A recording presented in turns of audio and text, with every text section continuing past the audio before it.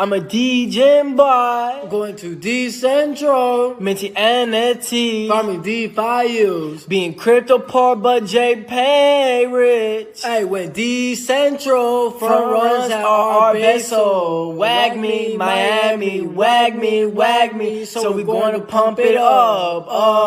I'm a DJ boy, going to Decentral, minting NFT, farming DeFi yield, being crypto poor about JPay rich. When Decentral front runs our bezo, wag me, Miami, wag me, so we're gonna pump it up. And we will.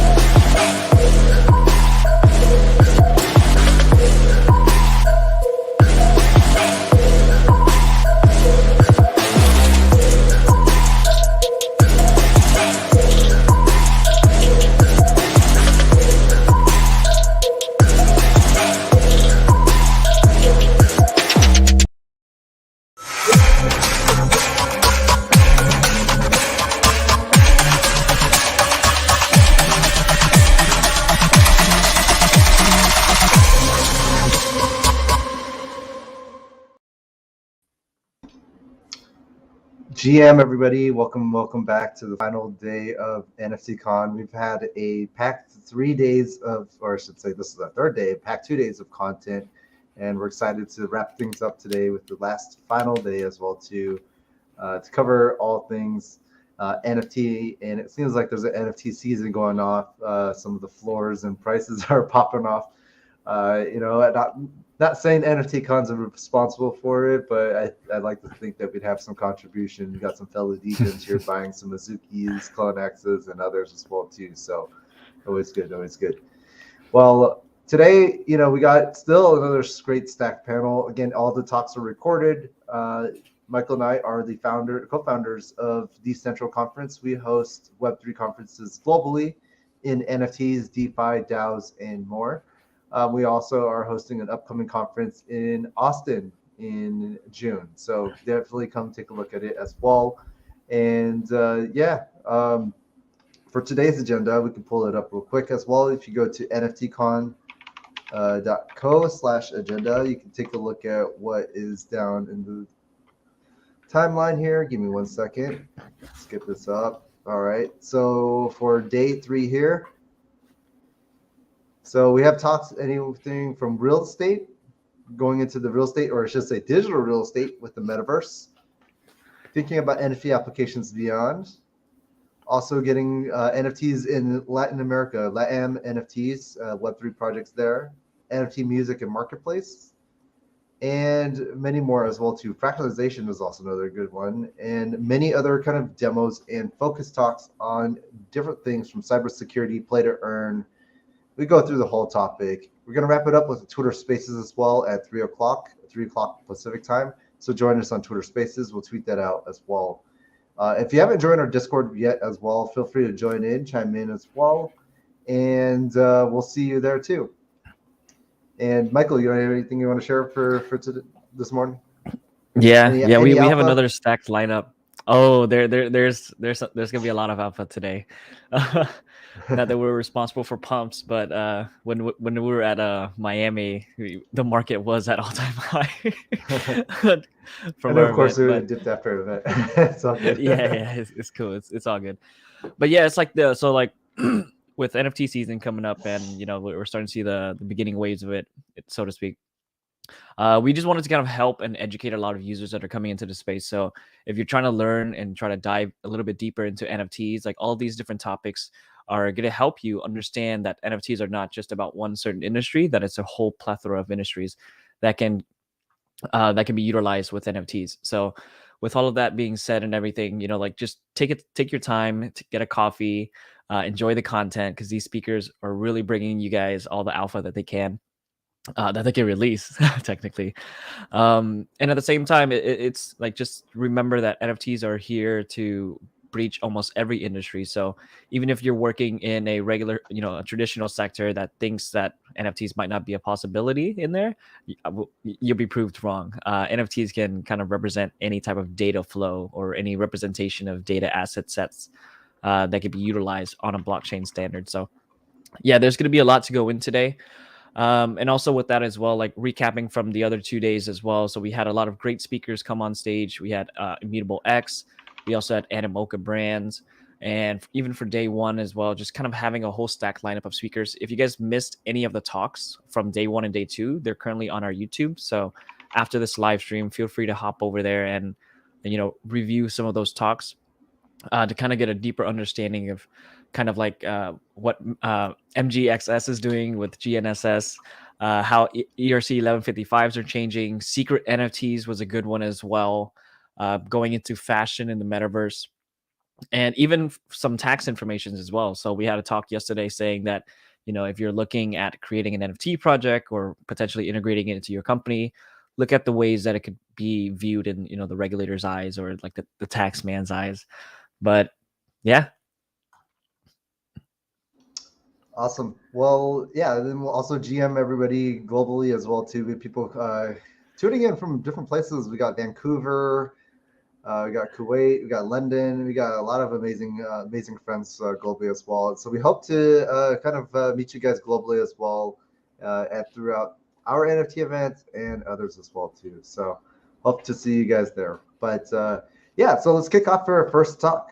Michael, what do we have on deck? It's going to be how blockchain's PR offices become the first real estate project in Polka City's metaverse. So digital real estate, metaverses, digital worlds. Let's go take a look at it. Let's get Fu and Polka City up on the stage here. My name is Fu Stiles. I am the CEO of Blockchain PR. And today we're going to be talking about women and real estate in the metaverse.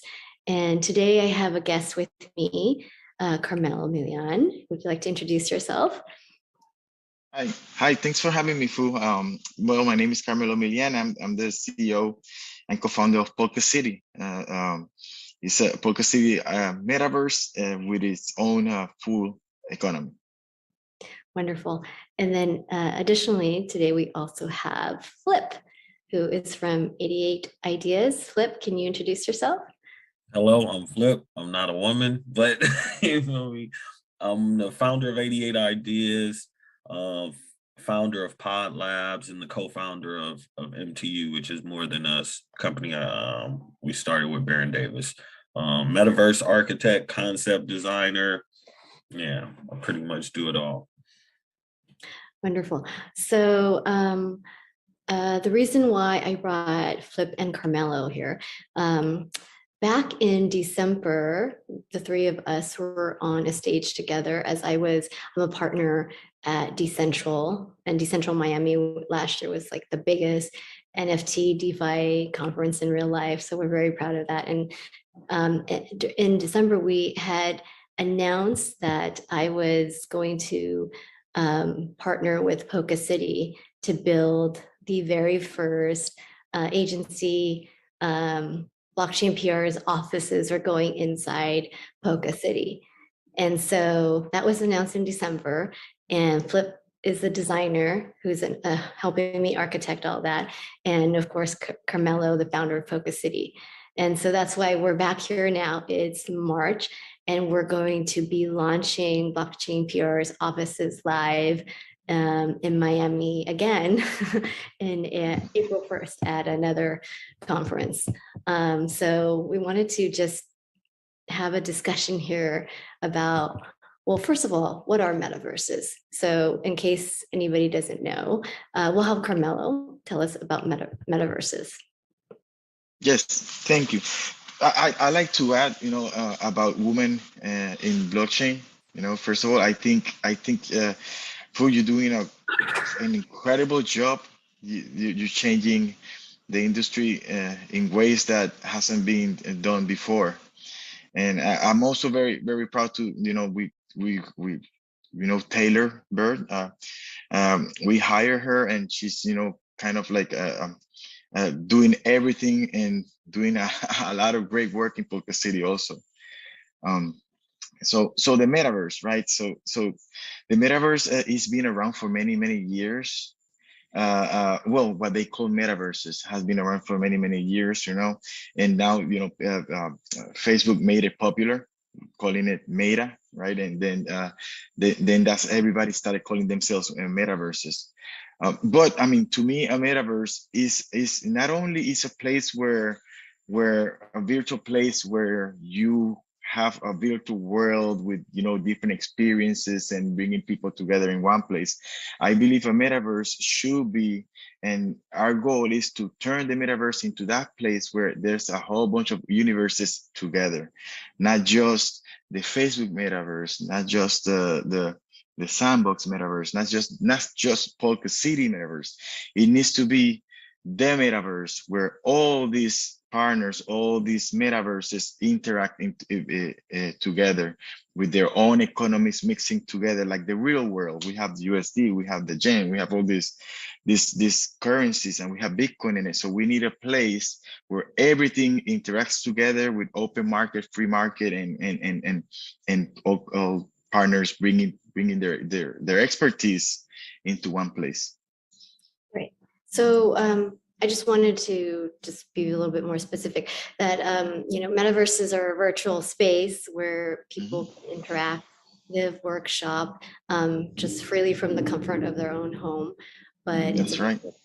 So I myself, previously, before I dove all got into the blockchain space, I had a VR company called Virtuality. I co-founded, and I also had started an AR company. So I've been very much into the metaverse way before I got into the blockchain and before I founded Women in Blockchain Foundation. So I'm really, really excited that everything I've ever been interested in is finally happening now.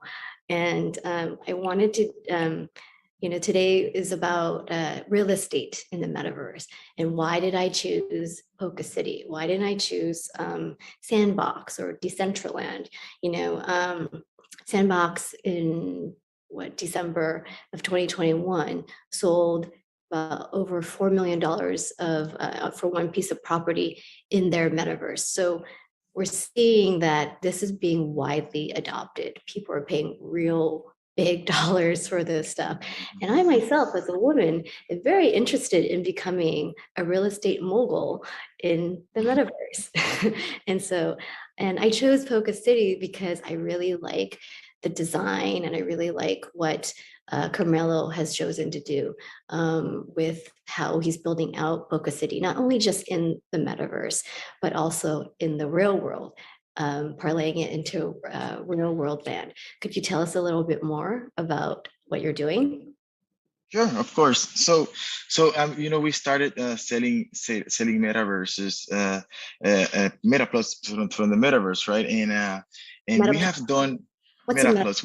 What's a metaplot? Yes, a metaplot is a plot of land in the metaverse.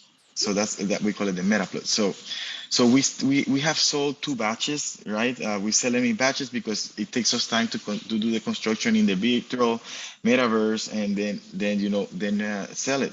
The first time we sold within seconds, and we had an angry community, right?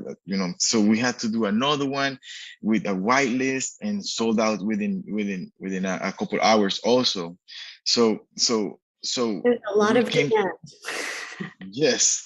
So we came to the conclusion, we doing the metaplots, they're virtual pieces of land, and they're selling, they're really selling, and they're selling at prices at times more than the real land. So I went a couple of weeks ago. I went to El Salvador. I met with President Bukele and with Milena Mayorga, the ambassador to the United States, and we went to Bitcoin City, a beautiful place where they're going to be doing the Bitcoin City, and on the side of a volcano with view to islands across. You can see in Nicaragua from that. I mean, the most beautiful place. And we started working together. So we're going to be including a piece of that. Bitcoin City is going to become Polka City, gated community.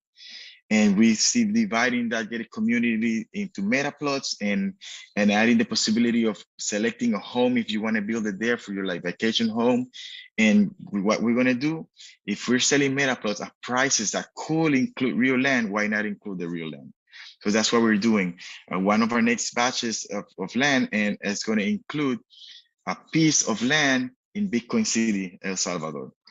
So we're going to grab that model, and we're going to keep doing it all across the other different places. We're looking at Mexico, we're looking at Puerto Rico, and so on. So you're gonna still have the option of buying. I just want the virtual meta plot, right?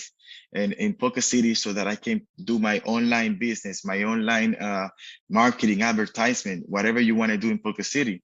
But you're gonna also have the option of, guess what? This little island represents Bitcoin City meta plots, and you're gonna be able to select your meta plot and buy it, including the title. So the next time you go to El Salvador with your NFT, you can go there and say, hey, this is the NFT of this meta plot. This piece of land belongs to me, and you can start the construction of my little home there. So that's the idea. We're having all these little gated communities with our Polka City logo, with the architecture, that looks like Polka City, the colors and all this, to make it, kind of like blurring that reality and metaverse place.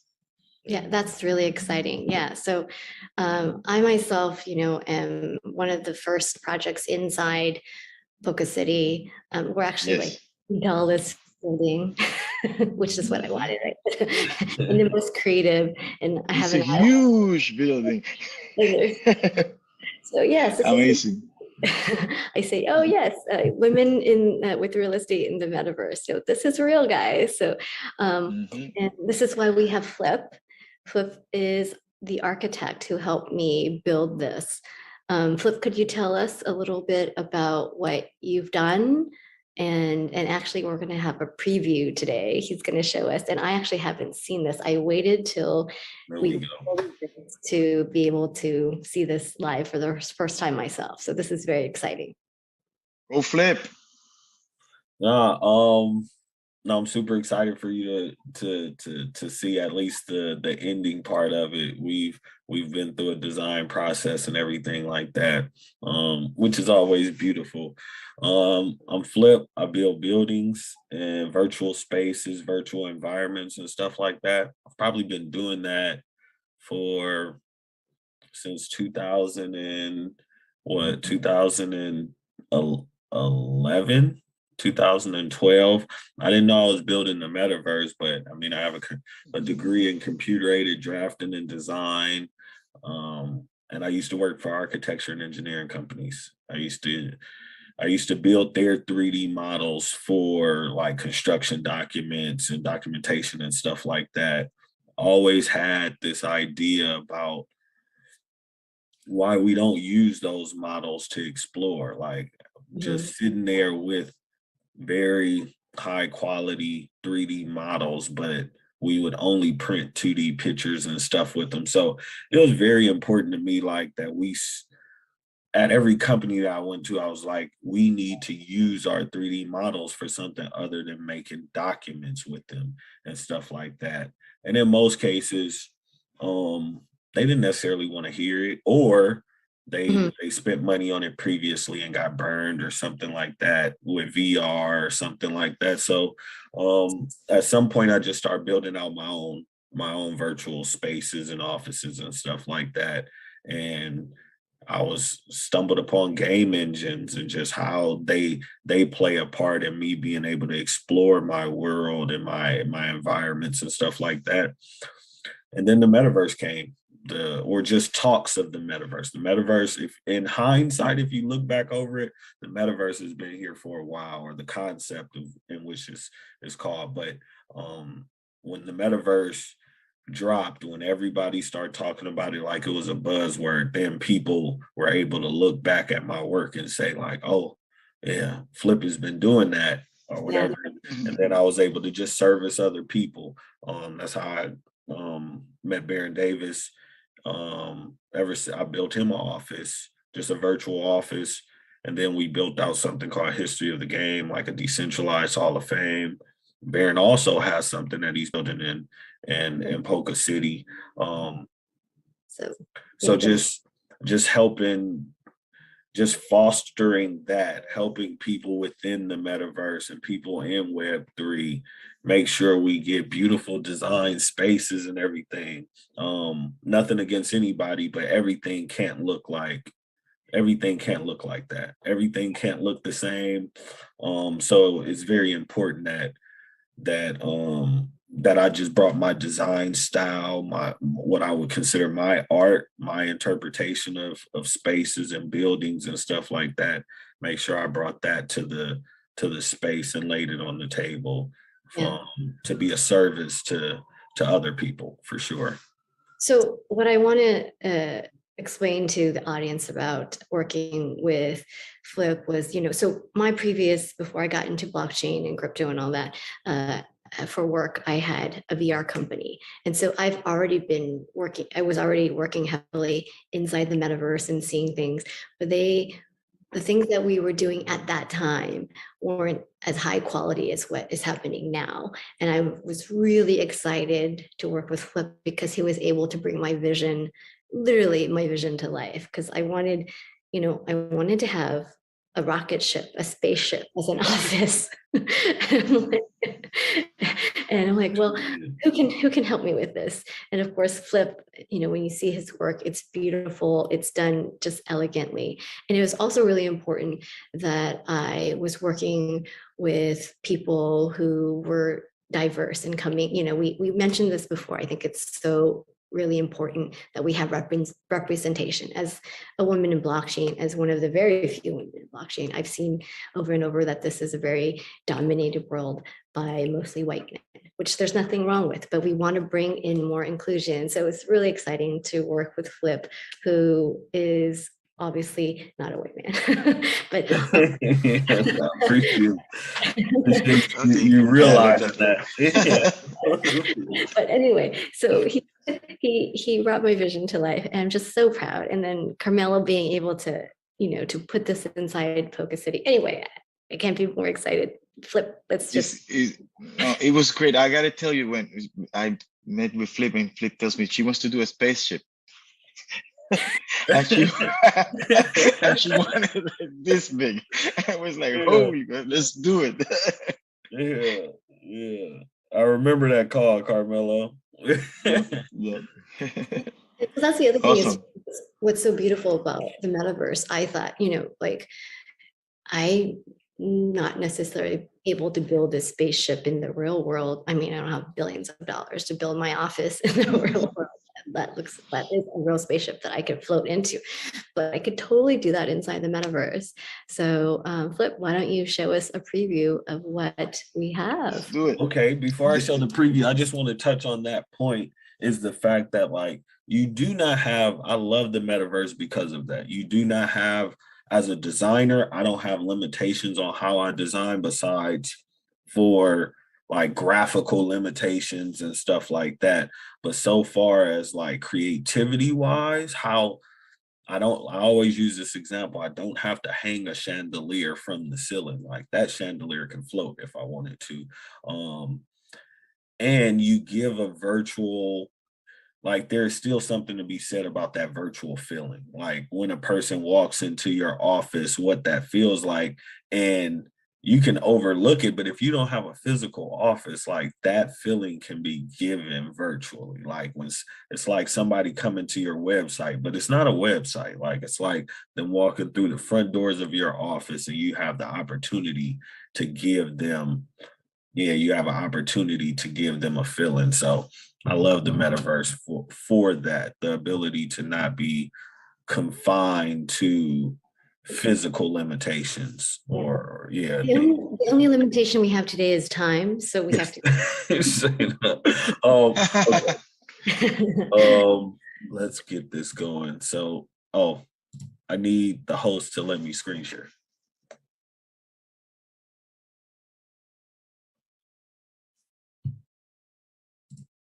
There we go.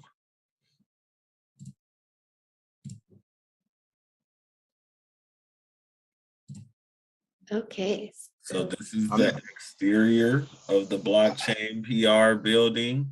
I'm not seeing it. Okay. I'm seeing. You see it? You seeing it? I'm seeing it. Yeah, Carmelo, get on, get with the program. I see it now. I see it now. So So we have the exterior of the blockchain PR building.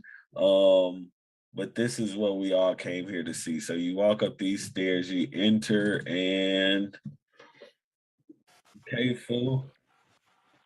Yay! Okay, so this is the exciting part. So I didn't want an elevator. I wanted to be able to float, like, beam me up, Scotty. So this is the lobby. And so when you, in the lobby has like all of our clients and we get to switch them out interchangeably, but you can like go in, when you explore, you go in, you can click on any of those logos and it'll lead into our client's website or whatever activation they have. But yeah, so that's the elevator, whatever, the portal, and you go up. Oh my gosh, that's so cool. Yeah. Fool has never seen this part. So here's the beam me up foo, beam me up flip.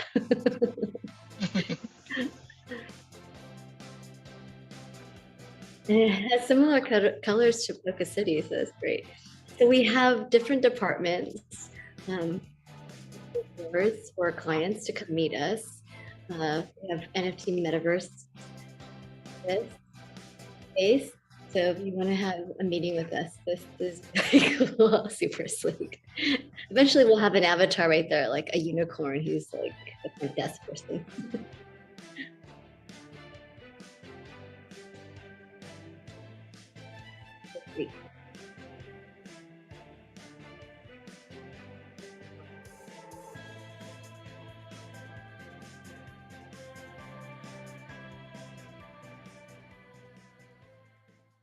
Awesome. very nice. Yeah, so that's a preview. So today we just saw what it looks like, but on April 1st, Carmelo will be at Poca City, will be at Crypto WorldCon, the conference in Miami, where we'll be able to interact with this live, right? Poca City will be live for the first time. So very exciting. Yay. Yep, it's gonna be awesome. We're gonna be able to walk around and climb and experience your building live. Yes. So yeah, so just really quickly. So Poca City is just what you have back there. Is that the Poca City? Yeah, that's the Poca City main island in the background. In my picture is the main land. So Poca City will be locked like this, and everything else is going to be extensions, little islands. Like you have your own entire island for your building. We're going to make it large. We're going to make it, with kind of like a parking lot, because people are going to be able to go up the bridge and park their cars, and we're going to have a place so that people, if they come in boat, they can anchor to your island and that kind of stuff. And then inside is going to be your building where people are going to visit you and they're going to find you there. Yeah, wonderful. So, well, thank you everyone today for joining us at NFTCON to discuss metaverses and real estate. And we look forward to having everyone explore Poca City really soon. So I'm Fu Styles with blockchainpr.io and also founder of Women in Blockchain Foundation. We have Carmelo with PocaCity.io and Flip with 88ideas.com, or is it 88-ideas.com? 88-ideas.com. There you go. All right. That's right. Thank you, everyone. Have a wonderful day. Bye. All right.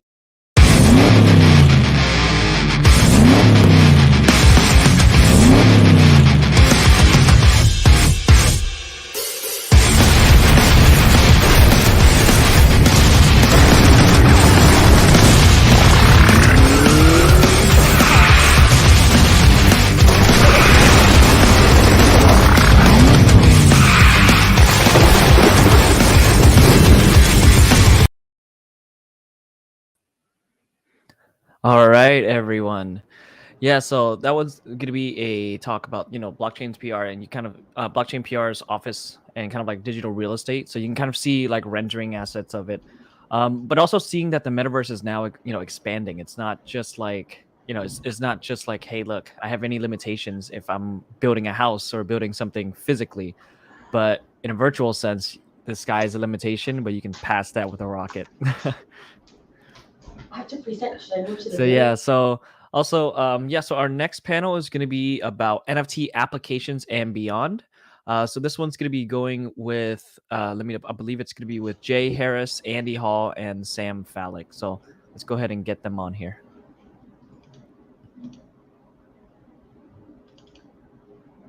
Hi, everyone. Welcome to NFTCON. Today, our panel discussion topic is NFT applications and beyond. I'm here with Andy Hall and Sam Fallick. Gentlemen, welcome. Hey, how you Great to doing? be here. Thank you for having us.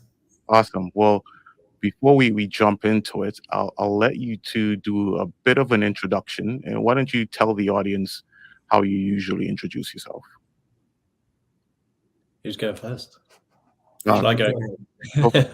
Yeah. I'm Andy Hall. I'm head of commercial at Olivex. Do apologise, I've got a bit of a cold going on, so I may sound a bit funny.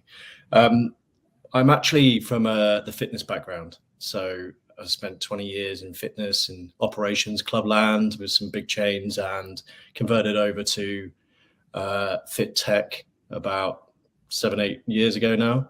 So dabbled around the fitness industry, fit tech, and came along into blockchain about a year ago. So probably a little bit of a strange background for NFTs and crypto, but it's an interesting space at the moment. So there's all sorts going on, isn't there? But that's me. I love playing football, working out, being outdoors, live in the forest. So I'm always out and about. And for our North American friends, that's soccer, correct? Nope, it's football. Oh, actually, football. Okay, apologies. No, I'm just. Oh, you meant the other. I get it. I get it. Sam, please. How do you usually introduce yourself? What's going on, everyone? I'm Sam. I'm based out of Miami, Florida. My family comes from the duty-free industry, so we own and operate duty-free stores in North and South America. Through that, we've become very vertically integrated, specifically in the spirit side of things. So we have an e-commerce delivery platform for spirits in different places throughout the world. And then we have a distribution network in Latin America. And, like Andy, I was pretty new to the blockchain NFT space, got into it about a year ago. What we were looking at was, how can we use this technology that's still so new and misunderstood by so many people and apply it in a way that would benefit our already existing infrastructure and our existing business, and kind of a way to utilize the technology to solve a problem for consumers in the industry. And then, once we were looking at it more and more, we felt that the spirits and wine industry was misunderstood by a lot of people, and we felt that there was room for disruption in the industry to really benefit both consumers and brands. So I act as the president of BlockBar, which is the world's first direct-to-consumer NFT marketplace for wines and spirits. And yeah, I'm excited to be here. Thank you for having me. Yeah, it's great to have you both here. And you both come from very different backgrounds. And I just want to say, everyone is welcomed in the NFT space, man. It's a great community, and we're happy to have you and have this conversation. And Sam, I think you've gotten the conversation going in the right direction. Usually when we start having these conversations, we want to know, how did people get into crypto and NFTs? And that just allows us to kind of feel them out and see what they're about. So Sam, why don't you get us started? How did you get into crypto and NFTs? Yeah, great. So I had a friend who was kind of talking to me about NFTs for a long time, didn't really understand it at first, and had the same level of skepticism as anyone who's really first heard about it. Then I got onboarded through NBA Top Shot, which was an NFT marketplace for NBA highlights, which I think is just a very easy way for consumers to understand exactly where the NFT market is and kind of a way to get started. From there, like I said, I was looking at our existing business and saying, how can we use NFTs to better our existing business? Not just use NFTs to use NFTs, but a way to really make a difference and really improve on it. So we saw the example of Uniswap with the Unisocks, the way that they tied, physical assets to NFTs. And we thought that was really interesting. And then we kind of decided to utilize a similar business model to launch in our existing business. So as we started looking at it more and more, it really seemed, like almost a no-brainer, just because it really does benefit consumers and brands. And part of the great thing about NFTs is the fact that it is that ownership economy, and really does give that level of transparency to a lot of creators, brands, artists, whoever it may be. So we launched the company about a couple months ago, and yeah, it's been great. It's been great since. Excellent. I love how you were able to sort of follow the trajectory that had already been set up by Uniswap. So let's jump to you, Andy. How did you get involved in crypto and NFTs? Yeah, sure. Well, being part of OliveX, we one of our majority shareholders, Animoca Brands, you may have heard of. They're there for support and resource and knowledge, and along our journey from fit tech into the blockchain world, they suggested that we go down this route and use our speciality to maybe solve some problems that arise in fitness. So just to give some context about the fitness industry, the operators, the fitness brands, have been targeting the same demographics for years and years now. It's roughly about 20% of the population are pretty healthy. They can motivate themselves to work out, go to a gym. So knowing quite a bit about the play-to-earn model with Animoca and the different companies that are sitting in the Animoca ecosystem, we thought this could be a really good way to incentivize a new community to be active. So obviously crypto, gamers, and actually music are the target markets for us. So we believe with NFTs, with our DOS token that we launched last year, we have the ability to incentivize these new users to try something new and hopefully target that 80%. So that was the reason behind it. We launched our DOS token, which has utility in Sandbox soon, and within a game called Dustland Runner that we launched this week, or pre-registration this week. And the whole purpose of that is to run to earn. There will be some more games coming out from the Dustland franchise. There's a ride to earn, but also we'll bring in data from other wearables and devices as well, so that any data or any activity that you do, that data comes in and can be converted into NFTs and our DOS token. So that utility is really important. And then finally, part of my role is to bring in fitness brands from fitness and leisure and sport, and bring them into our ecosystem. So potentially to accept DOS as a form of payment for products and services, but also to reward for activity within their own ecosystems too. So it's not just our games, it's a whole variety of different products where you can get rewarded. So it's really early days, but our vision is that we have this ecosystem of some strong fitness brands, clothing operators, well-being, all sorts, and we can reward people for doing activity. So yeah, well, congratulations on the new launch. That's fantastic, and I think you both obviously passed the smell test. I think the NFT community can rest assured that we've got two insiders here with us today. But Andy, maybe I'll continue along the way that you were taking the conversation. Is there anything else that you'd like to share with us about your company? And in particular, I think I'm interested in understanding a bit more about how OliveX is innovating and maybe disrupting your industry. Yeah. Can you share some more? Yeah, sure. I mean, there's a few other move to earn apps out there, but what we do slightly differently is we bought a piece of land in the Sandbox game, very much like Adidas did. It's 12 by 12, and over the coming years, we will be building land. So the first phase is to build a fitness city, which is very much like a trade show style, where we'll have some big brands with spaces where they can interact with users, and the users can come in and play games and be rewarded with tokens.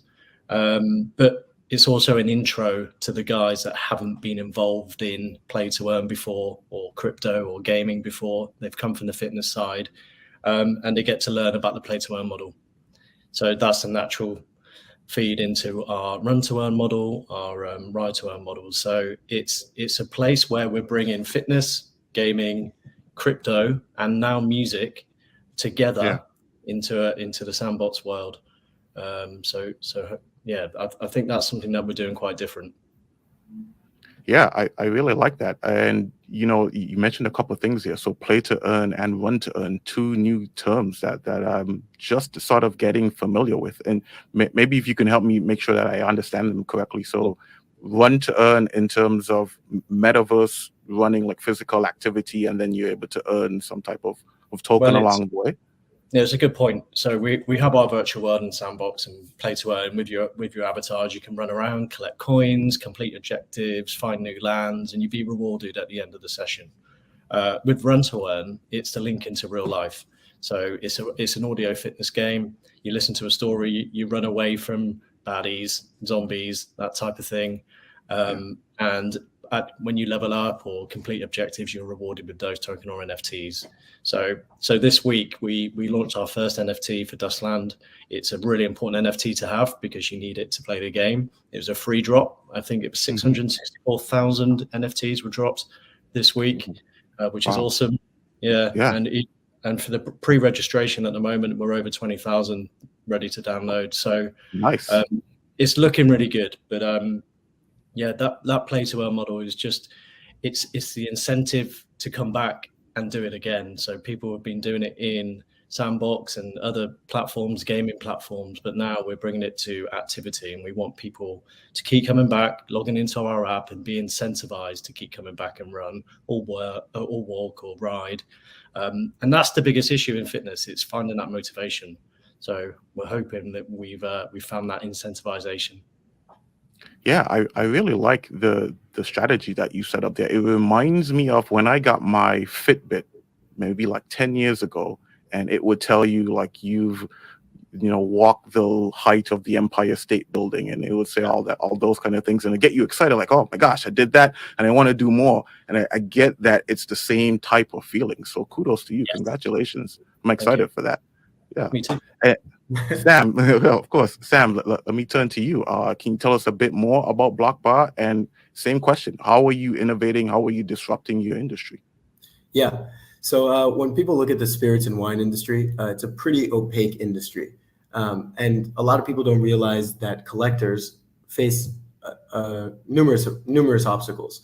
So number one is really access, where if I wanted to buy a very expensive bottle of whiskey or wine or whatever it may be, it's pretty difficult for me to actually find where to go. I can't buy it directly from the brand. In most jurisdictions, specifically in the US, you're not allowed to buy directly from the brand. Or I'm not going to find, a high price bottle of spirits or wine at, a traditional liquor store if you're looking for something a little bit more premium. So you probably have to turn to one of the auction houses, which not many people have ever really shopped at auction houses. Then number two, even if you get that bottle of spirits or wine, you now have to worry about storing it in the proper temperature. You have to worry about someone accidentally coming to your house and knocking it over, one of your friends accidentally coming over and taking a drink out of it. It's difficult to get insurance on it. And then the last issue, which in my eyes is the biggest issue, ultimately, if you decide to resell your collection, because, not many people know this, but spirits and wine is actually a very, very sound investment. It's outperformed gold in the S&P 500 when you look at the last 20 and 40 years as indexes. So let's say you want to sell that collection. There's not really anywhere you could sell it. Everyone says you could sell it at an auction house, but when you go to an auction house, you're going to be required to prove authenticity. And the hard truth in the industry is it is virtually impossible to authenticate a bottle of spirits or wine. Now, you can authenticate the packaging on the outside, but you can't really authenticate the liquid on the inside. And in fact, the amount of counterfeit in the industry is only ramping up, and it's something that people don't really realize. So again, we were looking at this industry and saying, the industry is so successful in spite of all of these obstacles that consumers face. And also the industry is not really open up to everybody, meaning when you think of someone who collects premium spirits, you're thinking of a 40 to 60-year-old male. So what we wanted to do was utilize NFTs to solve this problem for a lot of consumers and really open up the door for people from different demographics, people from different age groups to understand this asset class, give them the access to invest or collect in this asset class, and really make the collection aspect of it much, much simpler. So what we do at Block Bar is we sell NFTs directly from luxury spirits and wine brands. Each NFT corresponds to an actual physical product, which we store for you in Singapore for free. And then we issue you the NFT, which acts as proof of authenticity, verification of ownership, and the right to have the corresponding asset delivered at any time. Now, on our platform, we only work directly with brands. So all of the products that you'd find on our platform, they don't come from any distributors, they don't come from any collectors, they don't come from any retailers. So this way, every product comes directly from the brand. You're able to trace ownership all the way back to the brand. And whenever you see a product reselling on the platform, you have the assurance that a consumer has never even touched the product. So there was never even a chance that it was counterfeit. So what we're doing is we're allowing consumers to trade ownership, essentially, but the physical product never leaves the warehouse. And something that Andy mentioned, which we're trying to do as well, is really open up the door for people who don't know much about crypto, don't know much about NFTs, because it's still so early in this world that the name of the game is really adoption. So we feel that we're doing a really good way. We're doing a really good job of onboarding people into the world of Web3, because we're selling physical products directly from brands, and we allow consumers to pay in credit card or crypto. So for a consumer that knows nothing about crypto, knows nothing about NFTs, they go onto a website, they're buying a product that can't be found anywhere else. It's an exclusive product that's only found on our website. It's sold for the suggested retail price. The consumer has the ability to pay with credit card or crypto. Let's say they pay with credit card, then they have the option to redeem the product and have it shipped to their door, in which case it operates like a regular e-commerce platform. Except now, utilizing this technology, they have the option to choose or to elect for professionals to store their bottle for them in the right temperature, in the right location, and not have to worry about any of the counterfeit or any of the other hurdles. That's amazing. That's a real end-to-end type of solution. And I'd say too, I did not know that about wine and spirits outpacing the S&P. So that's some information I'm definitely going to look into further and hopefully be able to use in the future. And I'm hoping that the audience does the same. The other thing that you mentioned, just in terms of using your business as an opportunity to implement more diversity into your industry. I think that's really been the promise of crypto, of NFTs, of Web3 in general. We sort of look back at what was done in Web2 and realize that there were some missteps. And now in Web3, we're trying to correct those. And so maybe I'll continue the conversation down that path of Web3. One of the, at least from my perspective, one of the main differences between Web2, the Web2 era, and the current Web3 era is Web 2 was sort of limited by our common understanding of what was possible.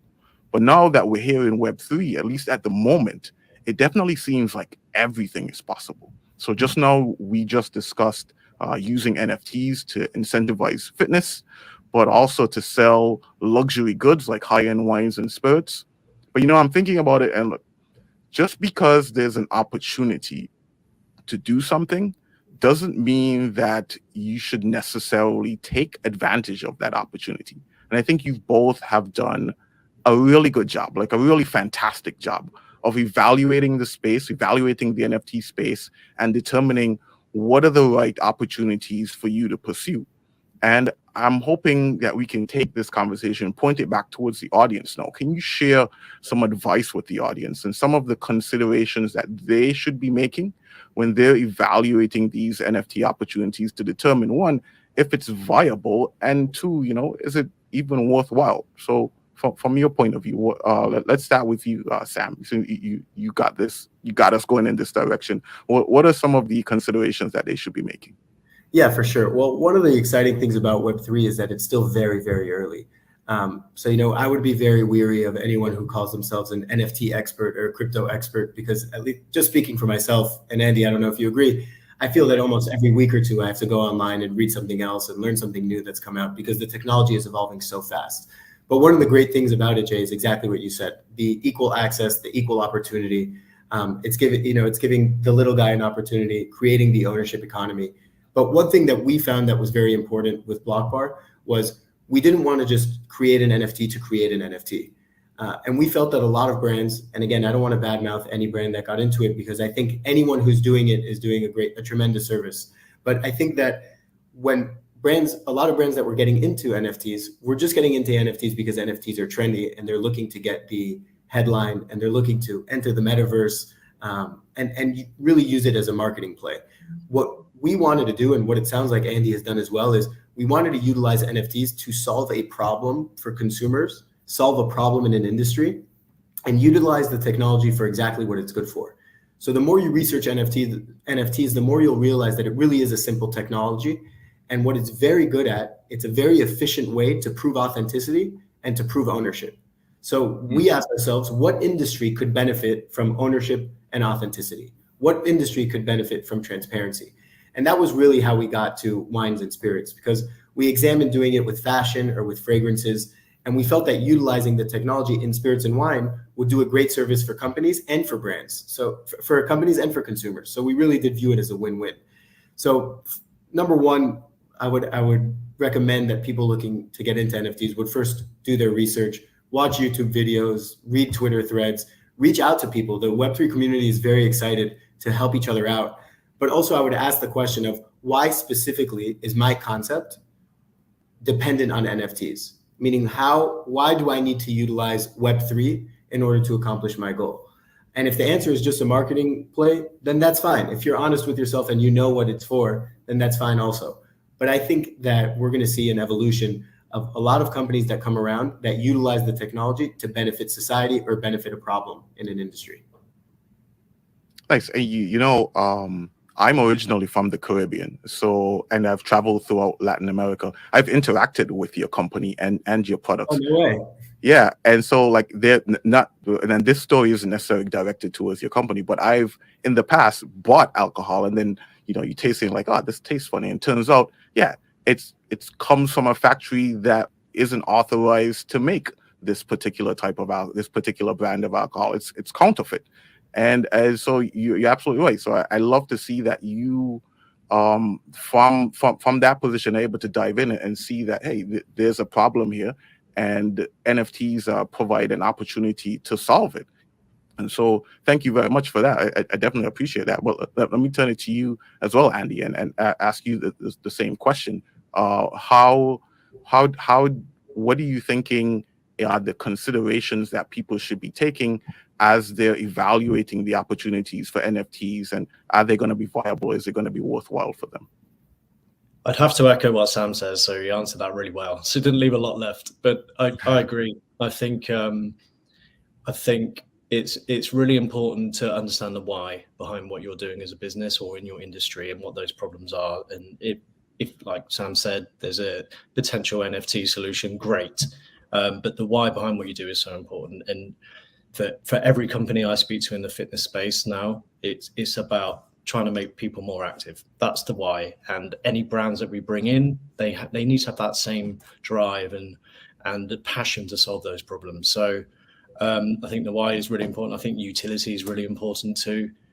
In our space particularly, we're quite fortunate that we can bring several different utilities to NFTs that give you access in Sandbox, that give you access or upgrade in our game, but also the potential for it to be utilized within a fitness brand ecosystem, which is slightly different. So for me, it's the link from the virtual world to the real world and having utility to get people moving. So I think that's really important, but also it's important to surround yourself with good partners. For us, we launched a Dose token last year.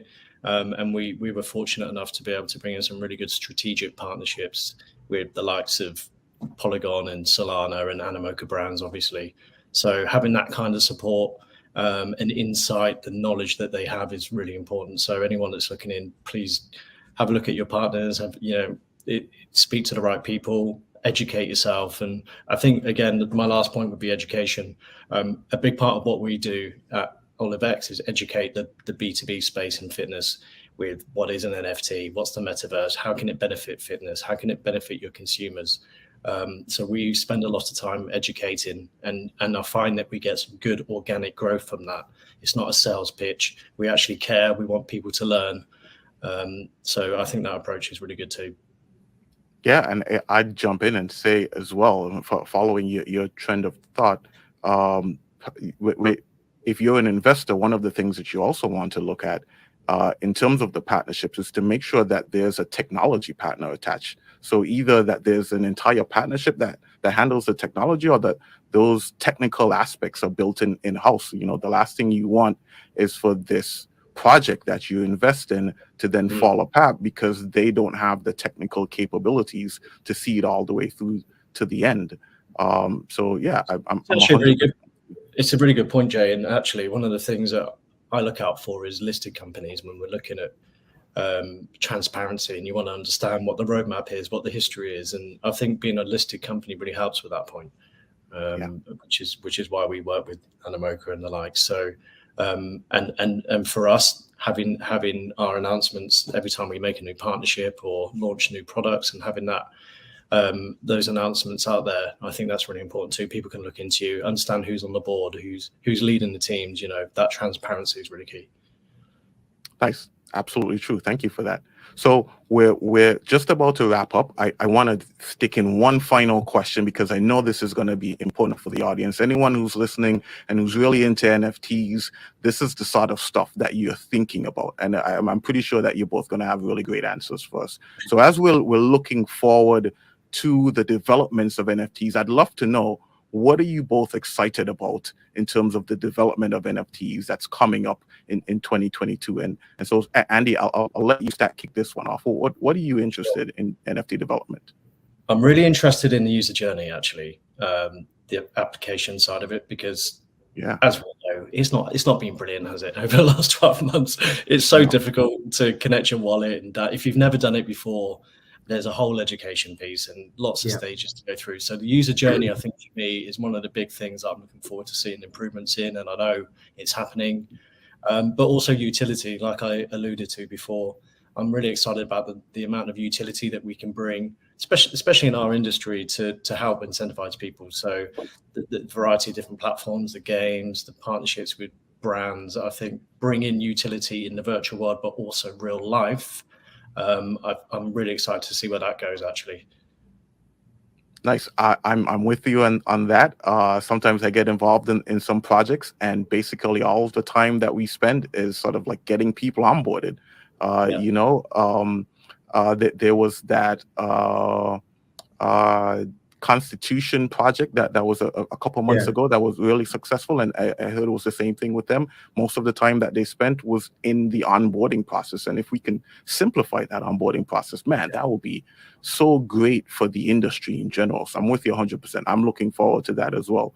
Sam, let me let you jump in. What are you looking forward to in terms of emerging developments in NFTs? Well, I mean, I definitely agree with Andy. I think that onboarding is a huge issue for the industry, and I think that it's going to be exciting to see the developments that we see. Of course, I'm biased, so I'm very excited for the development of asset-backed NFTs. But again, it's not just asset-backed NFTs; it's any sort of utility. Like Andy was saying, I think that NFTs, there still is that barrier for entry, that people don't necessarily understand it. On top of the user experience, meaning, of course, you still have the creating an account on an exchange, creating a wallet, linking to it, understanding everything. But I think what's going to help is those partnerships that Andy is mentioning, and really a way to bridge the physical and digital worlds together. Not just keep something purely digital and purely physical, but kind of find that intersection where the two live together. I think that there's a lot of stuff going on that's very exciting. But the best thing about this, and I said it earlier, is just how early it is. If you looked at the early days of the internet versus what the internet has become, I think that we still are in that very early stage in the early stages of Web3. So right now it's a critical time, but the name of the game is mass adoption. And I think the way we do that is exactly how Andy was saying, which is improve the user experience and improve the user journey. Yeah, I'm with you on that 100%. Yeah, we are in the early stages. Things are coming together very quickly, and it's exciting. It's an exciting time to be in Web3, to be in crypto and NFTs. Okay, just before we wrap up, you both have given us so much food for thought, such great information. I know the audience is probably listening and thinking, wow, I want this conversation to continue. But so why don't you let people know how they can connect with you online and keep that conversation going in private? Sam, let's go to you. How can people find you online? Well, people could find me on LinkedIn. My name is Samuel Fallick. People could message me on Twitter. My handle is Sam Fallick, or my email is samuel@fallick.com. So very easy to find. If you're looking for me, feel free to contact me. More than happy to connect on this world. Always looking for more collaborations, more partners, or always happy to explain to people the value proposition of BlockBar or other NFT projects out there. Nice, thank you. And Andy, how about you? How can we find you online? Very similar. I'm on LinkedIn. Again, really happy to chat and set up a virtual coffee. I love talking about the run to or the move to a model. Probably our Discord channel is worth having a look. Oliver X Fitness Metaverse, Twitter. Yeah, but you'll find me mostly on LinkedIn, I think. Nice. So I want to thank you both again for joining us here for the NFTCON discussion panel. We really appreciate you and appreciate just all the information that you shared with us. To the audience, my name is Jay Harris. Again, I'm the host of the Digital Leaders Podcast. We hope that you've enjoyed the conversation, and just wag me, man. We're all gonna make it. Wag me. Thanks for having us. Thank you, Jay. Nice.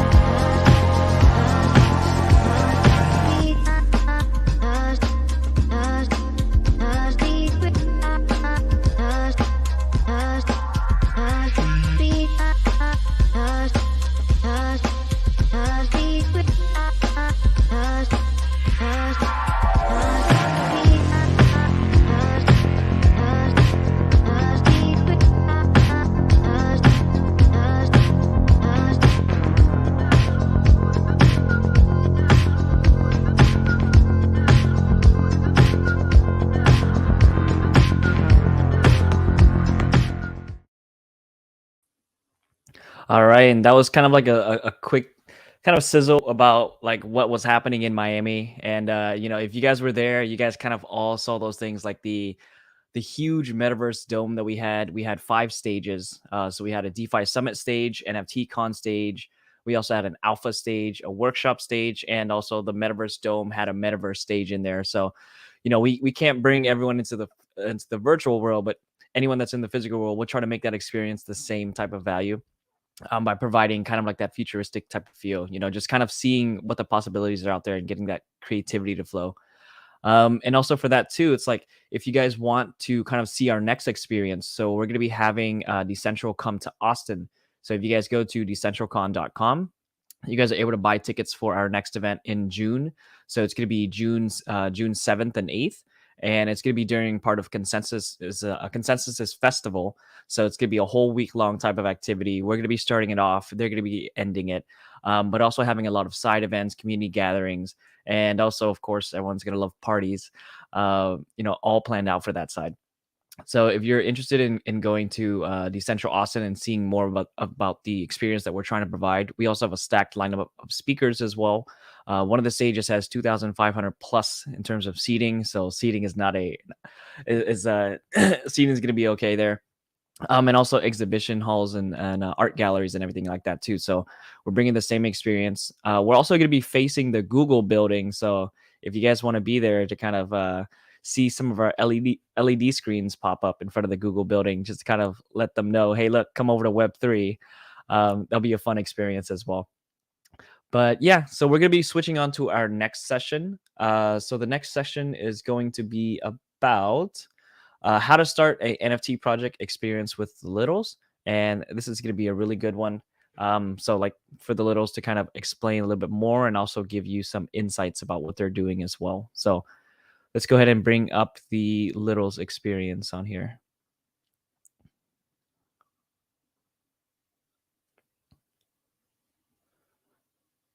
Let's see, 1 second. Should be getting on shortly. So yeah, once again, if you guys are hi guys, welcome back. Oh, let me go ahead and switch over to session of the NFTCON. So today we're going to be talking about how to start an NFT project, the experience with the littles. And I want to introduce to the stage Will and Cass. Welcome, guys. Hi. Hello. Thanks for having us. Appreciate this, Mike. Thanks for having us. We're excited. And yeah, to kind of like kick off to kind of like the audience, like Will and Cass, I'll go ahead and start with Will. Can you guys give a basic rundown of like what you guys do and kind of like how you guys got into, creating the littles experience? What do we do? We are full-time degens. I think that's what really inspired us to create the Littles is me and Cass. When we first jumped into NFTs, we have a 2.5 and also a newborn. And when we started this NFT journey, it was just like we put the babies to sleep. We can't wait just to take our laptops out, be on the couch, and start scrolling through different traits. And I still remember the first few collection was like cool cats, and we're like trying to figure out like which ones to buy on all the traits. And we just degens like days on. It was pretty fun. Yeah, and yeah, it's like for the whole crypto community, it's all we're all degens here. Like, I'm pretty sure everyone in the chat will agree as well. And so, what about you, Cass? I mean, degen is where we all started. It was late nights with the computer, just scrolling through OpenSea, Twitter, Discord. Just jumping into like a whole new world. It was a really deep rabbit hole that we joined in. And, before it used to be Instagram and Facebook. And I don't even know that we touched those platforms ever since we shifted over to this world. But yeah, trading and playing and just learning about the projects. That's kind of how we all first started. And I think that during that period of time, what really got us excited is the feeling of getting lost into these like JPEGs, which honestly, I've been in crypto for the last 3-4 years, and not once have I ever had that type of conviction that I had with NFTs. After purchasing my first one, I switched my whole crypto portfolio into NFTs, and that's the amount of conviction that I had for it. And then at that moment, I realized that there was something so different about it. There's this type of novelty to it, and also this type of rawness to it. And I still remember there was a time that I was bringing out my 2.5 out to the park, and we saw her interacting with the world in such pure and authentic ways, which I'm like, wow, that's exactly how I feel when I'm interacting with NFTs. This like magical moments. We're like, whoa, this is so cool. And that's what really inspired me to go ahead and create the Littles to bring that type of joy, that type of magical experience to the holders. Yeah, and I also wanted to add the time that we spent, the months that we spent just being a trader or being in the community ourselves really helped us give the knowledge of what our community wants and equipped us with how do we start the projects. Like we were able to speak the language, we were able to just understand the NFT space, and that really allowed us to propel and give us the tools to really build a project tailored to the audience that we wanted to tailor to. It also helps to add on to that, like that we're native Web3 people that are starting a project within the Web3 ecosystem. And it also actually helps with my decade plus of experience in running a business. Like I've been running multiple different startups. And so this just became the perfect kind of matching like way for us to put everything together. Yeah, and I like the way that the branding goes too, because like if you look at the website, there's like no capitalized letters, like it's all lowercase. Yeah, it's in the details, and I think Will brought in his years of marketing experience and visual and the need for visuals and the brand details, which really helped build this brand to where it is today. Yeah, and I also like the different factors that you guys added on as well. Like you guys just recently released a merch store to kind of have it to where it's like token gated as well, so that a lot of communities are going that route to where it's having token gated access, especially with like the messaging as well. Another way of it is like, where I remember one of the tweets is like, okay, serious boss. It's like okay, we're trying to have fun over here. We're trying to have that like kind of like playground experience. And I didn't know the story about kind of like your daughter and kind of like your kids, kind of like that's what brought the creativity. And I kind of want to dive a little bit deeper into kind of like the animations and also like kind of like the style that you guys have as well. I'm gonna go ahead and add up the screen for you guys really quickly to kind of go over a little bit about like the play side of things. For sure. Yeah. And on to your point about The merch side, like for us, we didn't really treat it like a merch campaign, but rather it's a full-on experience campaign. So being able to stay in story, being able to world build, I think is what really allows the community to continue to want more. They want to always come back. They want to come into this world because it's hard enough with a 9 to 5 with all the negativity in the world and whatnot. And for us, the whole entire mission that we have is just to bring back that raw magical moments from when we're kids. And oftentimes it's just lost, forgotten moments that we all have inside of us. And if we can ignite that, and provide a safe haven for people whenever they interact with our brand, that's exactly what our mission is all about. And I kind of like also with it too, it's like the animations. So like with the littles and everything too, it's like all of these is like it looks so pure. It looks so, I just love it. Thank you. Yeah, like for us, we like Cass was saying, it's all about the details, and for us, it's like, where can we add the little different Easter eggs? Where can we add different types of excitement back to our day to day in a way that is fresh, in a way that's not stale? And this is just a glimpse of what we're creating right now. And what you're feeling as far as just excitement and just a spark of joy, that's exactly what we want this brand and these illustrations to help ignite. So I'm glad you're able to, that resonates with you.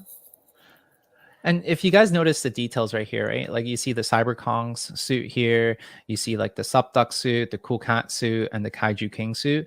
Part of what makes us special as a brand is we're the first project that really looked for a problem within the marketplace. Like it's cool and whatnot to have a great mission to create something that is that makes you feel good. But at the end of the day, with an NFT project, it's all about the utility, right? So in combination with the feeling, we also wanted to become the inflection point for the tokenomics projects out there. The biggest problem that they face is that they have their own ecosystem and their own emission of tokens on a daily basis. So in a sense, you're basically bringing buckets to a fire hose, always trying to fight the emission on a daily basis. So for us, we wanted to be that point where we accept other projects as token within our ecosystem, thus uplifting the whole entire community. Now, by the way, major shout out to CyberKong's. Our project is one of the first projects to be selected coming out of their Kong's Tank program, which they did provide a lot of support and also a lot of credibility to our project. So big shout out to them. Yeah, we also had CyberKong's at Decentral Miami too. So they had a huge ape structure. So it's like for us, like we love them as well. Totally. Well, that's definitely a pillar within the NFT community. Yeah, and I kind of like the approach to it as well. It's kind of like bringing in, others to collaborate as well. Like one of the things that we, us as a kind of like a company and also like us as like teams and everything, is that we also have that wag me mentality. So like even with my shirt, it says wag me. It's just to kind of have it to where it's like, look, the space is, we're still fighting a bigger battle of like industries and stuff, but that's another whole rabbit hole. But for us, it's just bringing along everyone else to the journey and helping one another. Like the space has enough room to oh, I like it too. Yeah. The end of our slide deck. Yeah, it's just like partnering with other companies, other teams, and providing that experience to the Web3 community. It's like we're all here in this together, and we're all trying to grow together. And the slogan is basically, we're all gonna make it. Yeah, that's what I find unique about this space, and what I love is that everybody is really trying to aim to get the same thing, right? And do it so in such a supportive manner. So yeah, that's why I love this space so much. Yeah, I totally agree. Like everyone's always like very helpful with one another, whether it's just kind of like, hey, look, do you need help on this? Or if I can also partner with you and everything. And sorry. So another thing is like I kind of want to dive a little bit deeper into the littles as well. And I know that with the merch store progression and everything, there's other things that you guys are going to be adding on later on. Can you tell them a little bit more about what you have in plans and kind of like what's going to be, you know, quote unquote alpha to be released soon? Well, you know what? Something that we're incredibly proud of is our partnership with Time Studio. Time magazine is something that I would read with my dad, and as I'm growing up. So to be able to create a project that not only aligns with the values of such an iconic brand that's been a decade plus, but also be able to partner up with them to create a children's animation series, that itself is something that we never really thought of, because we're like, how can this possibility be even out there? It's just insane. So recently we just announced that was an amazing achievement on the entire team's behalf, especially our community, because I still remember chatting with Keith Grossman, the president of Time. He was just, every time we have these chats, he was just so impressed by our community of people who believe in the same thing, who values the same thing, who have this optimistic, positive vibe to them. And that's, I think, ultimately what made them choose us as part of their partners. Now, aside from animation, we're also creating our own experience. I like to call these experiences because we, for one, we're not positioned as a gaming studio. So any experiences that we push out, whether it's an arcade, whether it's a full-scale world that we're building, it's still what we believe as an experience, because ultimately we as a brand is an IP brand, from animation to the experiences. So yeah, with the experience, why don't you share a little bit more about our experiences? Yeah, we can share a little bit more about so we have our Time Studio, and then what we're also working on is putting together kind of our own shorts, so that we could share about our brand a little bit more and get a little bit more exposure there.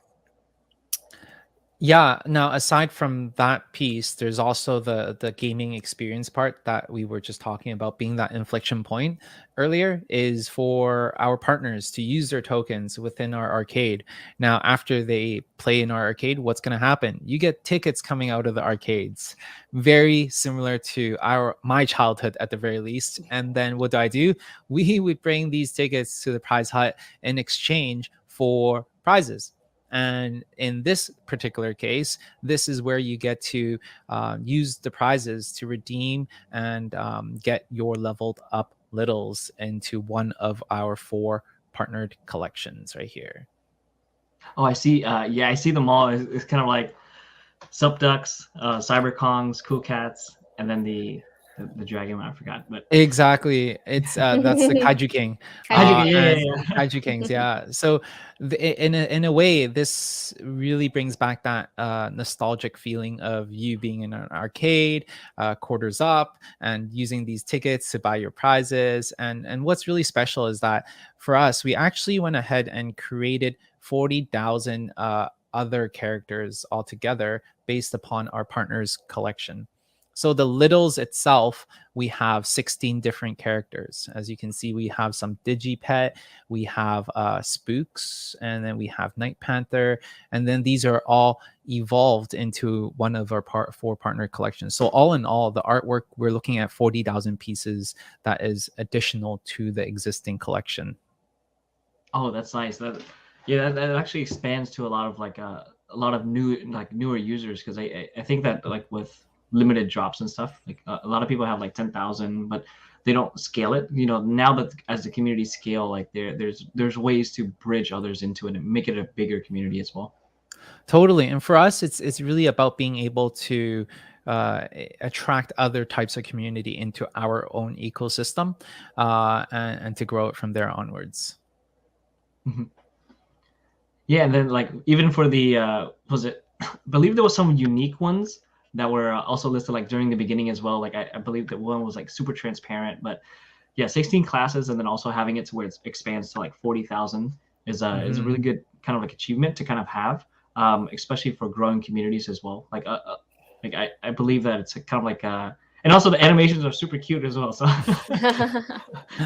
Thank you, and something that we were very aware of is not overly inflating our supply, because you know, at the end of the day, we do not want to devalue our existing littles. So there's a lot of work that is being done behind the scenes to ensure that our original collection is in a healthy place, and for us to grow organically rather than just, you know what, dropping a 20K collection or a 30K collection for that matter. So instead, we allow people and allow the collection to grow organically. So if people don't play if the, I guess, expected value of this new NFT that you get is not going to be worthwhile, then no one's going to do it, right? So it is our job to ensure that there's going to be demand, and when there's demand, people will continue to play, get their tickets to get their additional NFTs. And also ultimately level up through the experiences as well. Like I like how you guys phrase it as experiences, because like each one of them, you know, having the arcade, having the tickets, having the prize hut, it's kind of like it does bring back like the childhood memory of it type of style, to where I remember going to arcades and spending like putting like $20 into quarters and just going all out for the whole day. Chuck E. Cheese. This is metaverse Chuck E. Cheese.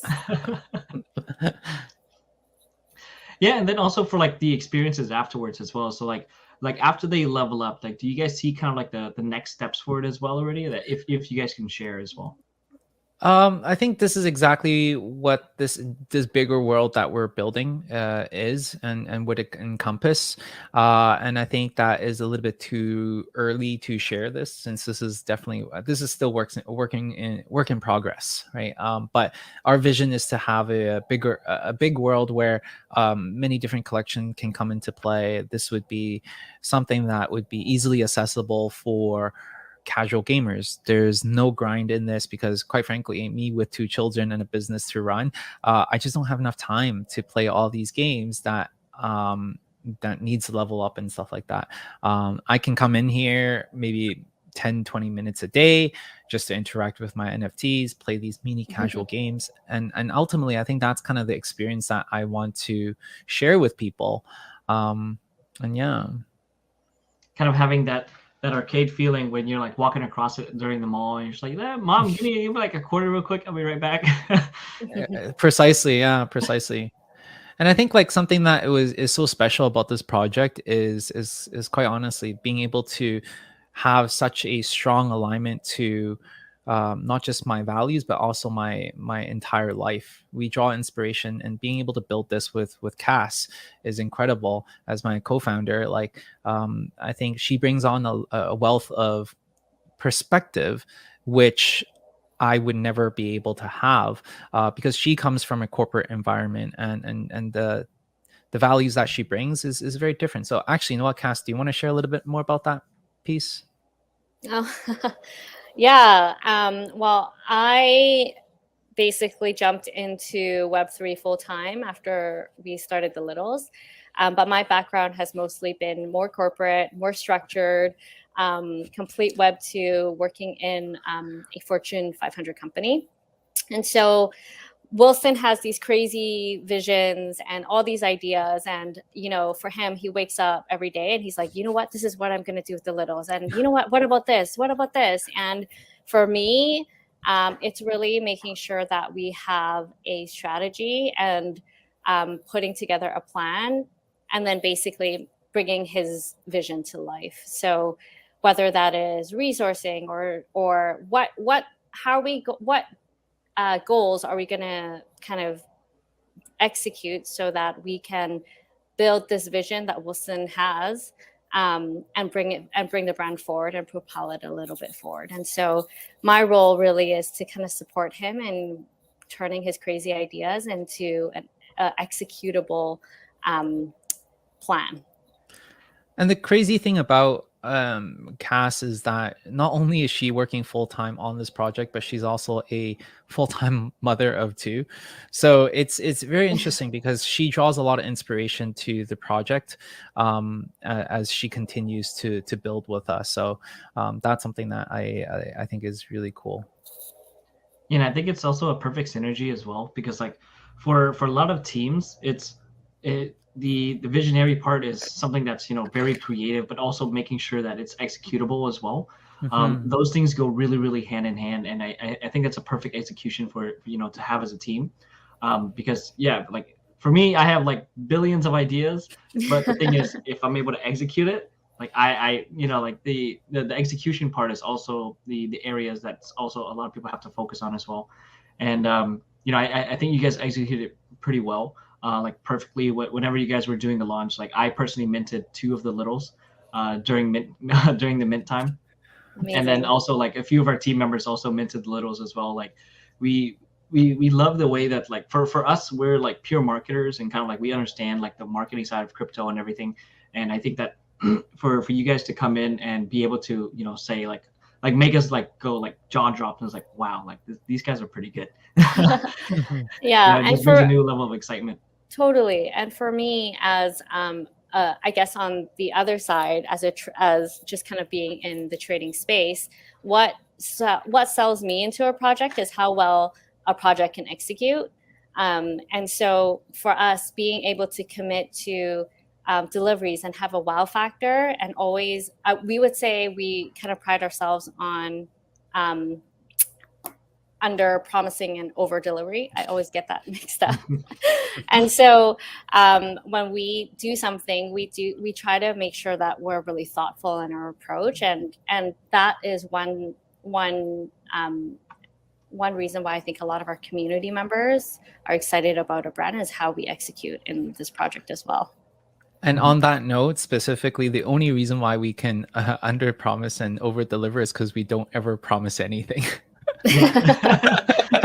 And because it's very detrimental and there's a lot of pressure, and I know I just want to create really cool stuff, great stuff that people would enjoy, and I understand, and especially what really gave us that like, hey, make sure that if we were to ever launch a project, to never ever promise anything, because it's a downward spiral. I see a lot of founders promising something and having to hit those goals for that flash in the pan news just to spike up their floor price a little bit, and then it's the next one, and then it's the next one. So the quality of the stuff that is being pushed out would definitely continue to decline if all you're chasing is and all you're satisfying is your people and then the flippers kind of demands, right? So that's why I chose that approach. And I told Cass, I'm like, even if we don't mint out, I'm not going to share anything. And the deck that you've seen, it's not even shown to our community at all. So it's really interesting because yeah. That's the alpha. That's the alpha. That's how I'm like, good, scroll through it really fast because there's a few other stuff that we haven't really shared with the public, because the space moves so fast and there's so many different parties involved. At any given time, we're currently working with 13 different vendors, and so things change on the dime, and if it changes and if you announce something, then everything would be taken in a wrong or negative way, especially in Web3. Yeah, I've seen so many projects release out roadmaps, and their teams are like, hey, look, we have a month left, like we got to rush this out. Like it's not the quality of it, it's like you rush it out. It's kind of like if it's actually deployable or if there's going to be bugs, like there's so many things that are going wrong with it. So I think that's perfect. Like even for me too, it's like whenever I see a lot of companies say, hey, look, we're going to do this by like 2 months, and I'm like, all right, we'll see. A roadmap's just a roadmap, but like 100%. Also for like also for the audience as well as like, like for them to kind of like be able to, ask more questions and everything, like where would they be able to find you guys, and kind of like how would they be, integrating more into the community as well? For sure. Follow us on Twitter. We're most active on Twitter. Will X Lee is my Twitter, and Cass's lervlee.ea. Is there gonna be? Can we put it? Can we put it on screen? Yeah. Beautiful. You know what? We'll throw it into the chat for you, and for us, for the rest of the people, the Littles NFT is the one. Yeah, and like for us, like the reason that me and my team kind of like loved it is because like for us, it was kind of like that experience of just it was literally just like seeing it, and then all of a sudden we're like, okay, I don't know where these guys came from, but we love this. Like, like I was so hardcore. I'm like, I need to get a Littles. I need to get the Littles. So yeah, Thank we you. went ahead and placed it on the screen for you guys. So if you guys would feel free to just follow them, ask them questions, and of course, become their friends. FRENS. All right. So yeah. So once again, I'd like to thank you guys for coming on and taking the time out of your day to hop on and talk about the littles.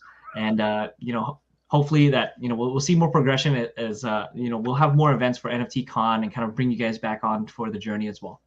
Awesome. Thank you. Thank you so much. Really Thank appreciate you. the chat. Thanks for All right. having us. Thank you guys. All right. Take care. Bye.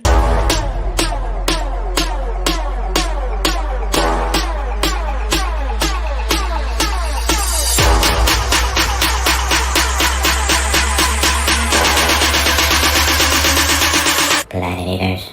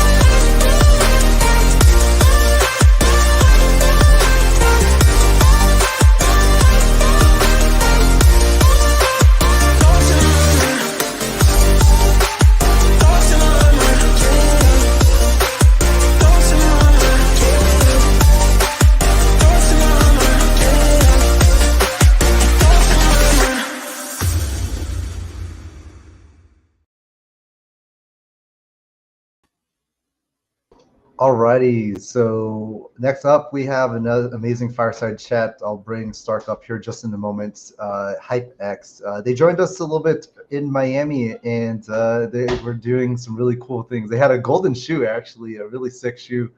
Digital fashion, you guys already know I'm all about meta fashion, getting into that metaverses, digital identities with Clone X. Shout out to Clone X fam as well too. But before we go to that, let's go let's show kind of what happened in Miami.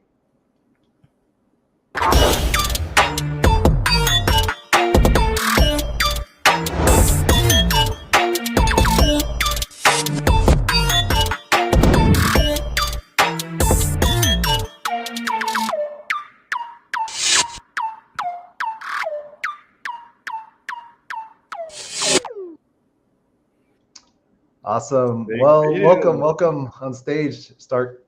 Hey everyone, nice to meet you. Hey, good. Hey, Thanks welcome, for joining welcome. us at NFTCON here. Yeah, totally. Yeah, thanks for invite. Awesome. Well, yeah, I guess before we kick things off here, I guess we want to do a little quick introduction. Sure, definitely. So hi everyone, my name is Stark, and I'm founder and CEO of HypeX. And my crypto background is, I kind of like joined the community back 2017, and because I have like tech background, graduated from USC, and also dropped off from Carnegie Mellon University computer science degree, So I was working, in the tech side pretty much, learning smart contracts, learning, reading all the white papers and getting involved in the space. And for, definitely the HypeX, I created like about a year ago. So definitely we're trying to bring more, utility NFTs into the market, because we see right now a lot of NFT projects are still, PFP projects, they don't really have the utilities. And we think, for in the future, definitely the utility NFTs will dominate the whole market, because the NFT we see is not only like, just a JPEG. We see it more like a tool, and people can use it into different industry, different areas. So therefore, our goal is to making, those infrastructures ready for different creators, and from different industries, they can build their own utility NFTs. And we say, all the NFTs, not only like utility NFTs, they all kind of like digital assets.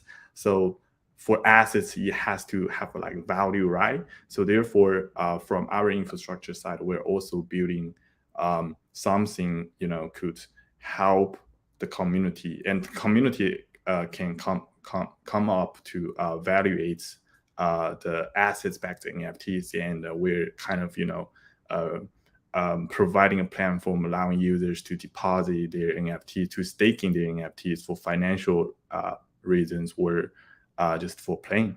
So that's pretty much an overview of my background, a little bit, you know, what PipeHack's doing.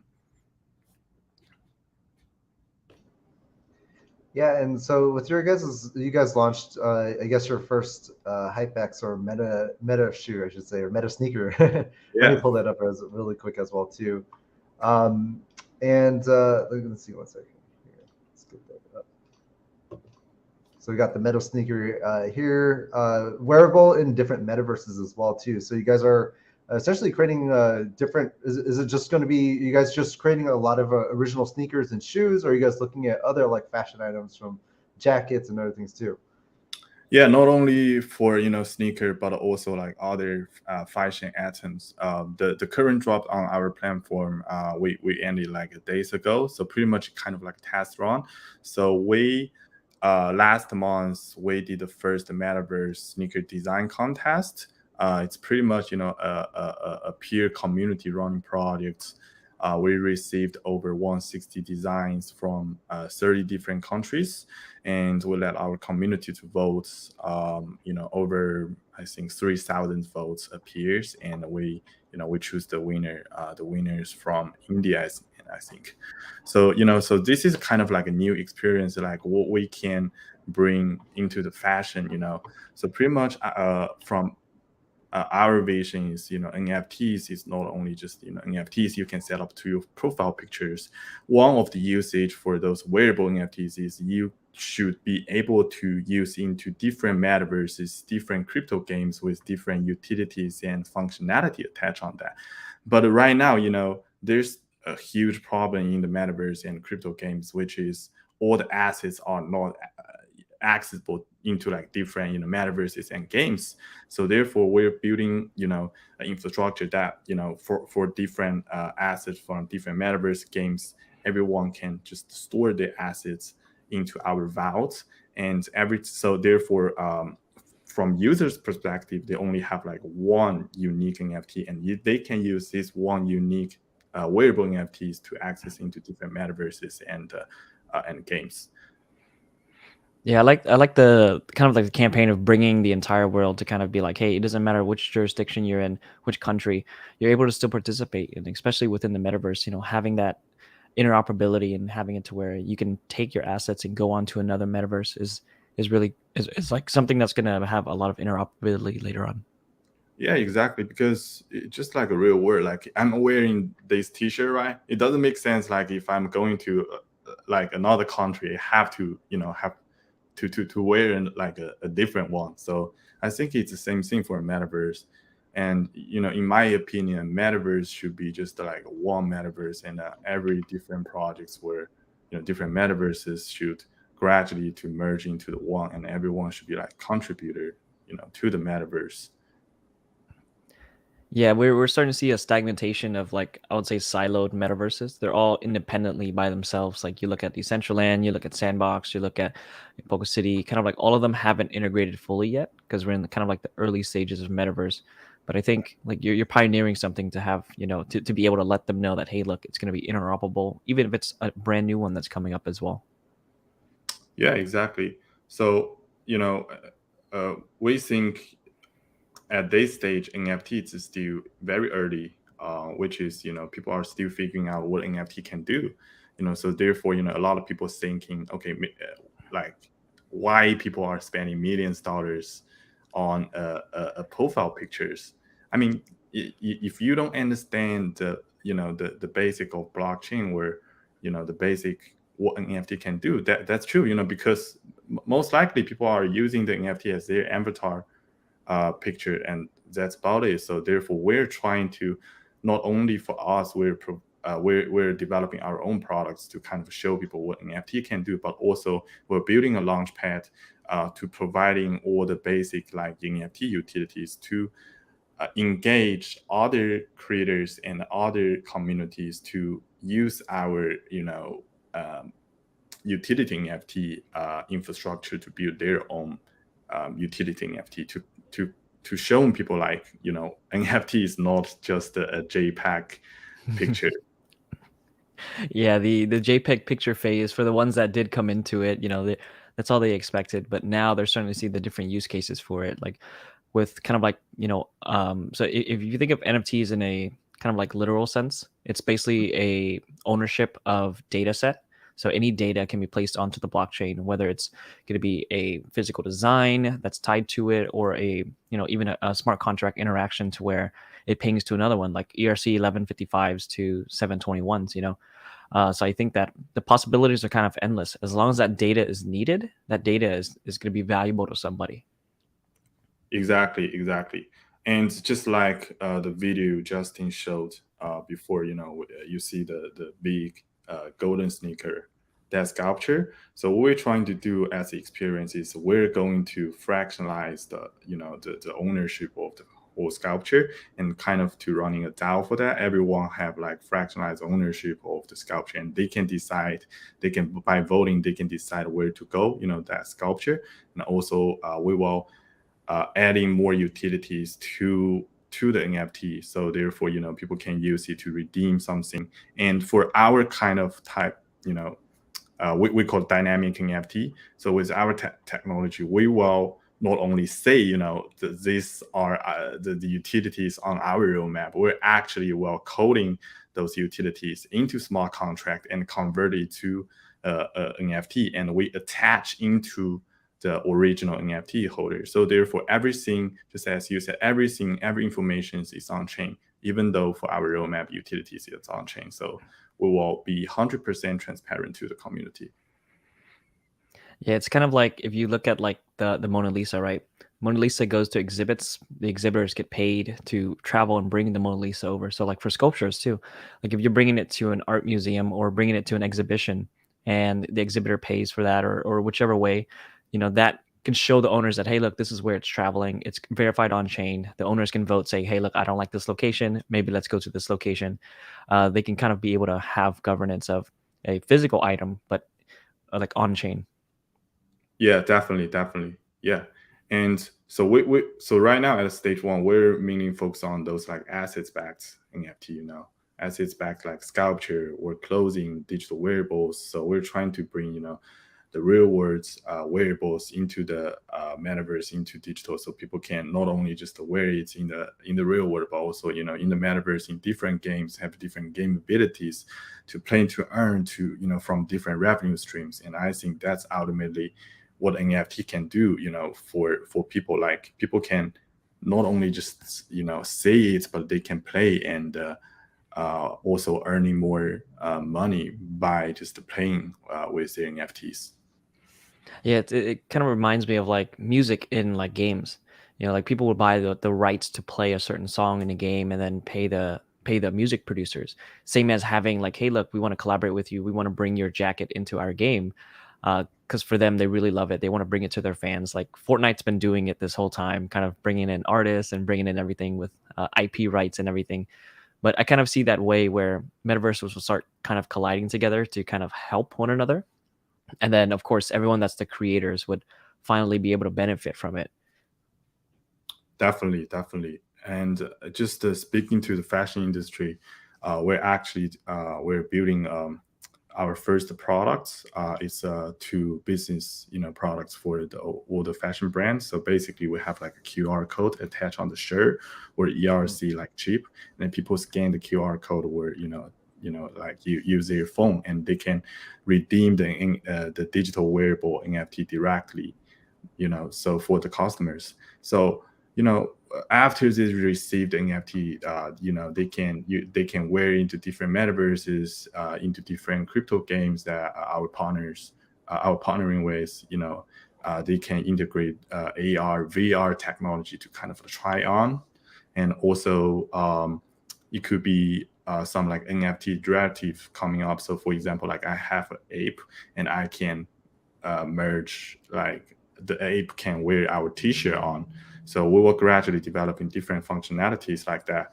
And also from the brand's perspective, it's kind of like a new way to kind of to promote your new items and your new like memberships, because everything could be airdrop to the customers directly, not like Web2 or even like before, people have to send in all the boring like emails, emails and exactly, marketing very spam.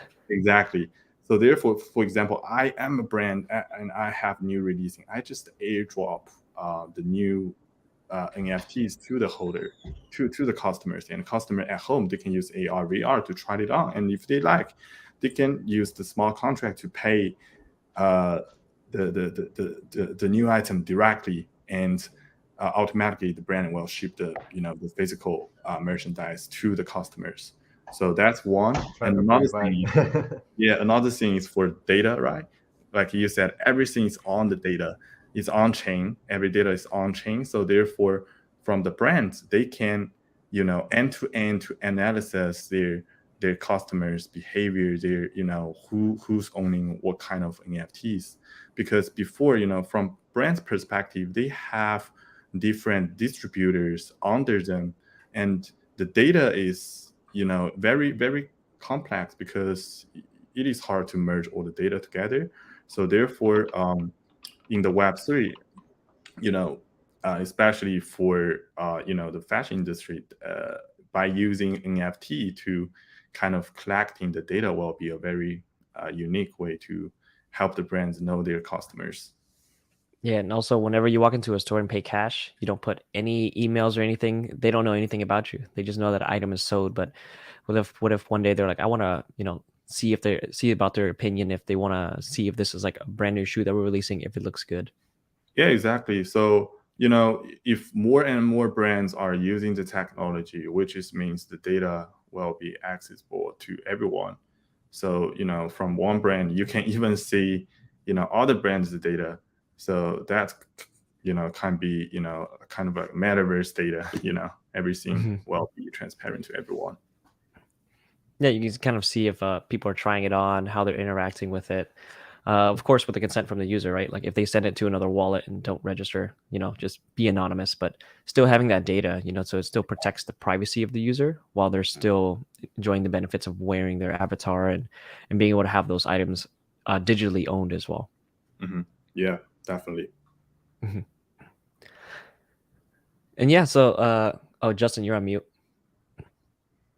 Of course, yeah. So also too, yeah. Like I think the topic like digital as well. We're even seeing some brands where you can get the digital or virtual version of the item, and the value of it is that it can be redeemed. I think like Nike was exploring something like that where they you can get the digital version of the Jordan soon. You don't necessarily have to redeem it, or it's kept in kind of like a shoe vault, I should say. But it allows people to maintain or increase that value, and it's like almost like just a Raptor liquid shoe. Yeah, as well too. So there's a lot of different innovations that still have yet to come for the digital fashion and the combination and merge between physical and digital as well too. Definitely. So yeah, I guess we're hitting the tail end of this. Just kind of want to have like a quick final question with you. So like with HypeX, pioneering in the space and kind of releasing a lot of these things. You said the SDK for the developers will be coming out shortly. From that, like how would they be able to find out more information about you and potentially participate as well? Yeah, so I think the best way to find out us is on Twitter. So our Twitter is hypex_IO, and also our website, because we have a lot of works are working like underline right now, so we didn't release a lot of information because we don't want to just like last speakers, we don't want to promise something that put a lot of pressure to us. We really want to be very creative and gradually shipping stuff out.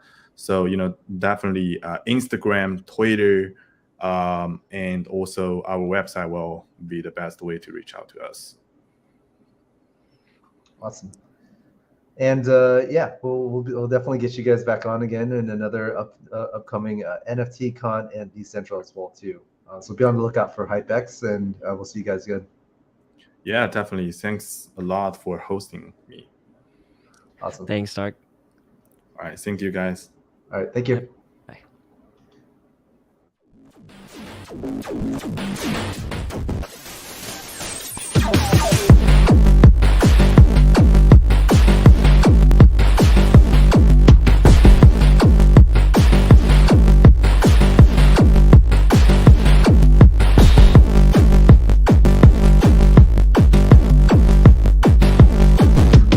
Scanning. Processing complete.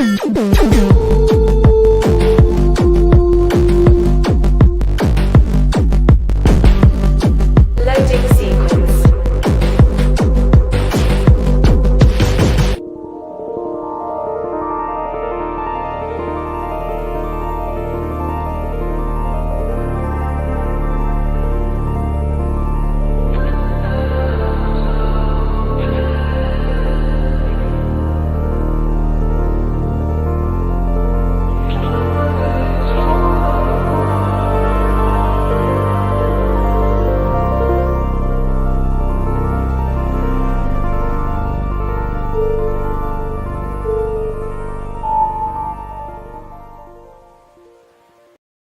This dirt is from the planet Titus.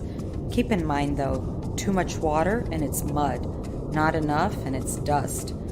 This one is too muddy, but if you mix it with garbage, it kind of tastes okay.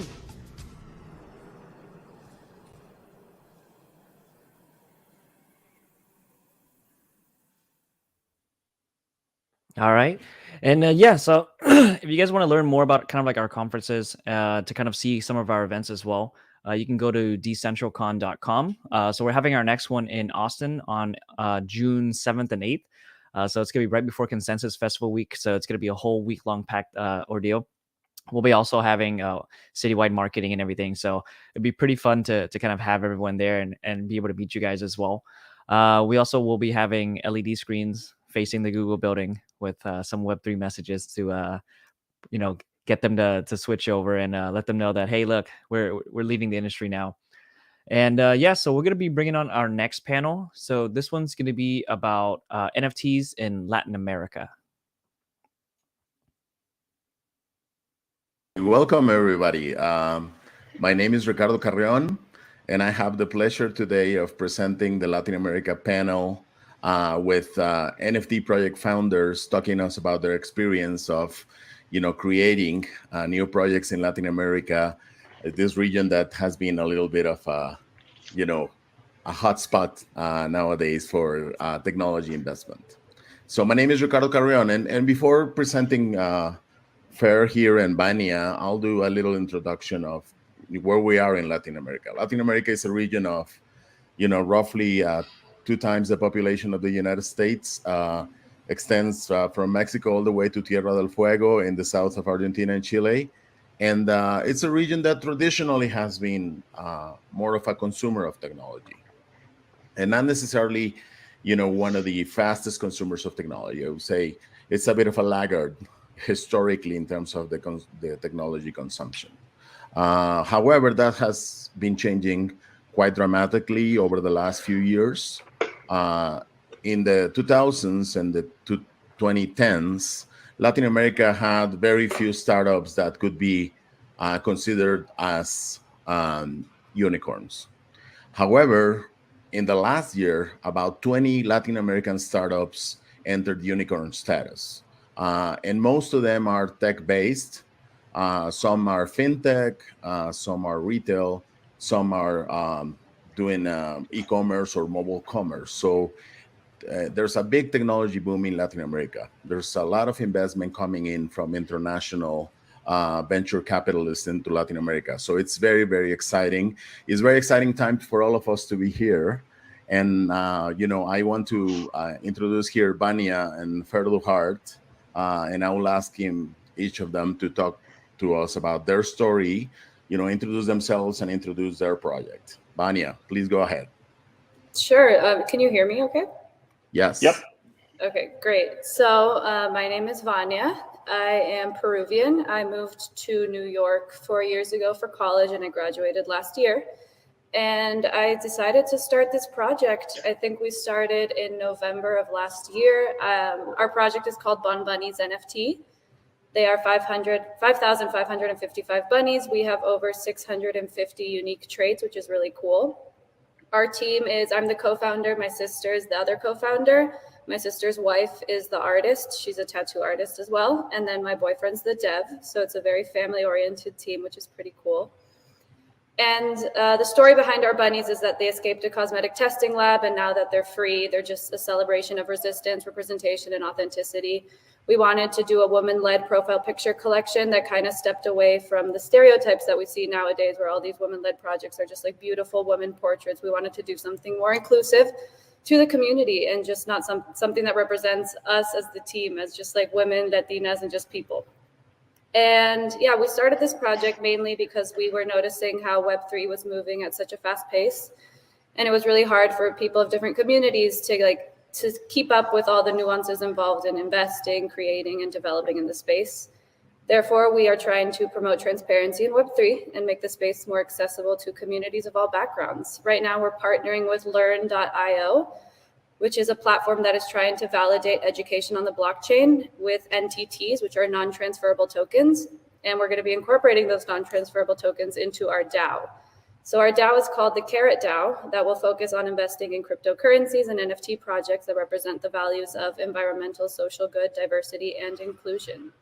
And that's a little bit about what we're doing business-wise, but fun-wise, we also have really cool utilities. As mentioned, our artist is a tattoo artist, so some of our utilities will include free tattoos or discounted flash tattoos. We're also partnering with one of our friends in Peru who has a clothing brand called NIM, which is 100% circular.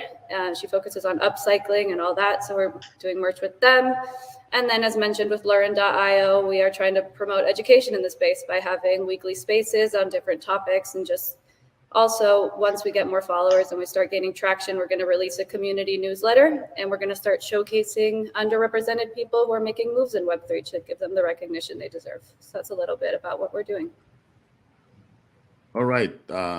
So it seems like your project has, kind of like the Latin American, imagery. You also have good storytelling, and you also have, this women touch. So seems to be a very, very exciting thing that you're launching, Vania. And you started with the community for Bon Bunnies how long ago, and how many people do you have in the community right now? Yeah, so we started tweeting in mid-January, and right now we are at 2,000 followers.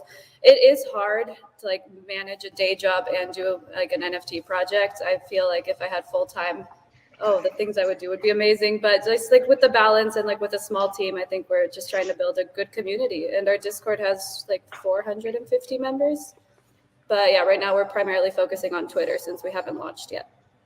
Okay, perfect. Okay, thank you, Vania. So Fer, tell us a little bit about your project and a little bit about yourself first. Sure. So, hey, I'm Fer. My background is totally in digital marketing. I have 8+ years in digital marketing. I'm a true Web3 believer. I believe in this space really taking off, especially for Latin America. The momentum is just starting here. I'm based in Mexico City. And well, let me tell you something about the project here. The project's name is Awkward Skeleton Club. And this is mainly, the name is this because we were all awkward kids maybe once, or we were teenagers and we were awkward in some ways. So the idea is to take that awkwardness and actually make it what makes us unique. Even people like, I don't know, Elon Musk, or maybe also and other, I don't know, Steve Jobs and so on, have been called awkward by many people. And actually, we believe that's something special that makes us really drive forward. It's a 7,373 PFP collection. We will be minting on Polygon. This is mainly because, and I'm sure we'll talk of this later, but this is mainly because in Latin America there's a different vision of Polygon, and there's a real concern behind gas fees for Ethereum, for example. And we have three main objectives, which amount to a single goal. And those objectives is to create a community mainly based on Latin America, as you said, from Mexico all the way down to Chile and Argentina. But we're also expanding and trying to build a better community, including U.S. Hispanics, Canadian Hispanics. We believe the Hispanic community is bigger than anything in the world. I mean, we're everywhere. You might even know a lot of us, even in Canada and so on. So we believe in building that community. We believe in amplifying the message and onboarding also people in the space. This part about amplifying, we believe in making events where we'll also be creating a podcast to onboard all the newcomers coming to the space. But because there's a lot of misinformation out there, and all of the cool and really documented information is actually in English. So we're making everything in Spanish. We have to be more inclusive in that way, and that's what we're doing. We're also building, and this is alpha because we haven't showed our roadmap yet, but we're building an LMS platform that's also partnering with Learneo. As Vanya said, that there's also a partner of ours. And how this is going to work is we're building the LMS system. We're including courses in Spanish, talking of all the different like satellite themes of Web3. You know, the marketing side, the design, the development, all these things around Web3, and we are trying to teach them to the Latin American community, to Spanish-speaking people, and also giving them an entity at the end, a certification for it to leave in their wallet, and they have, well, they'll have like this diploma that they're now ready for anything towards the Web3 space. That's very exciting, and one of the things that you mentioned here is the Spanish-speaking community on Web3, right? And you know, one of the things to notice is just how much it has grown. So a lot of people like you, probably Fer, and you, Vanya, you entered some of the spaces in Twitter in English for a long time, and nowadays there's like spaces for NFT in Spanish like every day, pretty much morning and night. So it's pretty amazing, and we have some celebrities like Thalia, which is a Mexican singer that is well known internationally, that has become like very, very excited with NFTs. She is using one Clone X as her avatar, and now she has spaces like 3 times a week. So, and then she's driving it herself. So there's momentum building on the Spanish-speaking community, and that's great because we have definitely different aesthetics from other regions. We have different storytelling, and we have a very different way of engaging with the community, right? I mean, all of us are very, very much community driven in terms of making amigos and keeping those friends online and offline, right? So Vanya, tell me a little bit, what is it that your project wants to achieve in the bigger picture? What is the purpose, and what do you think, if successful, your project will make a difference in the Web3 space, both in Latin America as well as in the United States? For sure. So part of what we're doing with our DAO, as an investment DAO, our end goal is to partner with a lawyer and try to figure out the legal aspect of investing in underrepresented artists and entrepreneurs in the space, because we want to be the financial and marketing backbones for projects that are just starting and that don't have the resources that you need sometimes to mint a project. Like my sister, her wife, and I, we wanted to start this project, but minting a project like itself already costs a lot of money, right? And we were lucky enough to have my boyfriend and his brother to be the investors in like believing in us and like giving us all the resources we need. And we want to be able to do that in the larger picture for other projects. And also we wanted to create a system where the Bon Bunnies are considered to hold intrinsic value as well and not just speculative flip value. And we're going to achieve this by giving users who stake their NFTs, they're going to be rewarded with an airdrop of Carrot. And we are just trying to create a community where new people can enter a DAO. And our DAO is going to have a bill of rights to make sure that we are investing in projects with values that we believe in, which are environmental, social good, diversity, and inclusion. Because we have the thesis that that if you invest in ESG D&I, you can make profitable returns, because these factors impact the way that the next generation of blockchain protocols operate. And that's pretty much what we're doing. And we also wanted to definitely include the aspect of education along the way, which is why we are partnering with Learneo. I thought it was Learn.io, but it's Learneo. And we're partnering with them to provide NTTs to our holders to validate their education and the steps they're taking in our DAO. And I think mainly like my goal with this project is to just make the space more accessible, because as like a woman and as someone who just graduated college last year and like just a newcomer into the space, it can be quite scary. And like just the word DAO is so loaded and like there's so many aspects involved in it, which is why we want to create a DAO which is pretty transparent. We're writing a light paper, which is like a digestible version of the white paper, so that newcomers can just be part of our democracy and just take part in Web3, which is pretty much the future. And we just want to give everyone the opportunity to hop on that train. Yeah, so I agree with you. Probably DAO, it's a little bit scary for a lot of people. Actually, you know, for a lot of people in Latin America, setting up a wallet is scary. So, you know, but I think that at the end of the day, what you will do, what you will achieve is to finance underrepresented artists, correct? I mean, yeah, and, you know, I can understand that, you know, people from Peru or from most of Latin America are really underrepresented in the NFT space. And so what you're trying to achieve is fantastic. Thank you. Fair, can you tell us about what you're trying to achieve with the skeletons? And I see the skeletons on your back. It's great art. It's very, very fun art. They're like my babies. Yeah.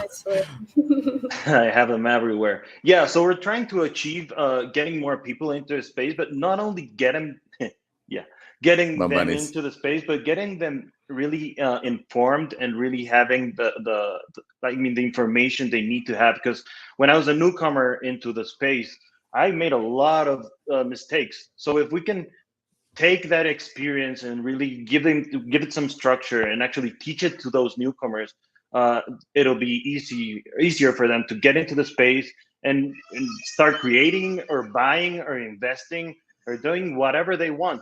So that's one of them. The other thing we are trying to do is to broaden the community by making this podcast and by making events in Latin America about the space. And yeah, that's what we're trying to do here. Teach, amplify, and build a community. I think that's a really, really important angle that you're talking about, Fer. Actually, I have a project and my project hasn't launched, but my project is called Deep U, as in deep, as in immersive, and U as in university, DIEEPU.io.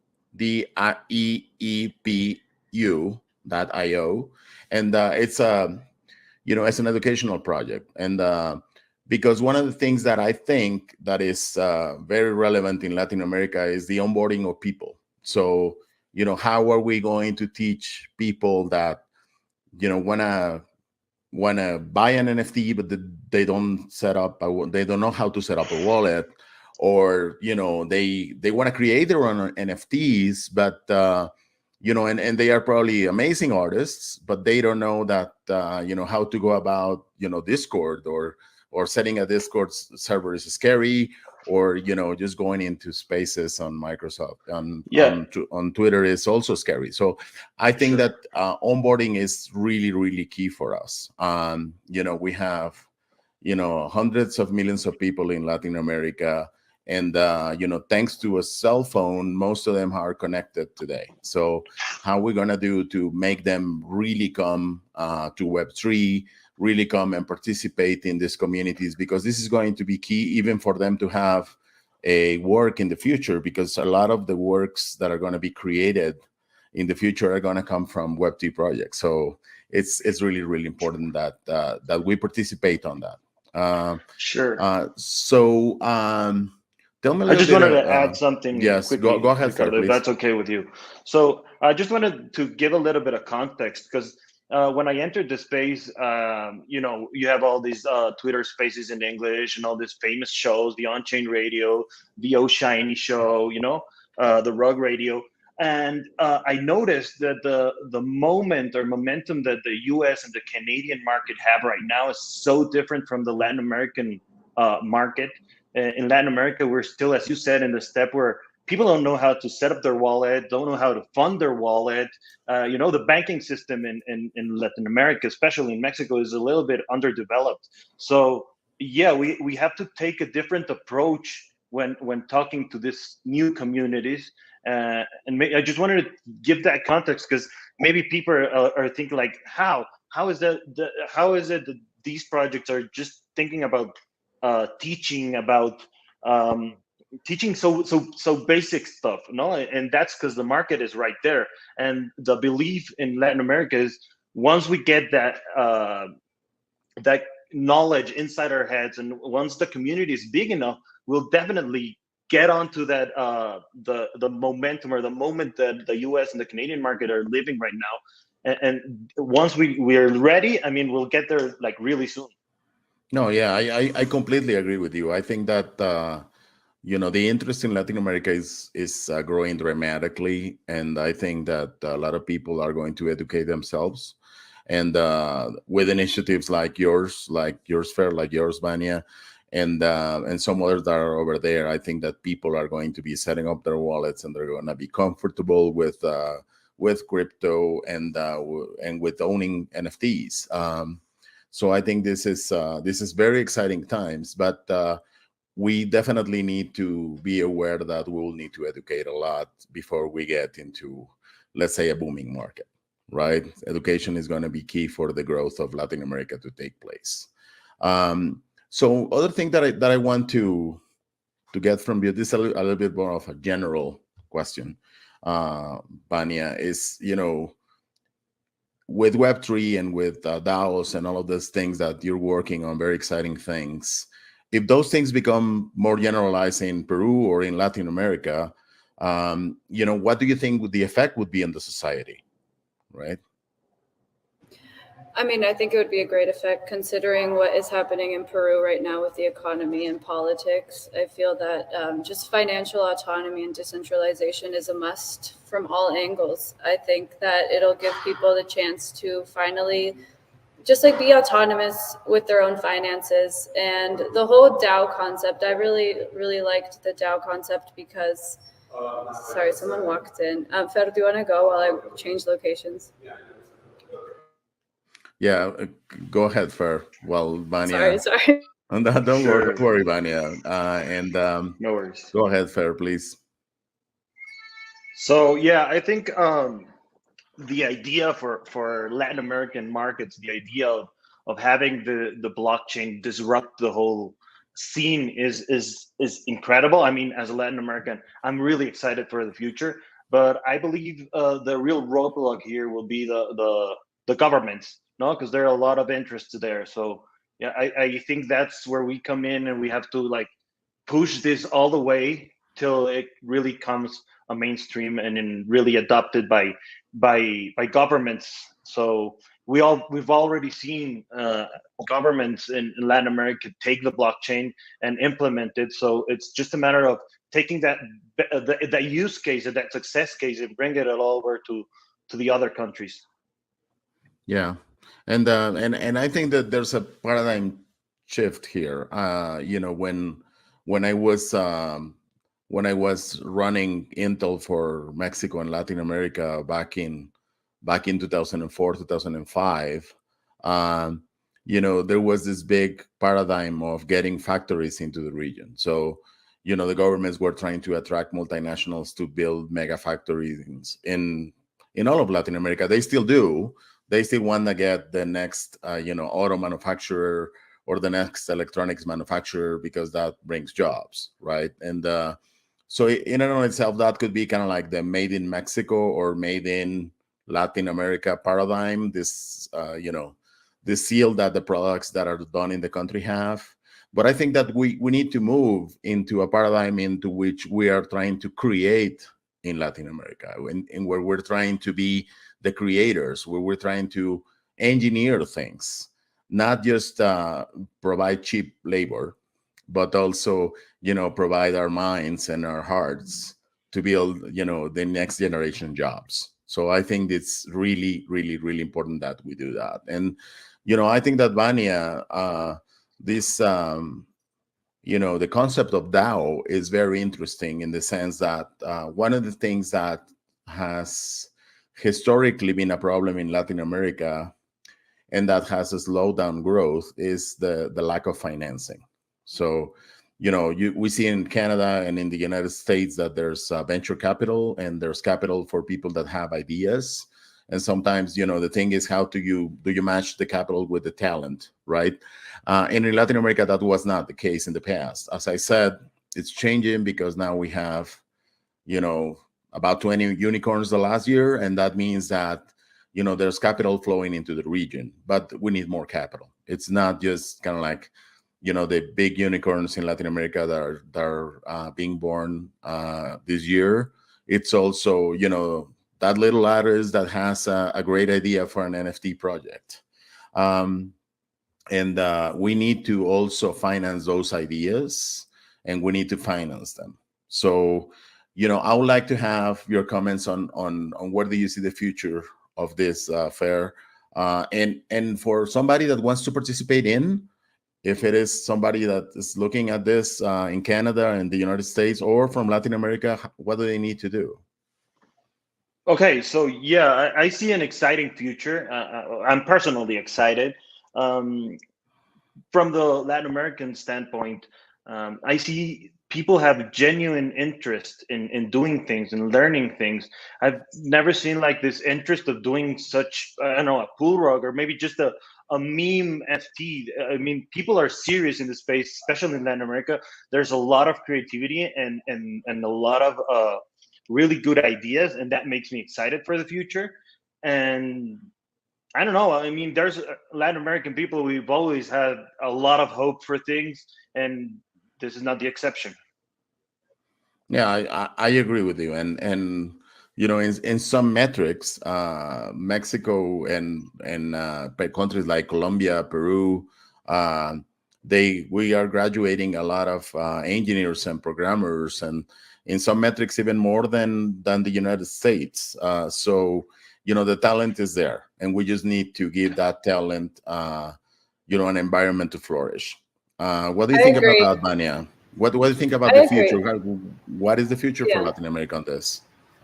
I mean, what I like about Web3 personally is that there's a space for anyone, whether you're an artist, a marketer, a coder, a developer, like just an entrepreneur. There's like a place for you. And I do think that this will grant more jobs in the future. I hope so.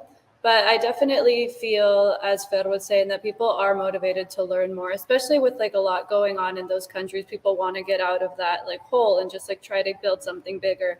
I think that's definitely what my sister and her wife, like they moved out of Peru because I don't know, there's just so many limitations, and that like sometimes the government doesn't play in your favor. And just like this whole concept of Web3 and decentralization and just the chance to be autonomous and just join a space where what I've experienced is a space that is like more free of judgment than Web 2. Like social media wise on Web 2 can be a little like yikes, but then when you join it in a Web 3 perspective, like if you're on Twitter Spaces and like everyone's just talking and like just learning about their passions and missions without like seeing necessarily their faces or their photos, I think that's a great thing to do.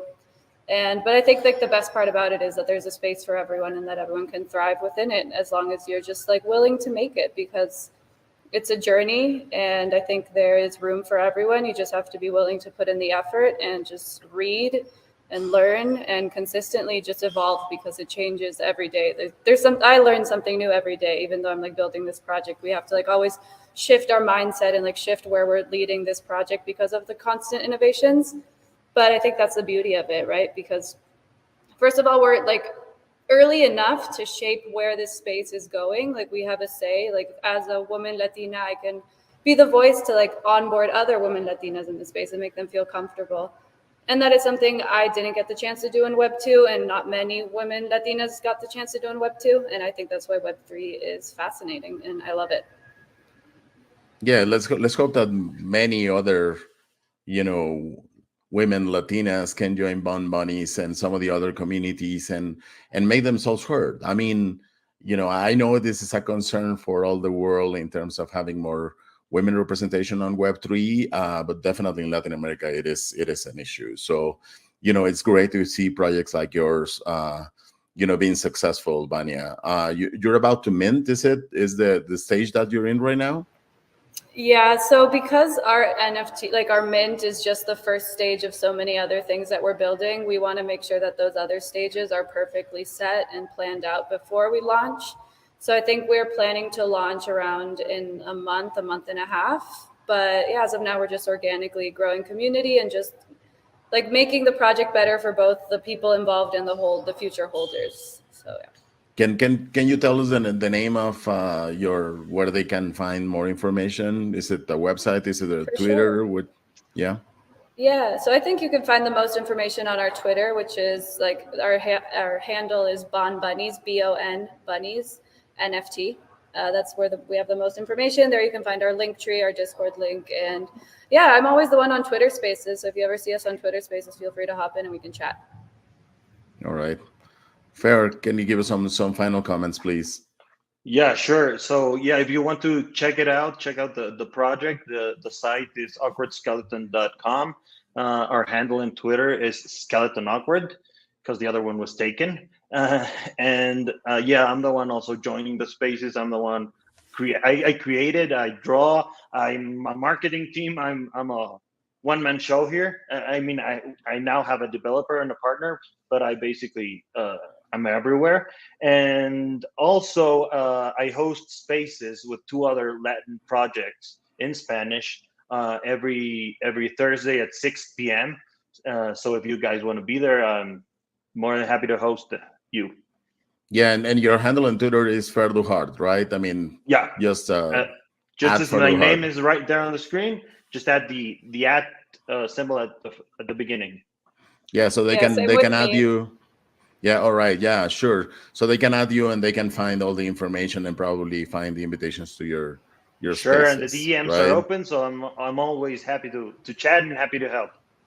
All right. Same Yeah, here. and my name is Ricardo Carrion. I am also at Ricardo Carrion. So what you're seeing on the screen, at Ricardo Carrion on Twitter, and from there you can go into my Linktree, my Discord, and also my LinkedIn. And I'm trying to publish a lot on LinkedIn because we're trying to put a little bit more of the business side of the story on LinkedIn, and probably a little bit more detailed information than on Twitter. But very excited to have you both here. Very excited to have you on NFTCON. Thank you so much, Fer. Thank you, Vania.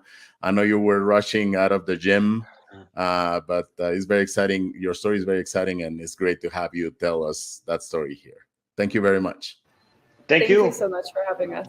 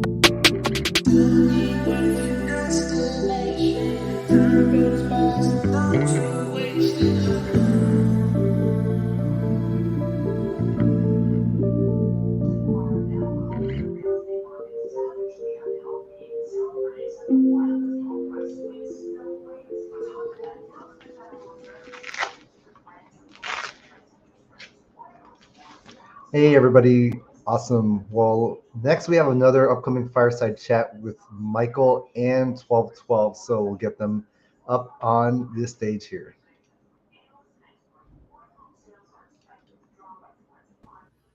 Hello, everyone, and welcome to another session. So this is going to be a fireside with 12 by 12, and right here I have Jan, sorry.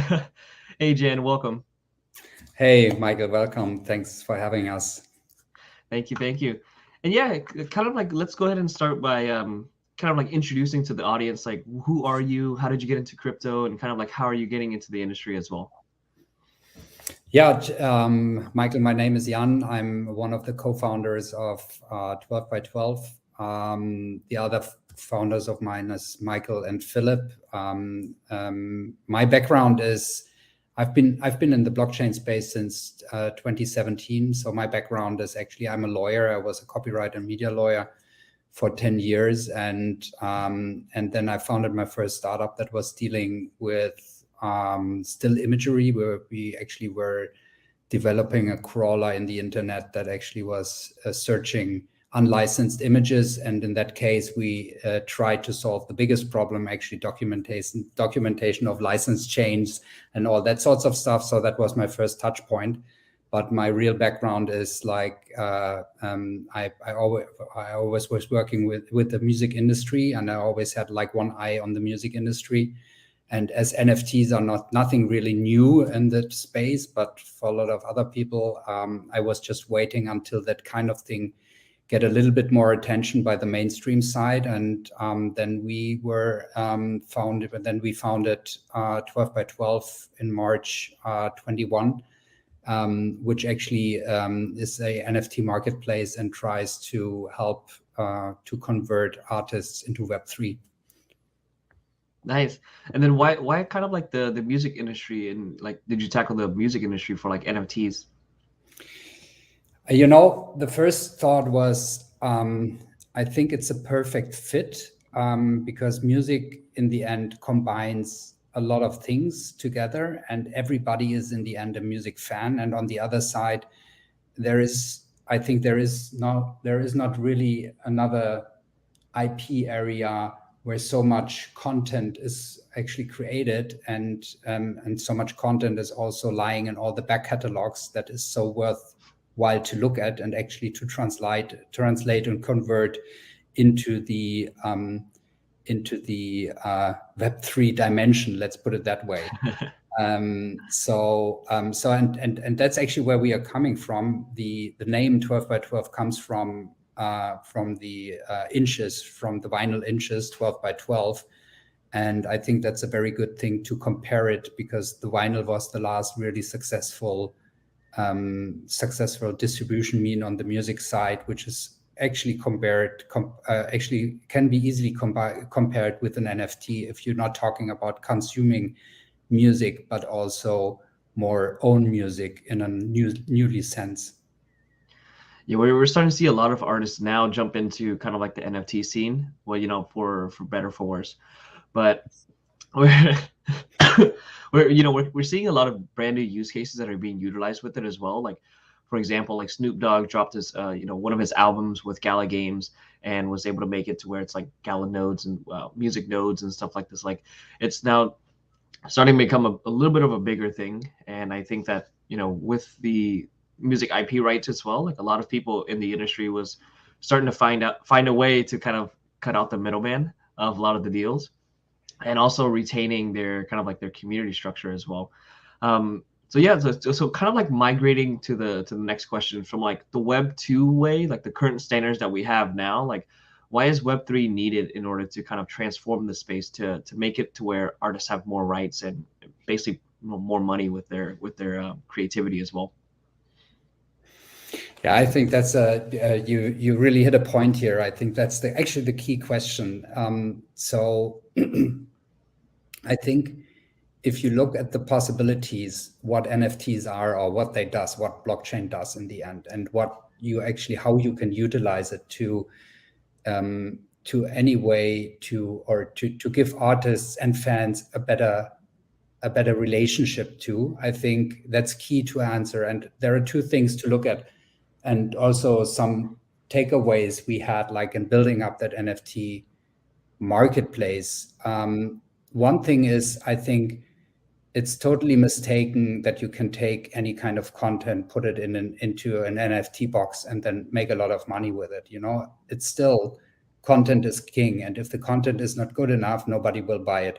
That's the one thing. And on the other side, I think it's super important to look at the personas which you are actually talking to. So there is on the one side, there is the crypto enthusiast that obviously is very keen on having like these very well formatted NFT topics so that he actually can, in the end, day trade with it somehow. And on the other side, you have the real, you have a music fan, which might be tech savvy, but is not so much into blockchain. So, and I think having said that, you need to build up NFTs in kind of NFTs campaigns. And that's what we are actually doing. So we try with NFTs or utilize NFTs to actually get a better connection between the fan and the artist in providing the fan affordable NFT contents and high quality contents. And that also can start with we call it, we always like start our NFT campaigns with a campaign with a campaign kickoff token, let's put it that way, which actually ensures where we explain the fan, normal music fan, a lot about what is happening, how do you use it, what is in Discord channel, how do you can use that things. Because most of the people, if you look out there and we are talking now, if we talk between us, we all know what it is, but the normal music fan normally doesn't know. But the NFT topic or the blockchain topic gives high possibilities actually to use it to get that fan engagement on another level. And last but not least, I think if you talk about Web 2 to Web 3, if you then in the end can implement into the NFT specific real value rights, that's how some of them already did it, like the Nastrov implement kind of streaming rights, for example, or whatever. I think then you really can see what the power of Web3 if you really can deal with real value assets in that kind of field. So yeah, like the like I would say, like if you're looking at like the crypto community, like when you say, hey, look, like I'm releasing a song, it's an NFT, everyone understands what that is, and there's like different rights to it. You're telling someone that's, in the regular sense, like, well, where's your album? Like, how do I hold your album? How do I physically hold your album? But it's kind of like another thing that I also think that it really tackles is that if you kind of like remember pirating back in the day when people were using like LimeWire and things like that to download music, there is going to be that copyright constantly, even if those different types of functions. But I think that now that actually owning the actual identity of the data from the NFT, so whether it's like the true ownership of like having the song and the song has rights on there, where it's like I can play this at any type of distribution partner because I actually physically own the song and I have the rights to it as well.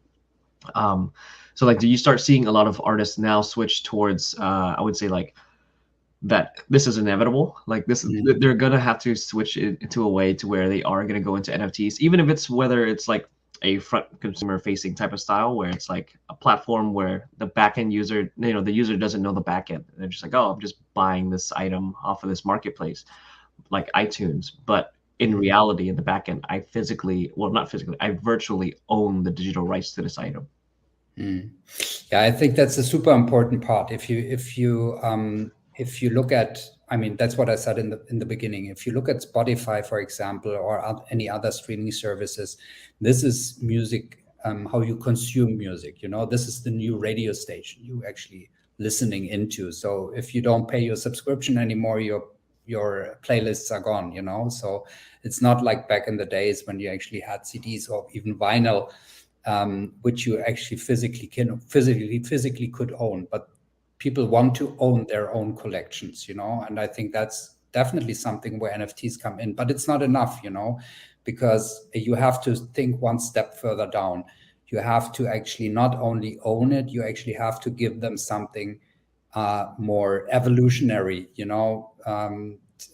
so I think the connection on the one side actually owning music, and on top of it not only owning music in a private sense, but also be part of the creation or be part of specific rights of that specific work piece. I think that actually gives you even more value. And on the other side, it needs to be like the direct contact between the fan and the artist, because the fan loves normally the artist if it's a real diehard fan and he wants to support the artist without having, let's put it that way, the middleman in between. But anyway, I think it's but you have a lot of other challenges, you know, like if you have an NFT, how do you play it, how do you see it, how do you really can use it in the end, you know, like if you look at the broad audience and not at like, okay, I'm keeping this as a collectible, I'm hoping that it's going to make some money and then I'll sell it again. That's not actually I think that's not the long-term goal if you look at the music industry. So you really have to build up a use case, and building up a use case means that you have to build up the community and the fan engagement. The relationship between fan and artist is in the end key. And what the artist gives to the fan, if it's like real ownership of a piece of work, then the fan will give something back. Or if it's like a one-on-one in a Discord channel, because he is very close to the artist, I think that's something that's super interesting, and that's where it all will go at some stage. And if you look at the drops you just mentioned, I think obviously they did it like in a perfect way, and that's how it in the end how it works. It doesn't only work because it's Snoop, you know, it works because how he actually built up the campaign. Yeah, and I think that, you know, like we're starting to see the shift of a lot of more, like, I would say, utility within it as well. So like artists, we started seeing kind of like, well, this is not the music side, but like Gary V being able to release V Friends and have, you know, one-on-one experiences, or having a way for you to FaceTime him, or a way to, you know, connect with your artist. So I think that, you know, that area is also another kind of like big area as well. That's that personal connectivity. And also merchandise can also, there's so many different areas for, I would say, the revenue streams for artists. And also it helps, you know, connect them with their community more as well. So do you see kind of like the more of like the fan experiences of, you know, being able to get, you know, a certain drop for like backstage passes or kind of like things like that within the future for like for the music industry? I think it's a full package. I think it's like you can't you in the end, if you want to deal and if you want to build something up like what we are doing in the music industry, you can't just like pick one thing out and say like, okay, this is what I'm gonna do. In the end, it all starts in building up the community and educate the community. If you have them build it up, then you actually can take them the next step and say like, okay, now you can own a piece of the artist. But how do you build it up? You obviously build it up if you take some analog, some old school pieces, let's put it that way, some analog pieces like a whatever, golden ticket or a one-on-one with your artist or a guitar lesson, whatever you name it, you know, you can put anything in there in the end. It doesn't really fulfill the sense of what an NFT is capable of and what it does, because it's like too much linked to still physical stuff, you know, that it doesn't really fit. It fits, but it fits to educate the people and bring them actually in to what is coming then on that whole journey later on. And I think that's so from my end, it's always like we try to build it up in that sense that we obviously implement real world, real physical values like merchandising products, because this is what people understand. They know what it's worth, you know, they can compare it outside. They can go to a shop and say like, okay, a t-shirt is worth that, but I'm not so sure if a digital wearable is worth that. You know, somebody, a gamer might know that, but like a tech-savvy music fan that never had been dealt with these things, he doesn't know that. So I think, and that transition phase is super important. And let me add one thing. You always have to, if you talk about music, you obviously have the labels in there if it's like from the right side. But normally now it is different. The artist, or if you look at the artist, they build up their own brands, you know, and these brands are not related to any kind of label deals normally or publishing deals. They can, so if I'm going out there and I say like, okay, I do I do a NFT. I give my profile for profile pictures and put that in an NFT. It doesn't touch anything of these label deeds which they're in there. So building up their own community, the artist can decide completely freely for himself without releasing any kind of music, you know. So it's also an important part to see how you actually can freer and create other new revenue streams for yourself without actually sharing it with other partners. Yeah, I think another cool thing that Snoop Dogg did was he basically signed. So there was he signed 2 Clone X's. So Clone X's from Artifact as as part of Death Row Records. So I think that was like another unique thing that was kind of like shifting. It's gearing that shift towards like the acceptance of more of the crypto community and kind of like more of the NFT space as well. Like just having now it's virtual artist. That the IP rights are then owned by the label, but also the distribution and stuff like that too is also given like kind of like creating a virtual persona of a new type of artist as well. Now, do you think for the artist, I would say like what is their number one concern when kind of like shifting from the traditional mainstream industry and like what they were used to with their record labels to kind of going into this new standard of like Web3 and NFTs and releasing out drops and everything? Yeah, I think that's a super wide and question we could talk. We could have 1,000 fireside talks for that one, but I think what is important to know is like first you have to look what kind of artist you are talking about. Are you talking about an international star? He's anyway not like normally they don't have like, I mean, if they have label deals, they dictate basically the terms, because obviously everybody wants to have them. Normally they already have their own labels, their own publishing companies, they're completely free. But if you look at the emerging artists, which are super where labels is a necessary part in the whole industry. It's not a bad thing, they do great work. They basically finance, they basically do marketing, they help you with all the accounting stuff, everything an artist doesn't want to have anything to do with, just like, so I think for the artist, the biggest concern is like, especially for an emerging artist, is like, do I frighten away partners I actually used to work with? And do I risk that they actually say, okay, then do it by your own and I won't do it with you? I think that's something where they actually always hesitate a little bit. And I think that's where you actually should take all parties along and actually do it like with them together. And that's also our approach, which is kind of successful. For the very smaller artist, that's a different thing, the guy that not like the one that is really on the emerging side, but like the real small one who has whatever 1,000 fans. He might has a huge opportunity in self-distributing via NFTs and building out his community, getting a better relation in, and actually starting the whole journey without even thinking about like talking to other parties. But it's also a very long way to go, and you always have to be careful to be too romantic about a music career. It's a tough job, we all know that, and it's new technologies won't change it in the end. It just like gives a better opportunity to use it and maybe a better way to actually achieve your goals.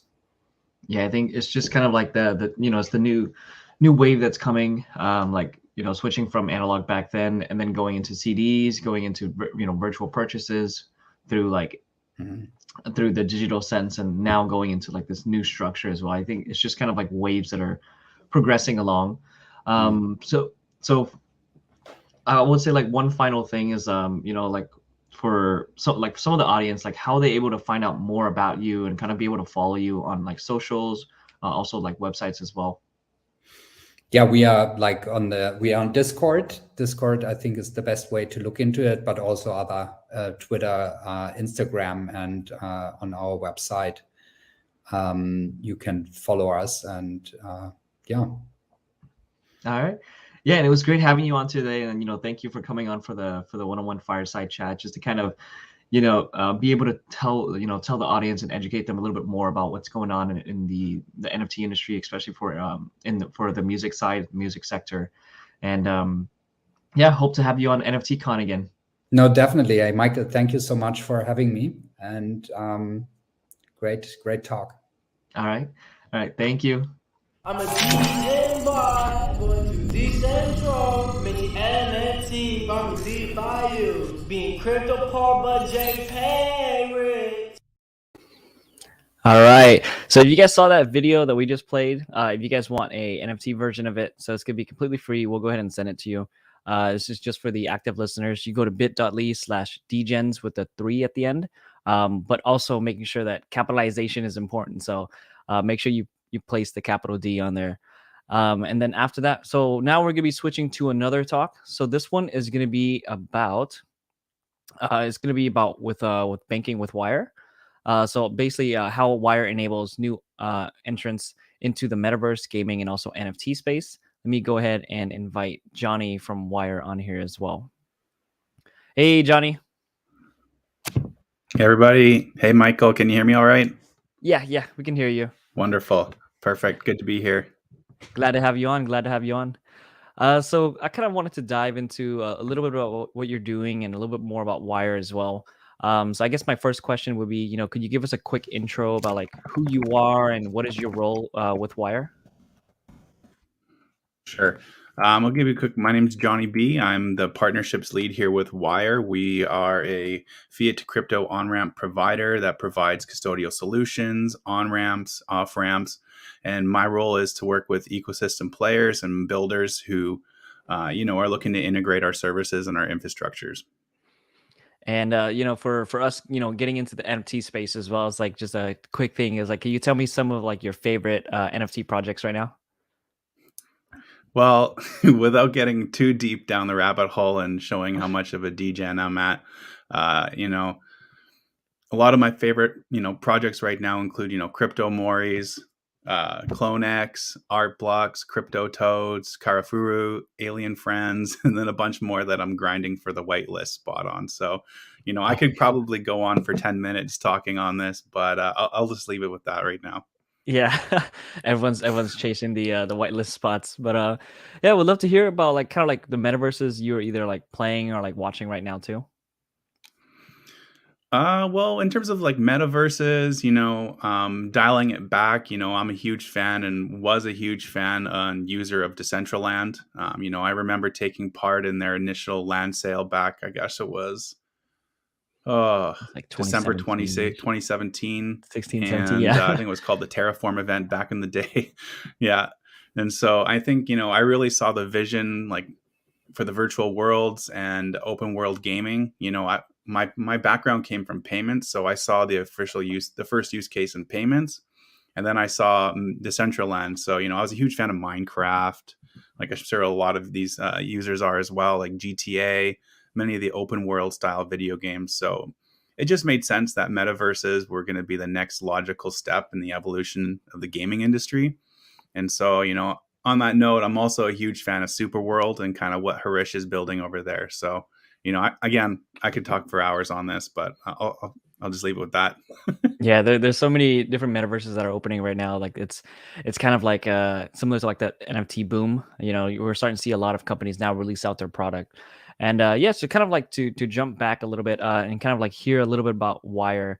Like what is Wire currently doing in this space, and like what are their like products, or like what are you guys building at Wire? For sure. Touching on Wire, we provide a variety of world-class payment APIs. They integrate into platforms, apps, a lot of leading platforms. It's really Wire's mission is to pave the road for compliant, efficient, secure payment rails into the most open and inclusive monetary infrastructure in the world right now. Many of you might recognize the name and recognize us when you go to purchase Ethereum within MetaMask. Or if you go to fund your account with another part of our partner applications, you'll see our checkout widget, or a lot of our partners will just white label our card processing APIs or bank accounts. We enable our partners to bridge their users directly into the platform, as opposed to, users, having to go to an exchange or go to a different provider, bridge funds, move them to a wallet. We enable our partners to give their users that functionality directly within their platform to enable higher retention rates and more usage of their platform. Honestly, the work we're doing right now is kind of mind-blowing. We have some more incredible news coming up in April in the pipeline, but I'm sure you're going to hear about it later at a later date. Not right now, though. Can't share any alpha right now. Yeah, but like it's a lot easier because like imagine like the users trying to just onboard and they're like, all right, I gotta buy from here, send it to here. Like it takes a lot of time just to even get onto like OpenSea. Like people had to do a lot of different types of things just to get crypto onto OpenSea. But like where do you see the industry moving towards in like the next coming months or even a year's time frame? For sure. I think the industry as a whole is moving towards a more user-friendly, easier to navigate dApps platforms across all verticals. So regardless if that's an NFT platform enabling USD transactions or whether that's DeFi, gaming, metaverse, I see a lot of builders right now kind of moving away from crypto slang, tech jargon, and even just like how they build their apps. They're making them more user-friendly language. Even the design of these platforms themselves are now easier to access and even to understand. I remember the first iteration of DeFi being so complicated with like how is a regular user who just wants to earn yield going to navigate a DeFi app? Like it's ridiculous. So a huge piece of the puzzle is going to be enabling users to navigate platforms easier, buy assets easier, like NFTs directly within their platform, versus like jumping across different platforms, bridging assets, learning how to do a wallet. So yeah, lowering that level and barrier of entry is is for sure the next iteration and what's going to bring users into the space. Yeah, and we kind of like saw with like, people are now like searching up videos, like NFT search videos are like now starting to be really popular. Just for them, it's all about the education side. It's like, oh, how do I do this as easy as possible? I just want this NFT. I don't want to jump through 100 loopholes. But so how does that tie into like Wire? And it's like what is Wire's doing in the space? For sure. Well, of course, like Wire's leading the space and what we do in a lot of different areas. But a few items I'm gonna want to point out that truly sets us apart is our ability to integrate into a wide range of platforms, a wide range of developer tools, and it really gives developers, builders that added flexibility when integrating our services. It's not just like our service works with one platform or developer platform. It's very flexible in what we do. Some ways we tackle card processing and within the gaming, NFT, and like metaverse space comes down to a lot of our strategic partnerships, who we work with in the space and payment processing, the relationships we've built. I mean, we've been in this space a very long time. It's not like we just popped up in the last year or, we've decided to add crypto as a service of what we're doing. We've been doing this a long time and, we've built strong relationships with our partners. So what we're doing in the NFT space definitely enables a higher conversion rate and provides less friction for users when purchasing these digital goods. Yeah, and it's kind of like it's obvious you guys have a lot of partners. Like I would say, like what exciting names or companies that are that you could share, of course, the alpha that Wire is kind of like working with. Ooh, well, this one I could riff a while again as well, but there's a lot of exciting names that we're working with. Some ones that I'll touch on right now. One I'm really hyped about is Treasure Chess and Chess.com. You're going to see this marketing push kind of mid-April on that. We've integrated our checkout widget with them, and that was a big part of moving that partnership forward. Super excited about that. Some other names people might recognize might be Nifty's or Skyweaver. Some people have played that, I'm sure. Other big names that are entering the space as well that Wire is a part of include GameStop. And also, like you just touched on your previous talk, LimeWire. Wire's providing a lot of the back-end infrastructure for that launch. And one of our legends internally, Jamal, is also sitting on the board of that company. So it's exciting to be part of these Web 2.0 companies that are coming into the space. And, it's fun to be part of these conversations and just see the transition of like the space in general. So. I may or may not have been a very active user of LimeWire. So yeah, it's great to kind of have them, integrate over. And so for like in terms of like chain coverage, like which chains does Wire support? And can you kind of like tell us a little bit about like what sort of protocols are you like integrating with as well? For sure. I think it's good to know that as a business, Wire is highly focused on expanding our coverage, not only of assets but protocol coverage. We highly focused on the developer ecosystem, being available for them and providing them access to like the tools that they need to build and bridge users in. So, I truly believe the more assets and chains you can support, the more users you're going to be able to convert to crypto, and also have more coverage on more incredible platforms, like LimeWire, GameStop, Chess.com, and Treasure Chess. So in terms of chains that we're integrated with right now, coverage includes BTC, Ethereum, Polygon, Avalanche. A big part of our team right now is at the Avalanche Summit, and our director of partnerships, Alex, just spoke on a panel over there. Algorand, Flow, huge partners with Stellar, Palm, and Loopring. Yeah, So it's a wide range of assets, wide range of protocols. It's incredible. I love it. That's good because then you can kind of bridge everyone from all the communities. And yeah, so for everyone in the audience that's listening in, like how would they be able to reach out to you, find you, and like learn more about you as well? For sure. I think if any of you want to reach out to the Wire team right now, you can easily reach us at sales@sendwire.com on email. You can also reach myself at john@sendwire.com, or you can reach us on our socials at Twitter, sendwire, and then Twitter, Mr. Coinmeister. So that might not be as hard to find, but yeah, definitely john@sendwire.com and sales@sendwire.com. Happy to speak to any of you builders and who are looking to bridge the next bit of users into your platform in an easy way. Excellent. And thanks for, taking the time out today to come on and kind of let us know a little bit more about Wire. Perfect. Thanks, Michael. All right. Thanks, Johnny. Have a good one.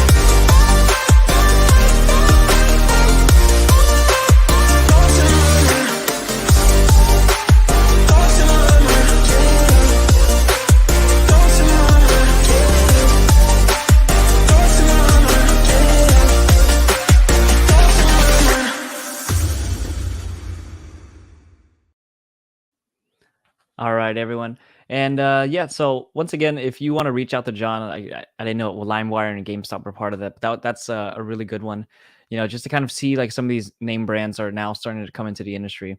So we're going to be switching to our next one, which could be NFT fractalization. So this one's going to talk about a little bit more of like the fractionalization of NFTs and kind of how they play a role in building out the new infrastructure. Hey, Bex. So good to see you. It's been, 2 months? Which is a lifetime in Web3, I think. But yeah, lovely to see you. So, Geneviève, it's a pleasure to always be here on the stage with you. Maybe we should start by giving everyone a little bit of an intro to each of ourselves. If you want to start. You start. Okay, fair enough. Hello, everyone. I am Bex Perfect. I am the founder of Nifty World NFT, a educational platform for new and existing digital wallets. So I'm here to make NFTs easy to understand. And thanks so much, Bex. I'm Geneviève, and I'm the CEO of AgriLedger.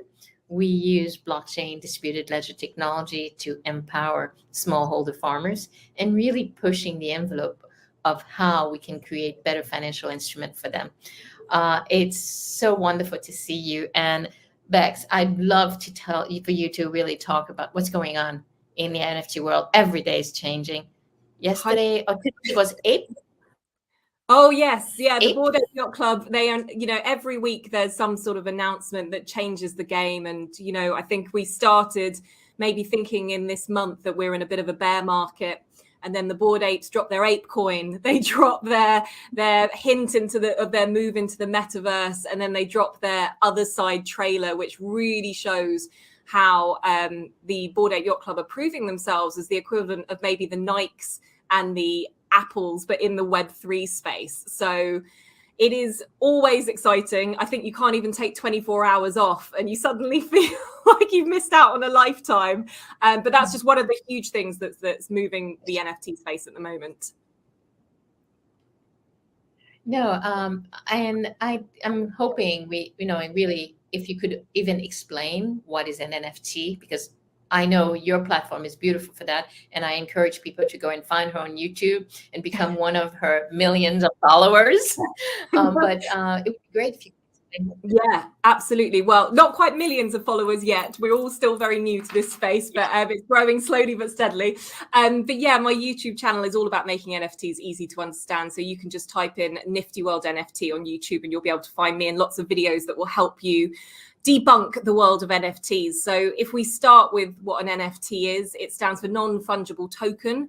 And the non-fungible part is probably the most important part because it means that something is essentially one of a kind. So it cannot be interchanged. If you're going to buy something that is an NFT, it literally is a one of a kind piece of digital asset.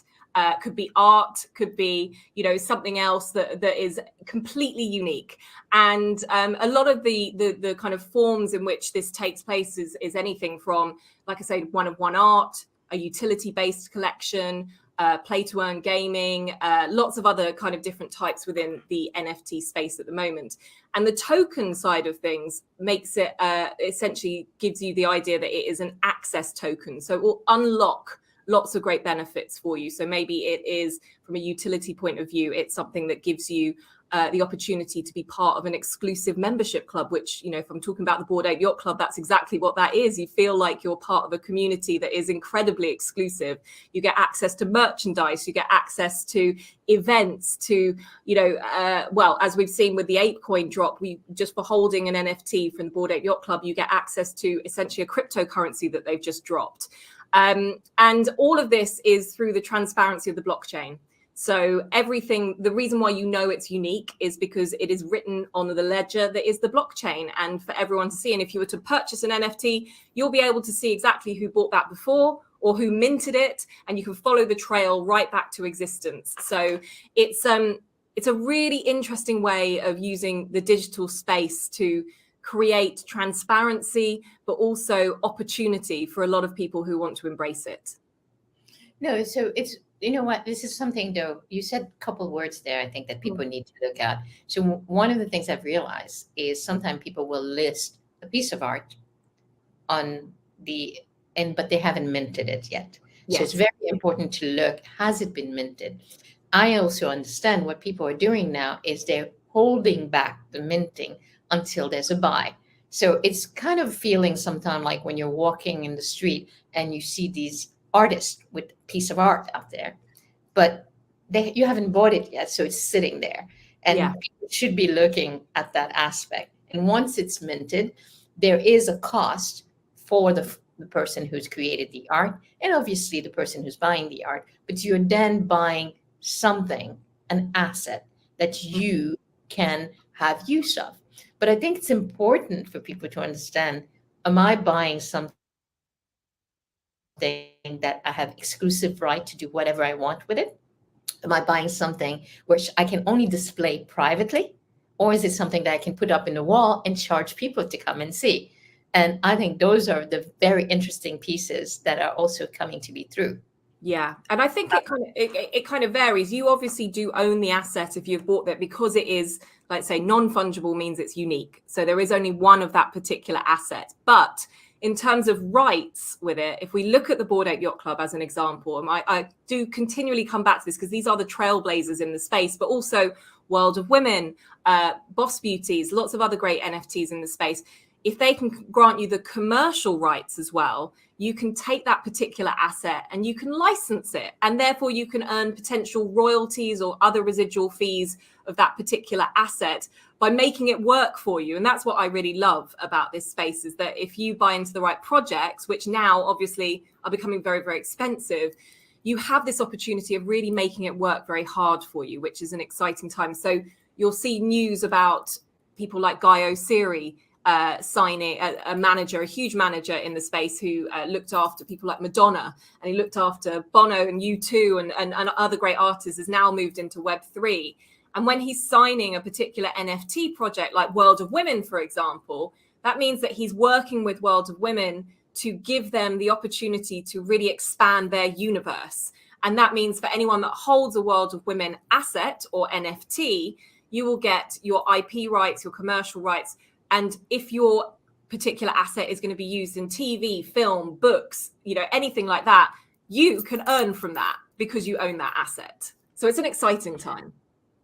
No, I have to tell you, I'm one of those people who love my art on the wall. So I'm having challenges, mostly since we do know that sometimes it can disappear from your wallet. That happened with some NFTs, which did not follow the licensing. So I think it's still kind of a wild, wild west. But what I love most is that the creatives takes the boundaries out. So when something falls in the realm of art, the artist tends to start thinking of different ways, morphication.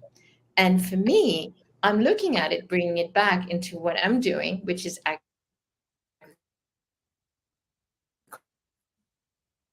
culture, digital twin of a piece of art.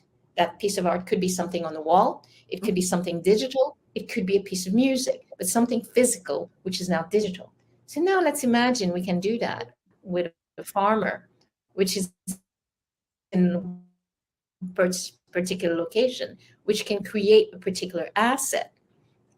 That means that she is itself an asset, which can then be invested in. The same way you were talking about how that can be brought into this concept. This is where it's been firing my imagination. I'm going, oh, finally, this digital twinning can have a value to invest. Okay, so where did I need to start back? You might have to start that whole section back again. Okay. I'm on my Wi-Fi. I'm not on the Wi-Fi. We're taking an asset and following a commodity and following it through. But now we know where it came from. We know who the farmer is. So imagine if you were able to digitize this and not so much grant rights. That's why I'm so interested in that granting of rights. Are you granting the asset? No, you're granting the residual of what's going to happen to that asset. So the obligation, which is one of the things you're getting with the NFT. I have an NFT. I now put it in publishing.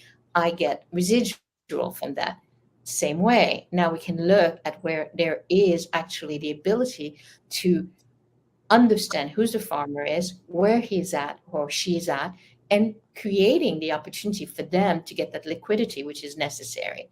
And where I'm also, and I'd love for you to talk about, because your world is really paving the way for us, because what's happening is something that we can then look at and financially create those financial instruments which create opportunity in other parts. And it's not only farming. Think about manufacturing, anything where anyone is producing something, because we produce more than art. We produce things. So we think about somebody digital art, but what about an artist which is doing a piece of art, which is selling? How does he retain that made right? So love to hear what you think is going to happen, mostly when it comes to the fractionalization. Well, actually, I have to say, I think, NFTs are kind of a token and a ticket, right? But the bigger opportunity is Web3 as a whole, right? And the immersion and the shift and the change that we're going to see because of Web3. So the metaverse, NFTs being that access into something like that, and essentially how people are going to embrace their digital twins to make in all sorts of different industries. And I love how, you've really picked up on the potentials within agriculture already, that there is going to be an opportunity for a digital twin there. The key words are digital twins. How can you take what you do in real life and apply it into the digital space? It might not be through NFTs. It might be through the opportunity through the metaverse itself. I'm already speaking to people who are real estates or realtors who are finding what their digital twins can be doing in the metaverse by leasing out land in the metaverse. There's opportunities there which are huge. There are people who are interior designers who are suddenly finding that on this land in the metaverse, you can now create a whole entire job for yourself and new kind of opportunities and occupation, because you're taking what you know from real life and applying it to the digital space. So I think the big opportunity, is about knowing and understanding and embracing Web3, and really being able to think a little bit outside the box and think to yourself, if I could do what I love to do in Web3, in the digital space, how would that look? Now, having an asset like an NFT and licensing it and making it work harder for you could work for some industries, but it might not work for everyone. And so I think it's just actually about broadening that mindset in general and thinking about how the application of what we've spent years learning since the birth of Web 2 and how that is going to emerge into Web 3. And this isn't going to be an overnight thing. This is going to be something that's going to take years to perfect. But if you make an early start, like Geneviève has done with agriculture and like what I'm doing with content and education, hopefully, and this is where we're speculating, is that being an early adopter to this and really kind of educating yourself, understanding how it works and working out where that opportunity is, that's where people will prosper as a result. One of the things, though, I think we need to also take look at is the regulation and also the opportunist.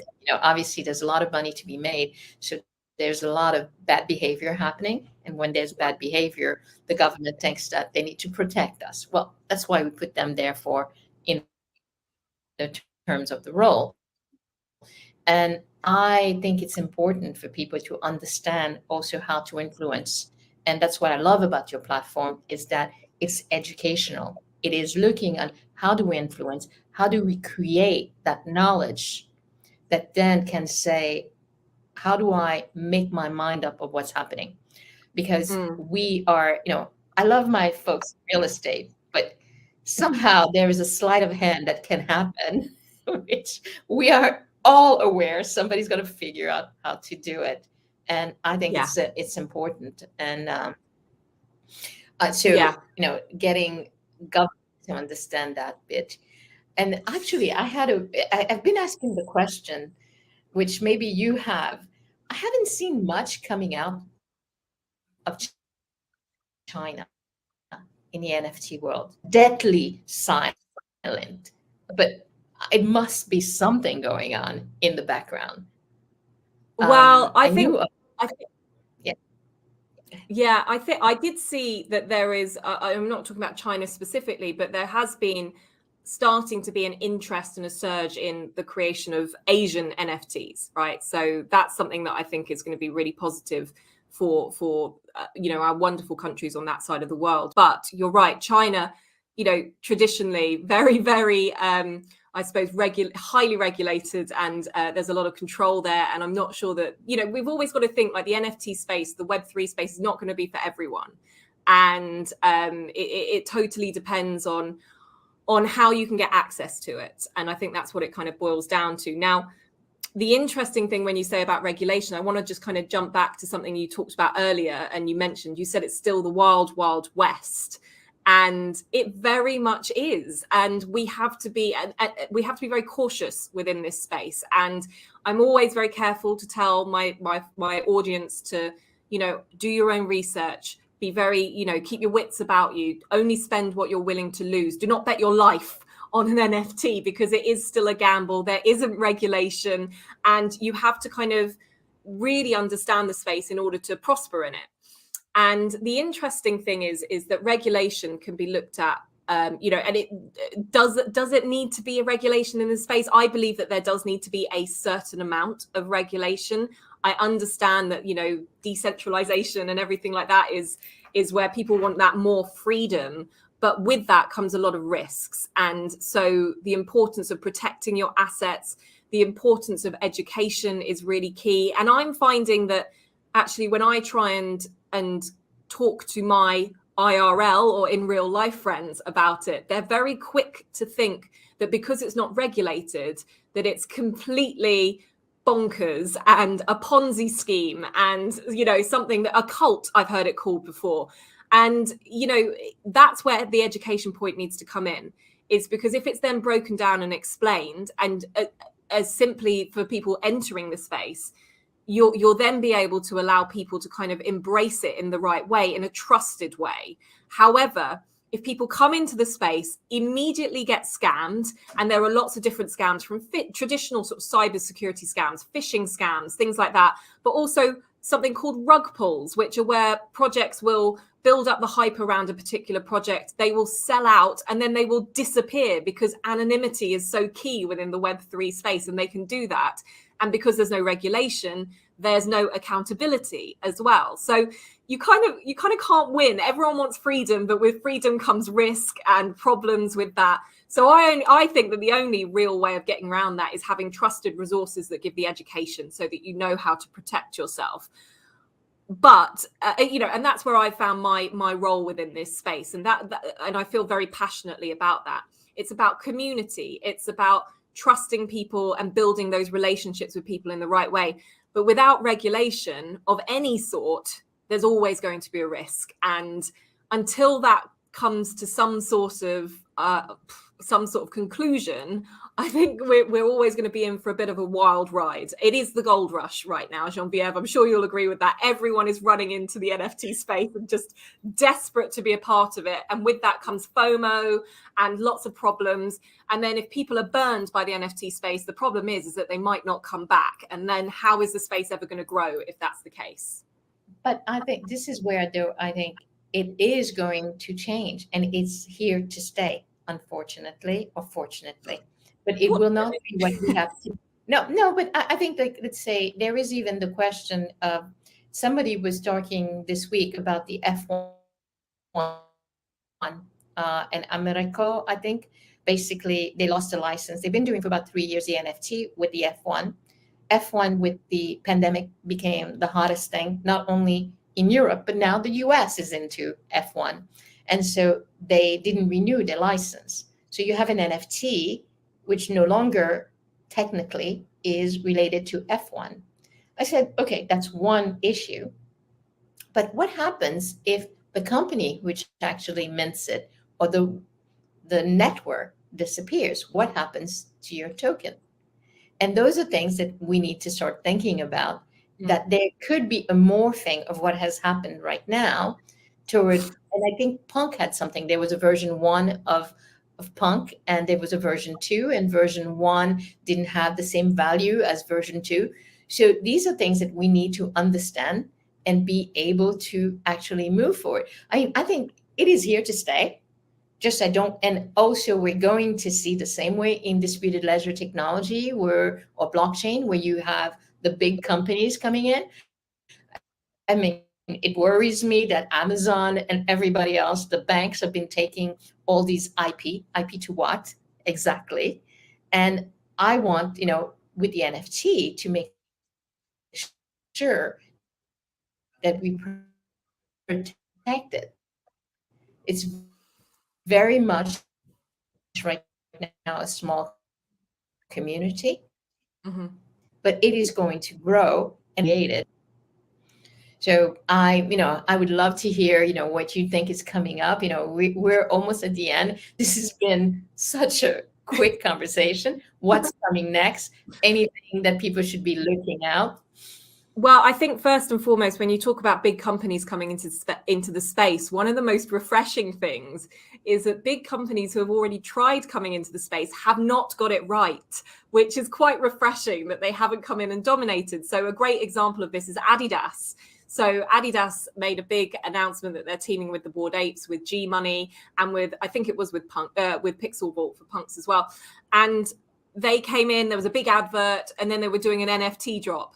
And on the day of the NFT drop, there were problems. And, and they held their hands up and said, guys, we're new, we're sorry, we're trying to work through this. This is a new space for us too. And actually, for people who have been in the space for a year, which is kind of what I've been in, which is considered the OG status, that's that was quite refreshing to see, because it's not about it. It's a David and Goliath situation. It's not about the big Goliath just coming in and dominating. It's about the Davids creating those communities that actually will provide the future, because we're providing the paths. There's no hard, fast rules at the moment in the NFT space. So if people are approaching it in the right way, the future will be bright.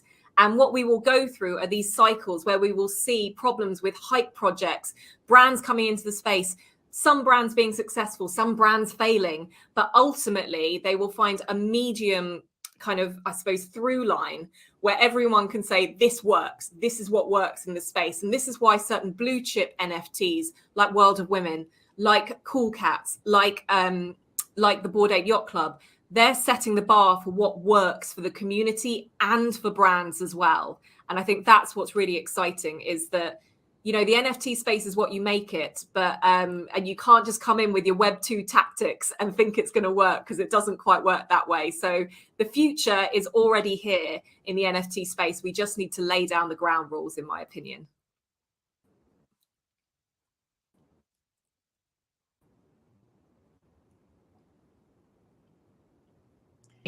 At a bar, I told you we're gonna have to be doing this in London at some point and talk more about this. But it's been amazing to have you, and thank you, NFTCON, for bringing us together again. Yes, I've loved it. Geneviève, it's always a pleasure. I can't wait to do this in real life with you as well. But for now, this is going to have to do. And it's been really lovely to talk through all of this with you. So thank you for having me.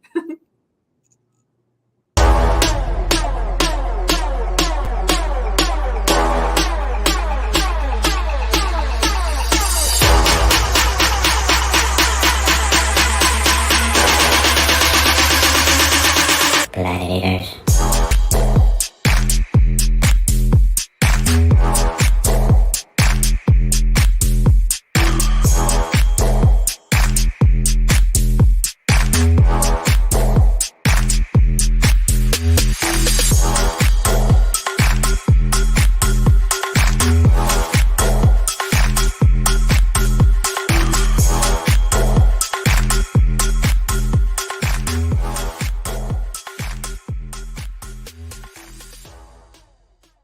I'm a DJ bot going to decentral, making NFT, farming DeFi, being crypto poor but JPay rich.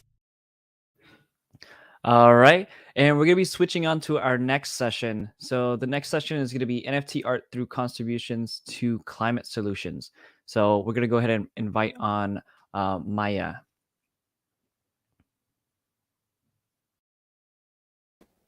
Hi everyone, welcome. My name is Maya Frost. I'm very glad you're here. I am the founder of Switch Strategies for Change, but today I'm wearing my artist hat and my concerned citizen hat to talk about NFTs as a solution rather than a problem when it comes to the environment. Now, we've all heard the news about Ethereum and the cost of the energy and the expense of just the incredible amount of electricity used to fuel the overwhelming number of NFTs in the marketplace in the last year. The good news is that Ethereum has just announced that they finally are going to offer another solution, a proof of stake solution as opposed to proof of work, that will use a lot less energy, and that's great news. And there are other options we can choose as well. The point of today's talk is not to go into the nitty-gritty of all the details about what's happening, because if you're in this space at all, you know it can get super complicated. It's really to give you hope and hopefully to inspire you to look at ways that you might either create NFT art or collect NFT art that can actually not just have a neutral impact, but a positive social or environmental impact. So let's take a look at how much energy difference there really is between proof of work versus proof of stake. So this little image should kind of make it pretty clear. One transaction using Ethereum, a proof of work option, would be equivalent to driving a car for 500 miles, going on a 1 or 2 hour flight, or being on a cruise ship for 25 miles in the open sea. So Yeah, that's a lot. Now, I know most of us, we think twice before we take flights or go on cruises. We think about the environmental impact, but we don't necessarily think about the little click, click, click that we do on OpenSea causing that much harm, but it does. So we can't undo it. We're going to move forward to proof of stake. Now, one transaction of proof of stake is equal to a Google search or a Visa card transaction. Much different. So first, let's recognize there is a huge difference in what you choose. And secondly, celebrate the fact that we got some new options now. Let's go. We've got a lot of options to choose that use proof of stake already. Solana is a great one for NFT artists that are already going to be very familiar with Solana and Tezos and Cardano. So let's talk about those first. Solana has SolSea, Magic Eden, Solana Art, Digital Eyes, Metaplex, a lot of options. I'm using Exchange.art, which is a Solana NFT marketplace. So got some great options there. Tezos has Object, has Hen, has Calumet, has FX Hash. Rarible offers an option. You can choose Tezos if you're already using Rarible. Cardano has CNFT, it has Galaxy of Art, it has JPEG Store.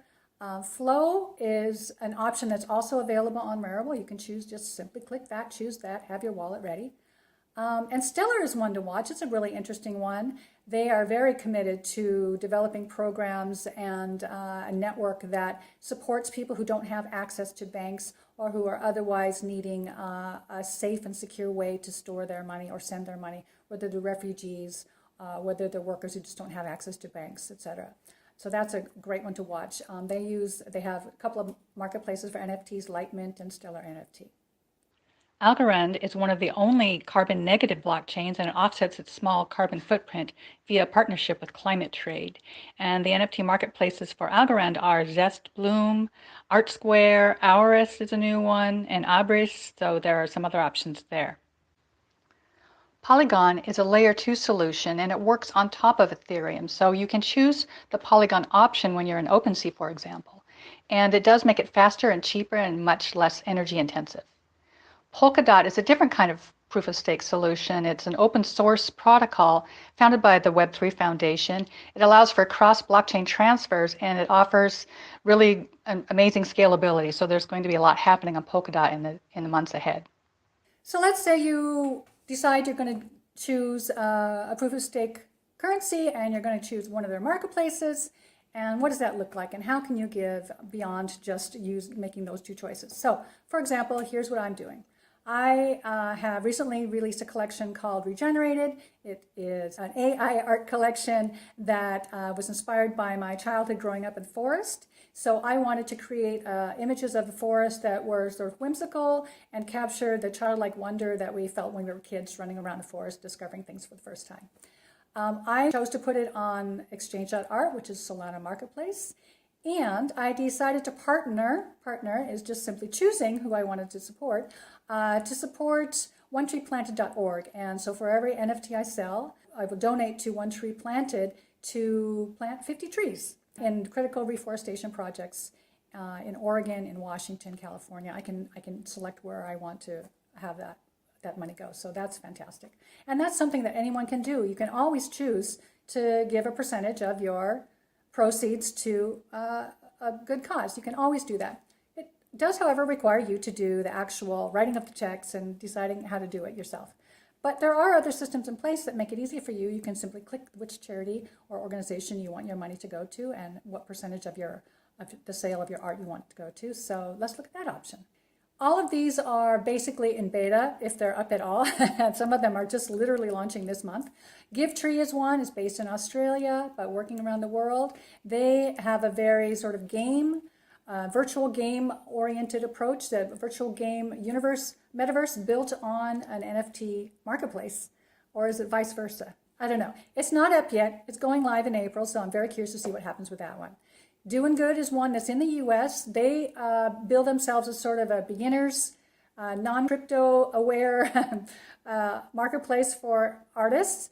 And so you can use credit cards or US dollar coin to purchase an NFT on Doing Good. And they have a long list of wonderful organizations that you can choose how much you want to contribute from the proceeds. You can choose which ones and how you want to break it up, and it goes to secondary sales as well. So that makes it very easy. It's a great process for that. The Blue Marble is a really interesting one. It is on the Stellar blockchain, and it's in the US. It's so far, they're starting with sort of a curated artist, and they're very interested in building and working with artists to create a collection that has a tie to a specific cause, and particularly maybe a specific place, and building that with you and launching together. So they're not open to a lot of artists yet. There's a process that you can apply, but that's brand new. Again, I think this month just launched. Another one that's really interesting is called Seva.love. It was founded or co-founded by Deepak Chopra, the mindfulness master, the meditation guy. And so their whole, again, you can't see any NFTs on there yet, but their whole goal is to create an NFT marketplace that allows artists and brands and causes to come together to do good things. So that's another interesting one to watch. Oh, here's another one, Project Arc. They're launching with selected artists right now. They're really interested. They have basically what they call a launch pad to take artists and their ideas and help them go forward to launch with whatever art that they're doing. And they're very interested in working with artists who have a specific cause. They are on the Solana blockchain. Their first one that they dropped is Arcanauts, and it's really interesting because it rewards NFT holders with unique experiences. But basically they have a bunch of conservation-based NFTs available, or they will, and so that's one to watch too, Project Arc. Plastics.io is another one. It's a marketplace that brings together brands and artists and recyclers, and it is trying to make a bridge between the pollution, the plastic pollution creators and the recyclers. And so artists can work and be a part of that link. So that's another one that's really interesting.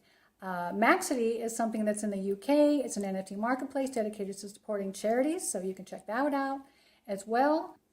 There are some organizations that are not relying on a marketplace to distribute funds to them. They are actually creating their own NFT projects and going directly to the public, selling NFTs to bring funds directly to their organization. So that's a different model, very exciting, and really one to watch if you happen to have an organization yourself that is looking for funding. So let's take a look at two that are kind of similar, Moss.earth and Nemus.earth. Both of them are Brazilian. Both of them are related to protecting the Amazon rainforest, which is fantastic. They sell NFTs, and they give you basically a guardianship of a parcel of land, and you can be a part of protecting and supporting the surveillance to ensure the safety and security of that parcel. So that's really interesting to watch. The Aquaverse is a really interesting one. It is a blend of blockchain and ecology, and they focus on sea sponges, which apparently we've been using for 5,000 years for various purposes. But they particularly are using sea sponges for biomediation, which is cleaning polluted water. So they have launched a series of what they call the Guardians, which are basically 9,999 sea sponges that look like cartoon Avengers. And the profits from the sale of those go to the work that they're doing with the sea sponges. Here's another organization that's not working on climate, but on homelessness. It's called New Story, and they are selling NFTs for 2 ETH, I believe it is. And that money goes to create a 3D printed home for a homeless family. That's in Mexico, and they're working in other places as well. But that's a really interesting model for a lot of organizations to think about funding options for them. Basically, I'm just here to say, we are only limited by our imagination. We have tools to do fundraising. We have tools to raise awareness. We have tools to really solve problems in ways using solutions that are already working. We don't have to go out and invent new solutions. They're already available. They're already happening around the world. What we need to do is support them, and we can do that through NFTs. So I hope this gave you a little bit of hope and maybe some excitement about the future. So thank you so much. Take a look at this little last slide here. I'm going to leave some notes and some links to everything I talked about today. You can find them at my Linktree. It's Linktree Maya Frost. So thank you again. I'm very happy that you had a time to listen to this, and I wish you the best. Diet dirt from Princessia. It smells like roses, and it's wonderful. Sadly, it's addictive. I would highly suggest to avoid it unless you're trying to lose weight.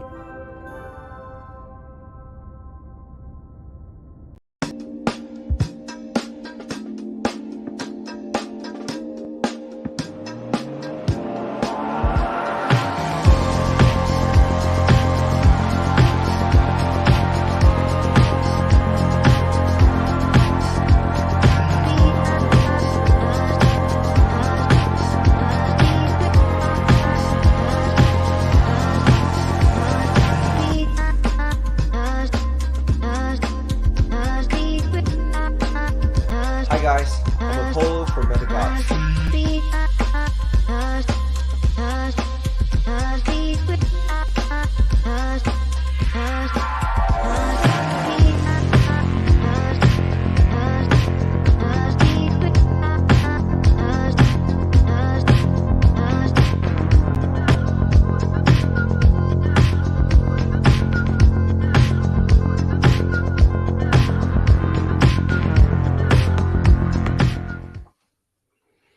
All right, welcome back, guys.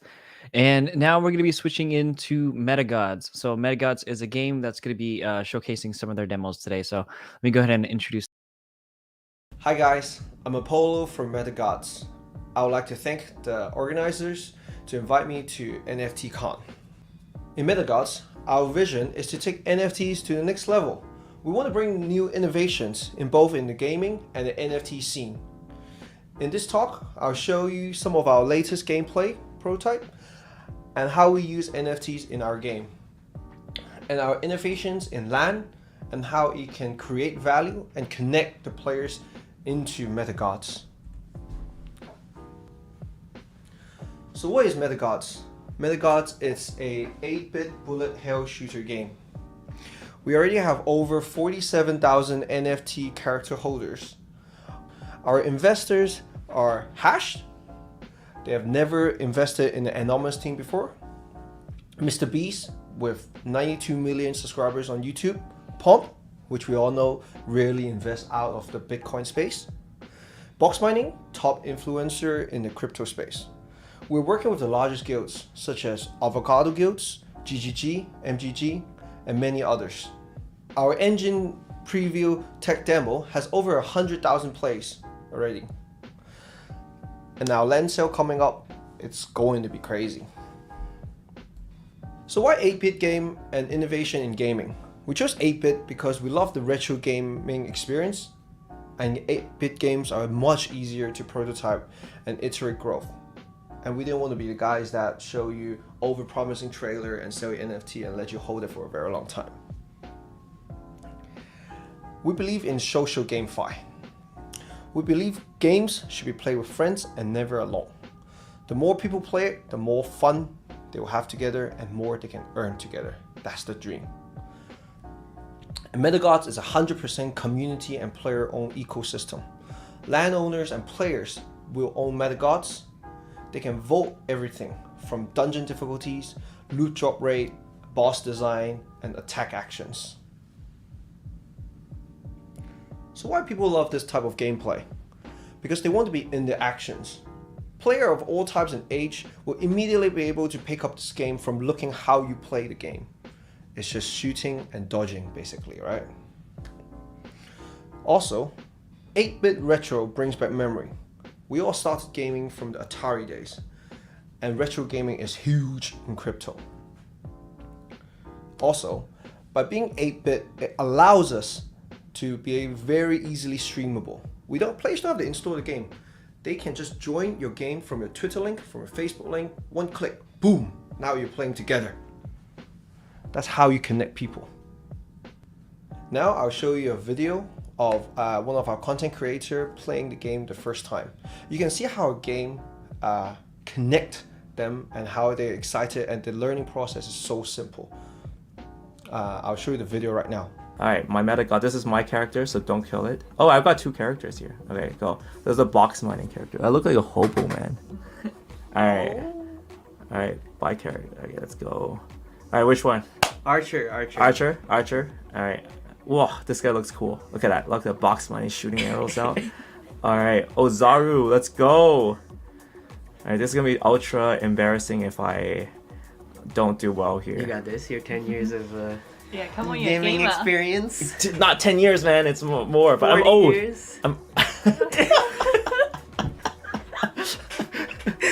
All right. Oh shit! I'm dying. Oh, what is this? God. I'm dying. Oh You god. got a kite. I'm kite. All right. Kite. All right. Okay, it's 14 seconds left. Oh my god, time remaining. All right, let's go. Let's see where he is. Oh my god, these skunks. Why am I fighting skunks? Oh god. All right. That's a bat. At least that's good. Oh wait, let's see. Oh no, okay, the boss is not here. Let's go straight for the boss room. Let's try. Okay, these slimes. Get past these slimes. Oh my god! Oh god! Oh God! Oh no! Kite these motherfuckers! Kite! Oh, I'm sorry. Oh, the door's locked. Oh shit! You gotta no! dodge. Oh my god!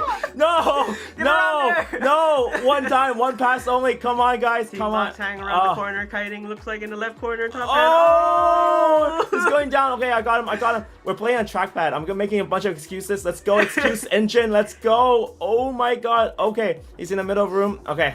I got this. I think I got this. I got this. Oh, come on, just shoot. All right, we got it. He's down. Oh, victory. What did we win? I won. I want a key. I got a key. I got Archer, Team Box. Let's go. 1 minute, 11 seconds. Who wants to play next? So LAN. LAN is the next big topic for us. Our mission is to innovate on LAN. We did not want to sell you a LAN and let you hold and speculate on the value and flip it. We built LAN with the core pillar of designing something that produces passive income and provide deep game integration from the ground up. So all our LANs are bounded to an in-game boss. LAN owners will be able to earn when boss kills players. So what does that mean? That allows our landowners to design the game where it has to be fun for players, but at the same time earning profit for both sides of the party. This will create a strong community. So in conclusion, our team is extremely focusing on delivering prototypes, gameplays, and innovating, connecting the community to develop the game with us. We never want to let our community down by saying something that we cannot deliver. Our latest feature, the LAN, is there to provide passive income to owners from the ground up, and we will hope to see you in our community. This dirt is from the planet Titus. Keep in mind though, too much water and it's mud, not enough and it's dust. This one is too muddy, but if you mix it with garbage, it kind of tastes okay.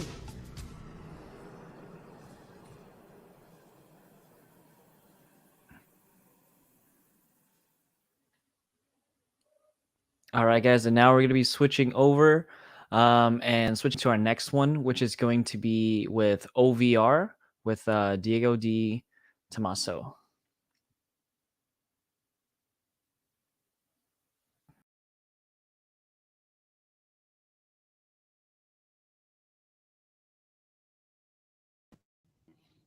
Okay.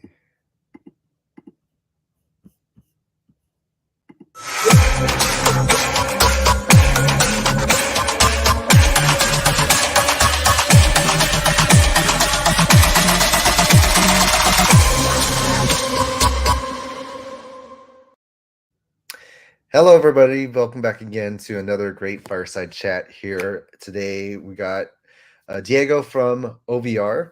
And, you know, we've been talking a lot about NFTs. I think it's time to jump into more talks about metaverses here, too. But I want to say welcome to the stage, Diego. Hello, everybody. Thanks to Awesome. for having me. Yeah, likewise. Yeah, if you want to do like a quick intro about yourself, your background, and also for those that are brand new about OVR, you know, definitely love to hear about OVR and what you guys do. Yes, of course. So I'm Diego Di Tommaso. I'm the co-founder and CEO of OVR. Basically, I come a little bit from a different industry. So in my past life, I was an entrepreneur in fashion business. Then I went to consultancy, and then 2018 basically we started this company, this business, and basically was launched in 2020, in December 2020. For those who doesn't know what OVR is, basically OVR is an augmented reality metaverse platform. So basically we are using two technologies. So one is a geolocalized augmented reality, and the second, of course, is Web3 technology for ownership of the whole platform. So again, talking about how we build this platform, this is built on three main layers. So we have a base layer that is an ownership layer. So we break down the world in hexagons of 300 square meters, and those are spatial domains. So just like in the web, you have web domains and you decide the content on the website. In OVR, basically, you have geographic coordinates. So let's say you buy the Colosseum, for example, the geographic coordinates of the Colosseum. You can publish augmented reality experiences that are connected to those locations, and you can visualize it with mobile phones right now, as smart glasses, as soon as a model affordable hit the market. So we sold 800,000 of these virtual plots of lands to almost 28,000 users. That is a very big number, because if you think of other platform, like for example the biggest, for example, like Sandbox, they have 20,000 owners. So of course the price of our lands are cheaper than those, so it's easier to get big numbers. But for us, it's very important because this is a community that really believes in the project, people that buy the land. Because of course you have secondary market, but it's not just like having a token. Having an NFT representing a land is really having skin in the game, let's say. So the second layer that we have is a mapping layer. Maybe I can talk also about this later, but basically when you do augmented reality that is geolocalized, right now you use GPS. Everybody uses GPS, but GPS has some limitations because outdoor is between 2 to 6 meters precision, but indoor, really, this doesn't work. So we built a system that from normal phones, $200 phones, so just with a camera, you can take pictures of a location and you create a map of this location. With this map, we do two things. First, we do a 3D reconstruction of the location so you can know where things are. And secondly, even more importantly, we allow to your phone to understand where you are. So basically, we go down from 2 to 6 meters to 20 meters, maybe indoor, to 20 centimeters indoor. So basically, you are able to really locate assets where you want. For example, you can place an avatar in front of a door. You can create a path inside a mall. I mean, you can reconstruct a building like it was before or like it will be in the future. So all the things that you imagine about augmented reality that you have not seen yet, you're not seen yet because of the precision problem, and we are solving this. The third layer basically is a builder layer, a publisher layer. So we have two kinds of builders. One is a web builder. So you don't need to be a coder. You just drop NFTs or 3D files to this builder, to this web builder, and you can publish those in space in your spatial domains. And then we have a more expressive tool that is a Unity plugin where you can actually code logics and even build games on this layer. Finally, basically, when you are in OVR metaverse, you are not a passive spectator, but you are there with your own avatar. So from a selfie, we recreate a 3D mesh of your face, and you can interact also with other avatars. Also, we support live events. So we can actually have more than 500,000 people together attending to an event. And so we break down in rooms of 50 people because otherwise it's a mess. And also if you have a performer like a DJ, a dancer, or anyway, the performer, we can let him wear a motion tracking suit. So you will not only see the face, but also all the body movement. So it's a very, very compelling experience. Again, this is at a very high level, I mean, what we are doing. Yeah, it seems like you guys are approaching in kind of like it from a full stack perspective, from anything from the high level overview of the different, I guess would you call it the geofence land, or the land placements like the Colosseum and others? Would that be like the OVR land? Is that what you're saying? Yes, correct. So okay. The main difference, for example, with other lands that people are familiar with, like for example, Sandbox or the Central Land, is that those are totally virtual lands, while in our case, this is a map that is one-to-one to the physical world. So it's hexagons projected in the physical space, And actually, potentially, there is 1.6 trillions of those, because if you take the surface of the Earth and you divide it by, I mean, it's huge. But of course, we try to understand also how many locations could be interesting. And if you go on Google Maps or OpenStreetMap and you see how many places are categorized like points of interest, is around 100 million. So right now, basically, 1% of those interesting locations have been sold. And yeah, it's yes, it's. I mean, you could just go in the map and check it out, and you can see all the locations where people basically bought locations. And also it's very interesting because that map, if you think about that, is a wisdom of the crowds on what are the interesting places in the world. So if you think of a location, a famous location, for sure will be bought. But also if you try to think of a location that is nearby you, that maybe is in your area, also probably over there somebody will have bought something. So it's a very interesting tool to see also what are the good locations in the world. Yeah, I think everybody would want to own the metaverse Times Square, the OVR Times Square as well, for all the billboards and everything too. So digital real estate combined with real life real estate as well seems like it's a good layer and good crossover as well too. And also we took a kind of different approach from many other projects, because basically the cost of this lens is very low. So the base price is $10. Then, of course, if somebody wants it the same, many people want the same, there is a bidding war and the price actually can go up. The more expensive was sold for $6,000. But in general, it's very accessible. So for people, I mean, if you want to buy a piece of land, at your hometown and you want to test it, I mean, you don't have to spend, I don't know, $100 or $1,000. You just take it for $10. You basically register under your name and you can publish over there. And when we're looking at like kind of metaverses as well too, I guess we're seeing like kind of this kind of place where everybody's trying to create all the different metaverses as well. I guess from your guys' perspective with OVR, are you guys I mean, you guys are creating different layers, it seems, from the metaverse side too, but are you guys looking to like interact with other metaverses, or the ideas? What's your thoughts on like kind of the idea of like cross metaverses as well, from taking one assets over to another world and whatnot as well?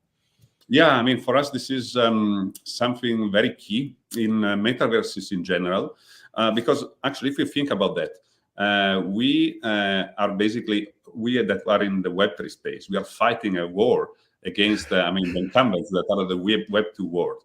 So the problem over there is that they have a lot of content and a lot of users. So our secret weapon, the secret weapon of Web3 projects, is actually that the assets we create are basically cross metaverse, because they're based on the NFT standard, and this is open. So you can actually, this is not closed inside a single metaverse. So with this way, we can move from basically a competition mindset to a cooperation mindset, to an abundance mindset. So we are striving, a lot to actually being able to onboard all of the assets also from other metaverses. So already today, if you have an NFT from any project, 2D, 3D file, or video, you can actually already port it in OVR, publish it in OVR. But we are going beyond this. If you have, like, for example, now a 3D asset that is rigged, like, for example, a sandbox asset, you have a character of sandbox, you can actually also control it on OVR. So you have a joystick and you can play with it. And so this is also just the beginning, because the idea is that if you can code something in Unity, and Unity is one of the most widespread languages over there for 3D, actually you can create something that can work on OVR and can be enabled by NFTs. So this makes the NFTs even more powerful, because they are not confined inside one metaverse, but they can have different uses in different metaverses, and they can use it anywhere you want. So I think that this is really our secret weapon, and everybody, all of the metaverse projects, should really work towards this goal, making the assets they build as interoperable as is possible, and also onboarding as many NFTs as they can, because this is the way we will win.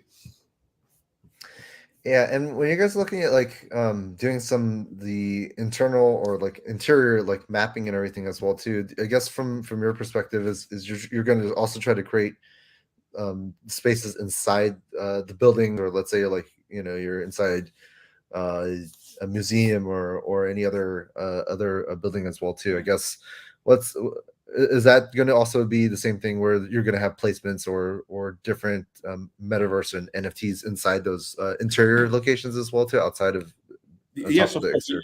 You can bring, I mean, NFTs as assets on OVR platform very easily. I mean, you have it in a wallet, you can publish it, or you can just showcase it.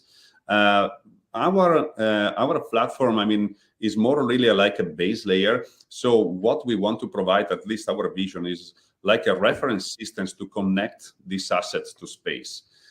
Because basically, so we also, and I mean, also enable building content. We are also creating some events to have creators building more content. But our real vision, I mean, if we want to think about the core of our platform, is creating this base layer to connect assets to space. So also this mapping that I was mentioning, basically with mapping, you can have precise localization. But in the next future, with the raw data that we generate, that basically is just pictures of a location, we can also recreate in 3D the location. This is made through AI. There is a lot of progress in the last months and years in this realm. So from pictures, also we will be able to regenerate the 3D, the detailed 3D reconstruction of the location. So really, we believe that our strength and what we are working towards is really creating this infrastructure both to locate assets in space and also to recreate spaces. And I saw also too with like the OVR lab that you guys have as well. You said that you guys are able to have, I guess like your OVR avatars as well too. Is that kind of like would you like take yourself and put yourself into like a digital version of yourself into like a game and sandbox and everything? Yeah, so basically, yes, from a selfie or a picture of yourself, we recreate a 3D mesh of your face. We give you a body. You can change clothes and so on. So, soon we will also be able to actually have NFTs that you can wear. But basically, with these avatars, you can actually interact inside this metaverse with other avatars. Basically, OVR Lab is where we built the value propositions on 3 main layers that I was mentioning. So, for example, another use case that we built that is very successful is the treasure hunt. So we actually, our users went to 1.6 million locations to collect our tokens and also NFTs from other projects. So one of the first actually collaborations that we did with the NFT project was with Dodge Pound that actually met at the Central in Miami. Oh, yeah. And basically their users and our users in 15 days, they went to 70,000 locations. Physically, they went there to actually collect these 3D assets. And the biggest collector actually got an NFT from Dodge Pound.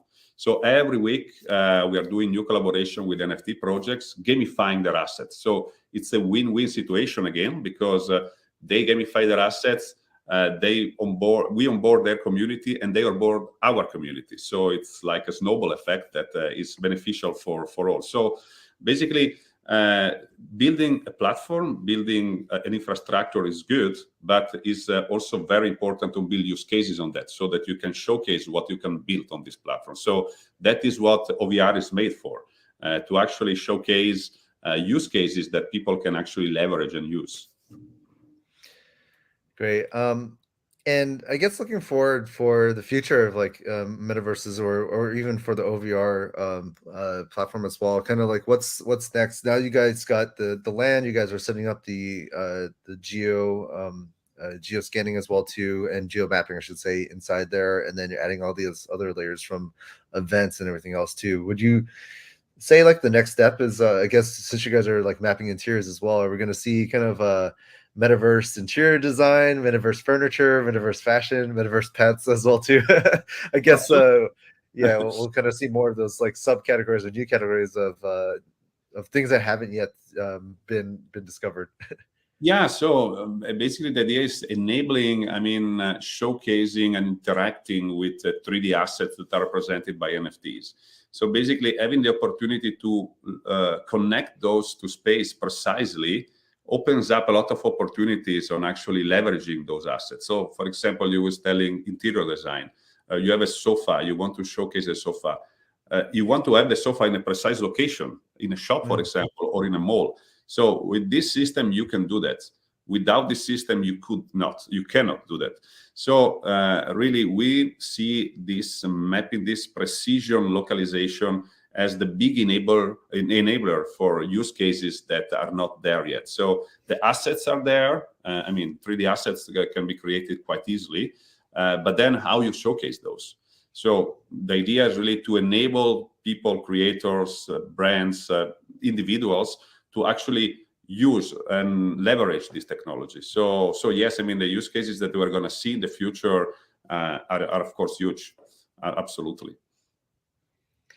And I guess for the different metaverses and different platforms that you guys are kind of moving into, you guys are, I think you just saw that you guys just kind of expanded into Polygon as well too. Was that like a full conversion from ETH over to Polygon? Yeah, so basically, as I was mentioning, our business model is based on the fact that everything needs to be economically accessible. So basically, the NFTs, the base price of this land is $10. So minting an NFT on Ethereum could be very expensive. Now it's quite cheaper, but it was like $100 mint an NFT in bad days. So basically, what we did is moving all the ownership layer of these NFTs on Polygon. And so basically, we minted 750,000 NFTs on Polygon 3 weeks ago. We was the first gas burner of Polygon. But the amazing thing is that right now that ownership layer is on Polygon, selling an NFT, moving an NFT, editing an NFT, connecting, for example, assets to an NFT is basically costless. Because any transaction on Ethereum on that layer is very expensive, on Polygon is super cheap. Yet our token is now on 3 blockchains. So we have a fungible token that is called OVR that is both on Ethereum, Polygon, and Binance Chain. And we think this is good because basically liquidity now is in Ethereum and Binance Chain. Polygon is growing, but it's not so strong yet. So it's very good to have the fungible token that is cross-platform. So it's cross-blockchain because it maximizes the liquidity of the token. But it's also very good to have the NFT in a layer where the transactions are very cheap. So this is the actual configuration. We are very happy about that. And we think we will keep it like that also in the foreseeable future. Yeah, that makes a lot of sense, and I wasn't thinking about that, but that's actually cool that you guys are having at least the main user experience go through Polygon, and then when it comes to the OVR asset itself, people can choose whichever protocol, whether they want to transact in. Also, most of the value, most of our tokens right now, of course, are on Ethereum, and second, of course, on Binance Chain and Polygon, they're slowly moving there, but of course, the core. It's still on Ethereum, and it's quite normal because of course the token was born on Ethereum, and also of course Ethereum is the layer with more liquidity where there is there is Uniswap with U3 with a lot of liquidity. There is PancakeSwap on the Binance Chain with a lot of liquidity also and a lot of trades. So I think that it depends on the kind of, let's say, participant to the ecosystem. If you are more like a builder, somebody that wants to build on the land and buy the land or participate, maybe it's easier to be on Polygon. But if you are maybe just want to buy the token and trade it and so on, probably it's better or easier to stay on Ethereum on Binance Chain. It really depends on what are your goal in interacting with the platform. And with that note, I guess we're kind of running on the tail end of our fireside chat here. But in terms of like closing thoughts and everything too, I guess what are you, I guess, the most excited for the future, whether it be metaverses, gaming, NFTs, or the industry as Web3 as a whole? Well, so I'm super excited about, of course, the gaming part of metaverses and NFT because it's the way I think we onboard people. We all know about the success of Play to Earn. Now it looks like a long time ago, but it was like 6 to 8 months when it exploded, and we saw the potential of that. So also this mapping thing that will be, we call it map to earn, because basically it will be an activity where you can actually earn something taking pictures. So all these things that they can give also value back to users, I think it will be the big unlocker bringing people in the Web3 world. So what I'm really super excited about is not just, the entertainment part, but also the fact that you can build something that could be also economically make some sense for the user. So enjoying, playing, and also earning. I think the combination of these three things will be what will be the success of Web3 platforms. Yeah, which is kind of the whole Web3 process is kind of having that shared economy, shared ecosystems and experiences through tokens, NFTs, and community as well too. So, well, yeah, it's great catching up with you again, Diego, with OVR, and hope to see you guys at another NFTCon and Decentral event as well too. We'll definitely have to do another catch up as you guys further progress, and be on the lookout for OVR as well too when it comes to the metaverse. Okay. It's a big pleasure. Thank you very much, and I hope to see you soon. All right, thank you. I'm a DJ bot going to Decentral, minty NFT, farming DeFi, being crypto poor but JPay rich. Thank you guys. And yeah, we'd like to switch on over to our next topic as well, which is going to be about NFT mints. So I'm going to go ahead and bring on Jonathan. He's the founder of TF Labs as well. So let me go ahead and bring Jonathan up here. Hey, Jonathan. Hey, how's it going? Good. All right, I'm going to go ahead and remove myself off the stage, and the stage is going to be all yours. Okay, awesome. What's up, Justin? Hey, how's it going? Good. Welcome to NFTCon. And for those that missed out, Decentral Miami, Jonathan was one of our speakers as well. Joined us during Art Basel as well, and a good friend from Seattle as well, fellow community builder. And he's part of TF Labs and TF conference as well too. So, but let you kind of explain more about NFT Mint and TF Labs. Awesome. Yeah, thanks, Justin. I always love the events that you put on. I'll never miss one of those. If you're in the chat, if you're watching the YouTube, make sure give some thumbs up for Justin right now, because he and his team always put on really great events. My name is Jonathan. I am founder and CEO of TF Labs. And so what TF Labs does is we put on conference and events and media, similar to what DecentralCon does. We do it in a little different way. And Justin speaks at my events quite a bit. We're putting one on in May that Justin will be at. And I'm excited to go to DecentralCon in Austin. Hope to see a lot of you there. I was there in Miami, as Justin said. We also do strategy, and it's a startup studio where we work on Web3 type of products. So we've been doing that since 2017. We like to focus on the intersection of commerce and Web3. And what I want to just chat about, we'll probably focus the conversation more on today, is our most recent spin out that's called NFTMint. Got the swag and everything. But what NFTMint does is we're NFT commerce infrastructure. So we work in the background so that a brand, an organization can create an NFT. We use that term with brands, which is minting, of course, sell an NFT and custody the NFT and have that all take place on their existing channels. And I'll get more into why that's important, but we handle all the crypto layer of that aspect just to make it a little bit easier for the consumer and the brand. And I guess also too, you want to share your background too as well, right? Like you came from like the working with some of the big commerce companies as well. Yeah, definitely. Thanks for that tee up. I've been working in retail since about 2008, 2009. Got involved in e-commerce shortly thereafter, and been working with retail brands for the majority of my career. I've been on the brand side and then working with brands from a consulting side as well as on a software technology side. In 2014, 2015, we started building e-com integrations for social commerce. So think of it as buy now buttons. We were doing that really early. Spent a little bit of time also working on beacon technology inside of stores. So, IoT and commerce. And then in 2017 was one of the early folks. We were working on loyalty rewards as needing to be replaced with cryptocurrency. So basically having cryptocurrency as opposed to loyalty points. And it's funny because it was a totally different time back in 2017, 2018. A lot of people remember it as the ICO run, but no one that we would talk to understood what even crypto was, or NFTs for that matter didn't get that. So I remember we would talk to brands and we would say, hey, have you thought about how you can, use cryptocurrency to, make a payment or to, reward your users? And they're like, no, we have not thought about that at all.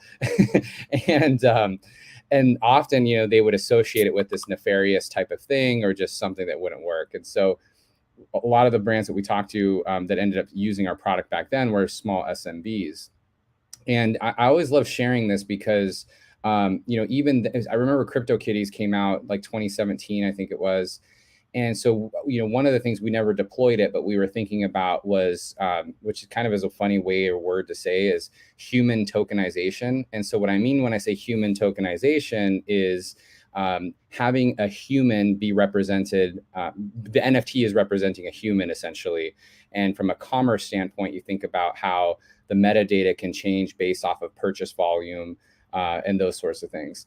So anyways, fast forward to what we're doing now with NFTMint, it's been pretty interesting because when we would talk to brands back then, they wouldn't talk to us. And now with NFTMint, we have brands who actively come out to us and are trying to figure this out. Most of them don't necessarily know what they're doing, but they're like, hey, we saw this other brand doing NFTs. So we'd like to do something too. And that's really kind of the origins of how we started putting, our past history together to create what NFTMint is. I just saw Deluxe Glow. Brands want that dough. Actually, let me touch on that. So Deluxe Glow, I love that. So look, I think you're right in that brands do want the dough, but I believe that the proper brands are going to think of NFTs as inventory. So let me touch on what I mean by that. So right now, the most prominent use case in NFTs is this rare, scarce avatar type of product, right? And I use the word product all the time because like anything that you sell, I think of as a product. So you have your Bored Apes and you have your, Cool Cats and all these different great projects that are awesome. And I love all those projects. But from a brand perspective, that's just like one use case a bit for them overall. If a brand was to get into NFTs only to work on PFP avatars, that's not going to probably be the best use of their time in our point of view. So when we're talking with brands, and we're finding that the brands that think of NFTs as inventory, and our belief system is they're the ones who are going to be the most successful, because brands know how to move inventory. If they find a t-shirt they like, they know how to find that t-shirt and design it and make it work and sell multiple of them. And so I believe, and we believe at NFTMint, that brands are going to continuously think of that. So if a brand can think of it in that regard, that means that they can have it be super rare and have it be, $1 million, $100,000, several $1,000s, et cetera, and exclusive. Or they can go the other end of the spectrum and just give it away for free. And so it really just depends on what the brand's need or use case is. And so some people might say, it's like, well, that NFT is not going to have any value. And I agree with them. There's going to be plenty of NFTs that don't have value, but just because it doesn't have value to you, it doesn't mean it doesn't have value to the individual. So. Yeah, and I think that's a good point. Because some people can come in for like the quick cash grab, but I've personally bought into some NFTs from big brands that I've known, whether it be fashion brands and others, and they the Web3 community got whiffed of what they were doing. Like I essentially bought an NFT that's supposed to be like rare 2000 collection, and then all that did was unlocked me to then buy more clothing, more stuff that I have to spend more money on, which is fine. I'm not gonna hate on that. It's getting more exclusive stuff, but it wasn't like typically like what Adidas and some of these other brands are doing as well.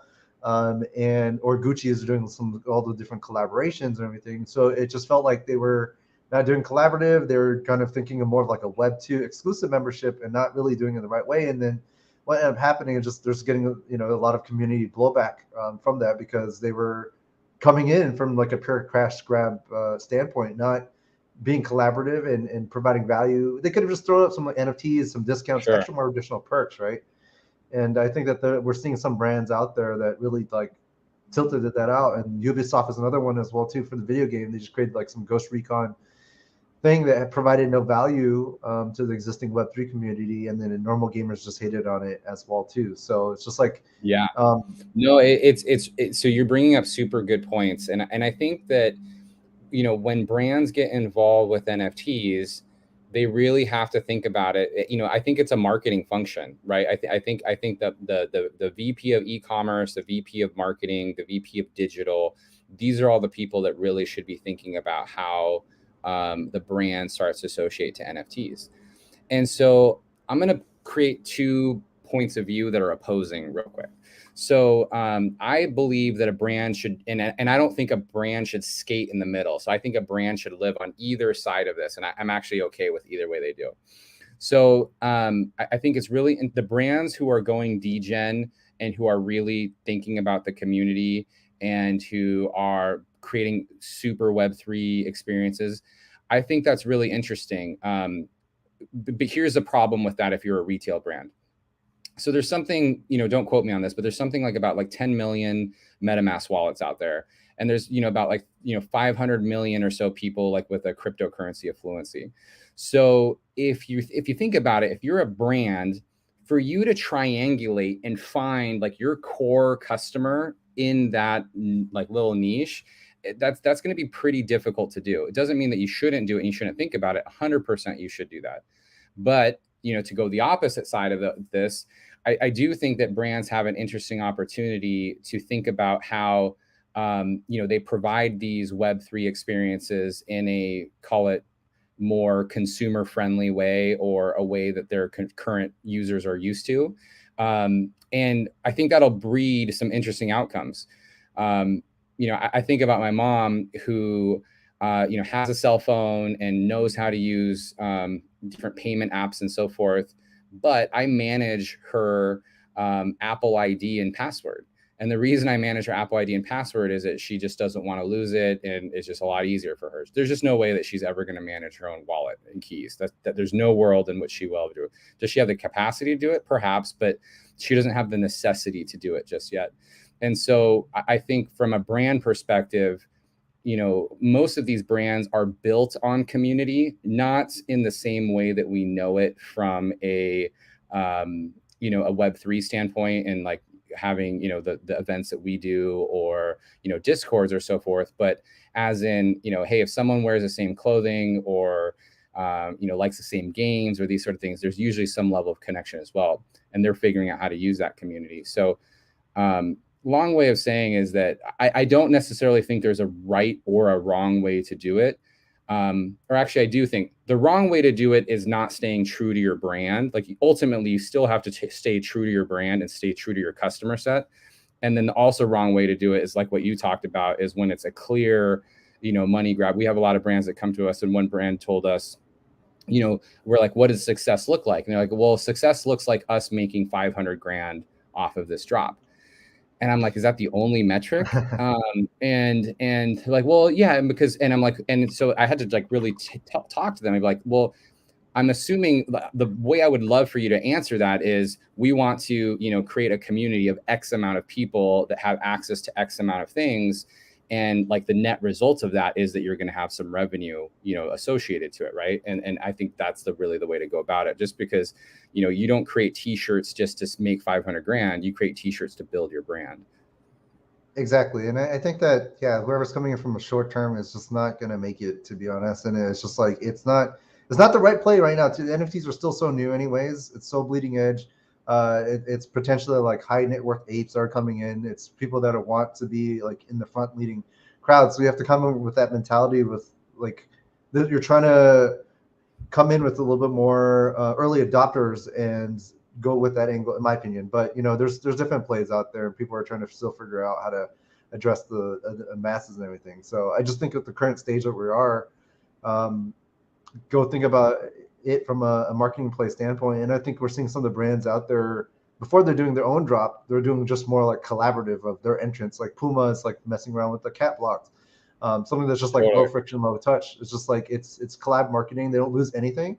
The upside there is just great digital designs and assets. Obviously, it has to be on brand, but allows them to just like sprinkle their name across. And as long as it's not a rug, and they can play it out and see how it goes. It's like Snoop Dogg now is just taking over all things metaverse, even Call of Duty now, even outside the metaverse as well, and building up that brand association. Obviously, you don't want to dilute it in a way too, to make it more meaningful, but what value can you provide to the community, I think is also key. I think you're so right. I think you're so right on all those statements. If I'm a retail brand, it doesn't mean that I'm going out and buying a Bored Ape, because perhaps that's a really big investment for a brand to do at this current state. But what are NFT projects that are adjacent to the brand experience that you currently have, and becoming a part of those, just strictly buying one end of those NFTs. And again, that doesn't mean that as a brand you have to go full degen by any means, but you're going to learn so many things from how that community operates.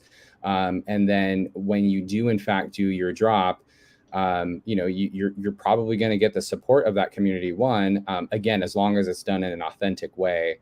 And it was clear that you do care about this. One of the fun things I'm finding is, we're talking to brands and organizations, and typically there's one person who's spearheading the conversation, and every once in a while there's a full degen inside of the org. And so I just find that super fascinating. But more often than not, there's at least one person that's fully invested.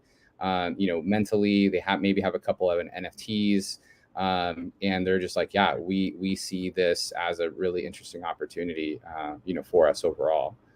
And the gamut's really wide, by the way. A lot of times we might think of NFTs as being strictly hyper cool type of brands, right? Like your skatewear brands or your streetwear brands or your athletic brands.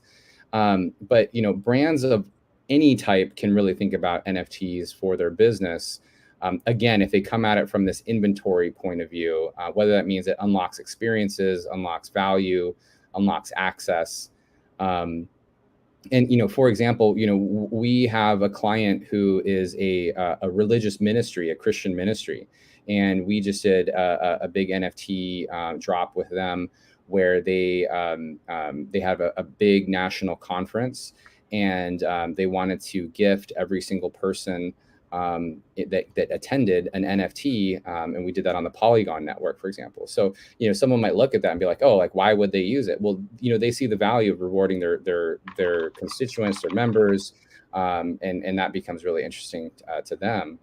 Where we've had even movies, games, and again, yes, we do get a lot of people that come to us and be like, hey, how can I make $1 million? Or they'll be like, oh, we'll sell 10,000 of these at $250, so our value is $2.5 million. And it's like, that's not really how math works. I mean, I know that's technically the math, but that's not how value works.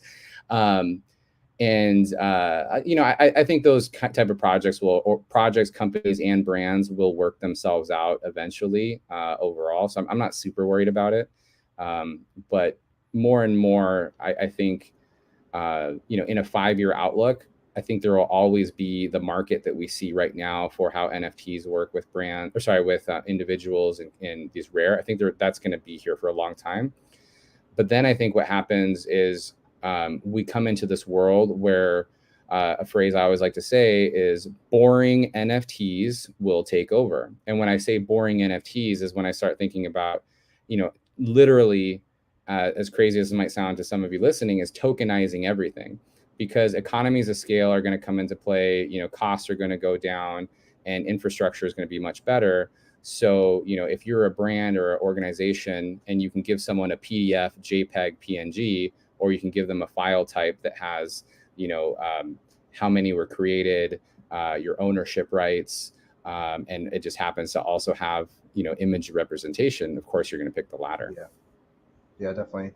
Well, yeah, I think again, the key here, we'll definitely have to hit in the tail end here of today's fireside. But definitely, obviously, a ton of knowledge that you shared, and instilled over to the decentral community as well too. And yeah, if people want to reach out, they can take a look at where like NFMint, nifmint.com or .io.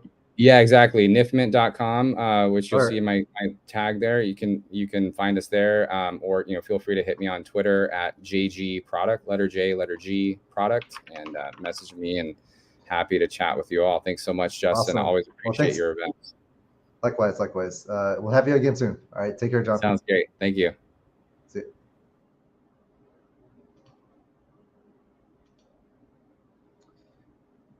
You're muted, Michael. I would be muted. Sorry about that. So yeah, now we're going to go into a little bit more of, I would say, the nitty gritty, the cybersecurity, more on the tech play of it. So I'm going to introduce up Steve from Halborn. Hey, Steve. Hey, what's going on, Mike? How you doing? Good. Yeah, so I'm going to go ahead and remove myself from the stage, but the stage is going to be all yours for the audience. Sounds good, man. All right. Cool. So yeah, I'm Stephen Walbro from Halborn. We do advanced cybersecurity for most of the NFT projects that you may have traded or invested in or holding. So everything that you guys have, if you're a developer or if you're just an investor, you're holding, or a speculator, we make sure that they stay secure. So NFTs, they all come in different sizes, different forms. Sometimes they're on Solana or Ethereum, different platforms. We do all of that, and the functionality behind the NFTs and the way they work is extremely important to make sure that they're done the correct way. So we're the auditors behind the scenes to make sure that everything, when you're minting it, if you're deploying it, if you're using IPFS, or if you're doing it to that, it does not get hacked, and it doesn't add any extra devaluation to when you're putting in there. And the thing is with this NFT is very, like, the technology is brand new. We're discovering like different 0 days all the time that you'll have never seen before. We do a lot of the research behind the way the NFTs are made to find the latest exploits that can either steal them from bundles or from singles, ones that are off-chain, I say, like Web 2 type of hacks. So private keys getting stolen, the OpenSea issue that everybody knew about just a couple months ago. So what I put together is some of the advanced details around the latest cybersecurity hacks on NFTs. So these are ones that are issues that kind of don't show up too much on like a CoinDesk or some of these like marketplace, because we find them before they get launched on like big platforms. So Halborn, we've done the Bored Ape Yacht Club and the Mutant Ape Yacht Clubs. We've the upper echelon of some of these NFT platforms that are like leading the charge, and we have to be very, very strict with our security to make sure that it's absolutely secure and buttoned up, and the developers do a great job putting that together. There's millions of dollars at stake on this, and if there's issues in the code, people can lose money, and it's really not fun for everybody, and the reputation of the developers is going to be impacted. So what I have here, there's 6 vulnerabilities that they can be considered NFT hacks, and I'll give examples of where you may have seen them before. So we'll step through them each one by one, and I'll talk a little bit at the code level of what's going on. So the first one is easily bypass mint requirement conditions. So let's go to the next slide, and we'll see what that looks like and how that's happened before. So you may have seen the Adidas NFTs. The Adidas NFT was really, really popular. It came out, and it's, one of the ones, the Adidas Originals came. It sold out almost immediately, but the demand for it was high. However, there was actually some malicious minting that was going on that just caused it to sell out so quickly. And people were wondering, like, how the heck did this guy, generate 167 calls to mint and buy all of these NFTs so quickly? Was it like a bot, or was it a script? So this was actually really advanced. He or she actually had a smart contract that was created before the mint occurred that would generate these subcontracts with different unique addresses, pretending to be many people. So as you know, when you generate a private key, like in MetaMask or something, you use the mnemonic key, you have your wallet, and you submit transactions. So this was a smart contract that would each individually mint 2 more NFTs from a subcontract. It was all programmed much like an algorithm or a bot, and each subcontract was able to have its own creator mint the Adidas NFT to buy. So of course you may be thinking, well, this is like really expensive. The gas fees must be like really expensive to be able to perform an attack like this. So it's really only profitable if what you're buying can be sold back to the marketplace and make a profit from it. And they actually did make quite a profit from it. They paid $252,000 for just gas fees, but the value of the Adidas NFT actually went up to over $600,000 in profit for them when selling it back on there. So that's pretty crazy. I would say it was worth it for it. But there are some remediations to prevent this if you're a developer. So if we go to the next slide, we'll see some of the remediations for it. So this can be considered easily bypassable mint condition, and it is an expensive option, but there's ways to be able to do it. You can first check if the caller address, the person saying, hey, I want to mint this NFT, are they a smart contract or are they a human? So you can check if the caller address belongs to a smart contract or a human. That's the way that Ethereum works. At least you can look at the transaction origin for this too, and you can also have a way to interact with the NFT directly through more of a centralized manner. It's not holding an NFT. It's not like holding any type of custody of what you're making. It's simply just a backend that will generate a unique signature. And the signature will go ahead and say, hey, can you please go ahead and create this NFT on my behalf? Because I want to make sure that nobody's front running me and nobody's going to be able to mint 165 of them. So you can use a centralized system just for the minting process, and that'll help out. Just make sure that you protect the backend private key for all of that. Okay. All right, let's go to the next one. So the next one we have here is a replay attack. And replay attacks can happen if you're doing a giveaway or you're doing a bundle attack. So these bundles, when you get an NFT, sometimes you say, I don't want to buy one of them. I want to buy like 10 of them at once. I want to have all of them. Can you just please I want to get it as fast as possible, like break down the door and achieve it. And if you're familiar with Ethereum development, you know that they have what's called a nonce. So the nonces usually start at 0 and they iterate 1, 2, 3 of higher, and you can't do anything, with a nonce that's higher than the previous value for it. This is where you can actually do a replay attack and mint, bundles before you're supposed to by submitting a single transaction with that signature. And you do this by creating the nonce and using it there. So if you go to the next slide, how do you prevent something like this on the code example I have? You can see you can fix that vulnerability by just modifying a single line of code called verify signature. When you add that parameter with that signature, just say this is a bundle. It's that easy. Just one extra parameter, just saying that this is a single and this is a bundle. Where we've seen this attack happen before is they don't specify whether you're buying a single or a bundle. So you can trick the contract into thinking you're minting a single when you're actually just sending it into a bundle. So it's a simple Boolean, true or false. And when you add that check on there, then you can be protected from a replay attack. Okay, next slide. So we have a gas cost function greater than MetaMask default. This one is kind of simple when you think about it, but it's always overlooked by developers. If you go on MetaMask, you click on the little fox up there in the extension and you open up, there's actually gas limits that Ethereum sets, and gas is of course how much you pay in order to make a Ethereum transaction, such as creating an NFT or buying an NFT or transferring one. So there's a block gas limit and there's a MetaMask limit as well on this. And if you mint something and you're saying, hey, go ahead and mint, and I want to buy like 500 of them because I just want to own all of them, you can actually go beyond that limit, and this can cause issues. So if we go on the next slide, you see here that this all the transactions, some of them failed because you went beyond that limit. And the cause is if you go beyond the limit of 1,230,000, that's actually the gas limit set by default. People, they don't think about it when they're in a rush or they want to buy something, or maybe they're not aware that there's some advanced properties within MetaMask.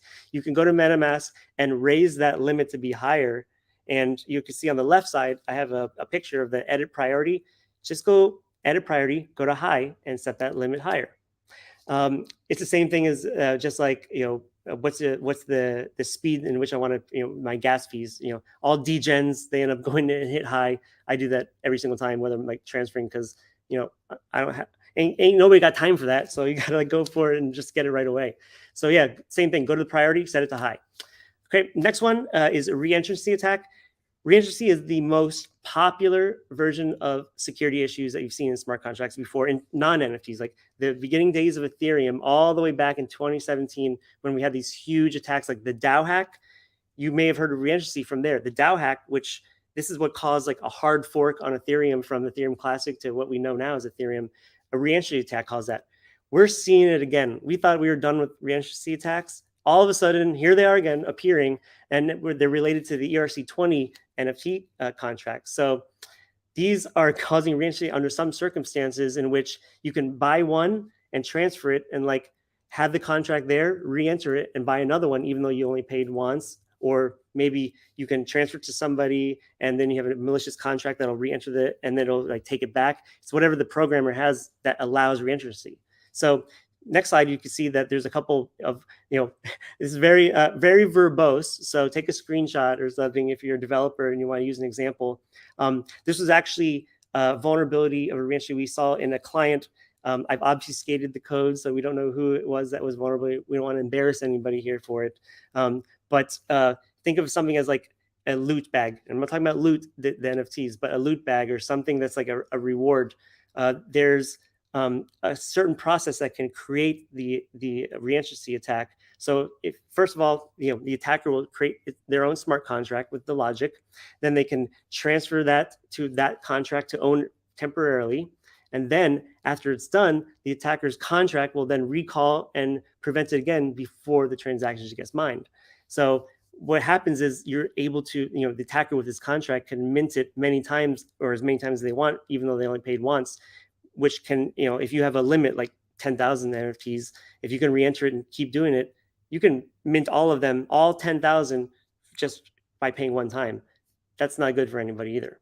Okay, so let's go to the next one here. This is probably the most devious and the hardest to find vulnerability of all of them. Weak PRNG. And PRNG stands for pseudo random number generator. Randomization is extremely hard. We as humans are very predictable creatures, and this isn't something that's that's new. Randomization has been an issue ever since encryption was developed. Don't trust yourself to be random. Even like Bitcoin, something like the mnemonic phrases, you have 12 words that are randomly put together to create your key. That's even done by very, very strong randomization. If you were to cherry pick and your words, you wouldn't be able to provide enough security because we're predictable. Humans are predictable people.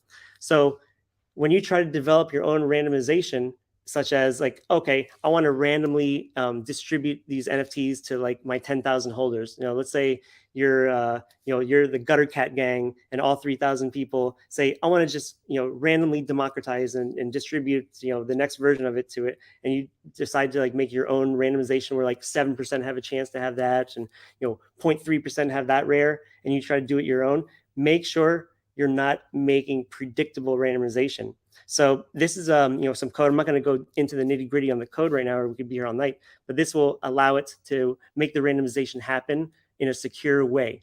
Sometimes if you can figure out and reverse engineer it, you can control that randomization by backing out and trying it again. So there's a couple of ways to like prevent this. If you go to the next slide, we can see that there's a couple ways that you can hack it and a couple ways that you can say, hey, I need to prevent this prediction. So you can do it by one, using libraries that can have randomization that's been proven to be strong, or you can make ways to call out the random number and have it be something that relies on a library that you can trust. And then the last slide here coming up is logical errors. So logical errors are examples of contracts that we use for different logic like Chainlink. So Chainlink is Oracle. We all use it for lots of like ERC20s. We can use it for here. And if you don't think about how you're using it and implement it, you can introduce errors onto things about like, what's the rarity of these collectibles, and are they going to revert? Is there collateral around it? So all of this stuff is logic errors can be kind of widespread. make sure you understand what your code is doing. Make sure that they understand that the code that you expect the functionality, that you can't control that logic or subvert it in any way. So that's going to be about logical errors. I think we have one more slide about how to wrap all this up here. So the next one, and that's all about, so that's all the main vulnerabilities here. I'm always available to take questions about it. We see like different types of hacks on these things all the time. These are ones that are about the code itself. Always remember that there's like off-chain security issues that can happen with this randomization. You can have OpenSea that I think the attack for that one was actually the sell. If you had you didn't cancel like a sell amount, and you remint it and say, hey, I want to sell it for higher value, and forgot to cancel the old order. There was an issue where they can go and like buy it for that old stuff. So there's all these types of like centralized issues. Of course, if you lose your key, you can lose all your NFTs too. So always keep that in mind here. All right. So that's it. I want to just go and talk about some like more technical details around some of these things. If you're a developer, really hope you appreciated this type of stuff, and take some screenshots, take some notes, and if you're coding some NFTs, make sure you don't do any of those things there. So thanks for watching. Thank you, Steve. Yeah, a lot of people in the chat was like, "Oh, holy shit! What did he just do? Like, my mind is blown from all this code." Well, thank you, Steve. We'll have you on more of our conferences, like especially for this. Like, everyone needs to know some of the vulnerabilities with especially in the coding world, because it can lead to some really, really big exploits. Yeah. A lot of the ones that you see here are like, don't worry about it. Halborn's got it. Like, we're checking for these things before they even make it to mainnet, so they're taken care of. And then for you guys, like, yeah. You're welcome. Like, you're not going to get rugged and your NFTs are get stolen, because we got all that taken care of. Thanks for keeping the space safe. Yeah, no problem, man. Thanks, Michael. All right. Thanks, Steve. Have a good one. All right. So yeah, now you kind of see the different sides, the good and the bad of NFTs. Like there are going to be ways for people to place stuff into the code. So don't trust, verify.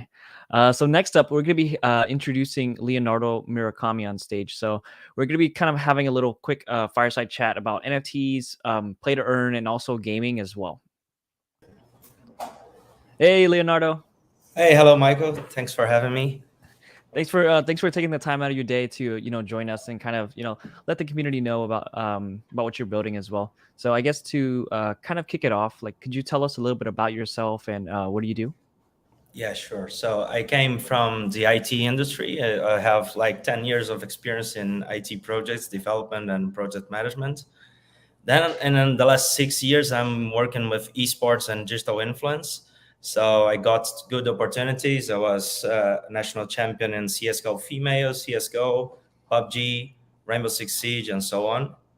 And then in the last company, Final Levels, it was a content company. We started building a solution for NFTs collectibles, with integrations with all the streaming platforms, so Twitch and so on.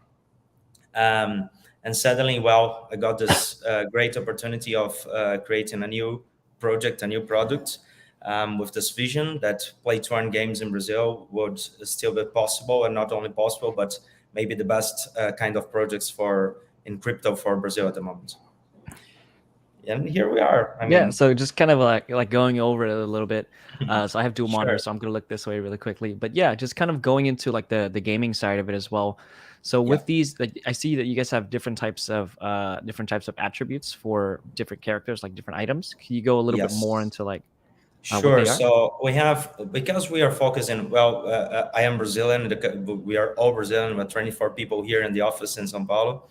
And because we are mostly attacking the Brazilian market and Latin America, for say, because all the markets are very similar in Latin America, and Brazil is the biggest. We have a huge concern about having always our entry barrier really low for the people who doesn't have like $500 to join the game, the community. So what we did was we designed a scheme of NFTs where the Androids, for instance, are always cheap and available, so they can always buy the Androids. But when you look at the spaceships that allows you to go from one planet to the other and to look for the best resources and so on, and even carry more troops, more Androids, improving a lot your earnings. This is a space exploration game. The first phase is a space exploration game where you're looking for resources in different planets, different galaxies. This is the balance. The spaceships are scarce and more expensive. We have the average launch price around $350 for $400, but having packs from 100, 150 to $1,000. So this is some like the strategy. We really need to keep the entry barrier low so that people can start experiencing the game and then the environment, the community, buying the Androids really cheap, and then they get enrolled with the play to earn. They can start looking for the spaceships, even buying one or trying to craft one using the resources that they gather in the planets.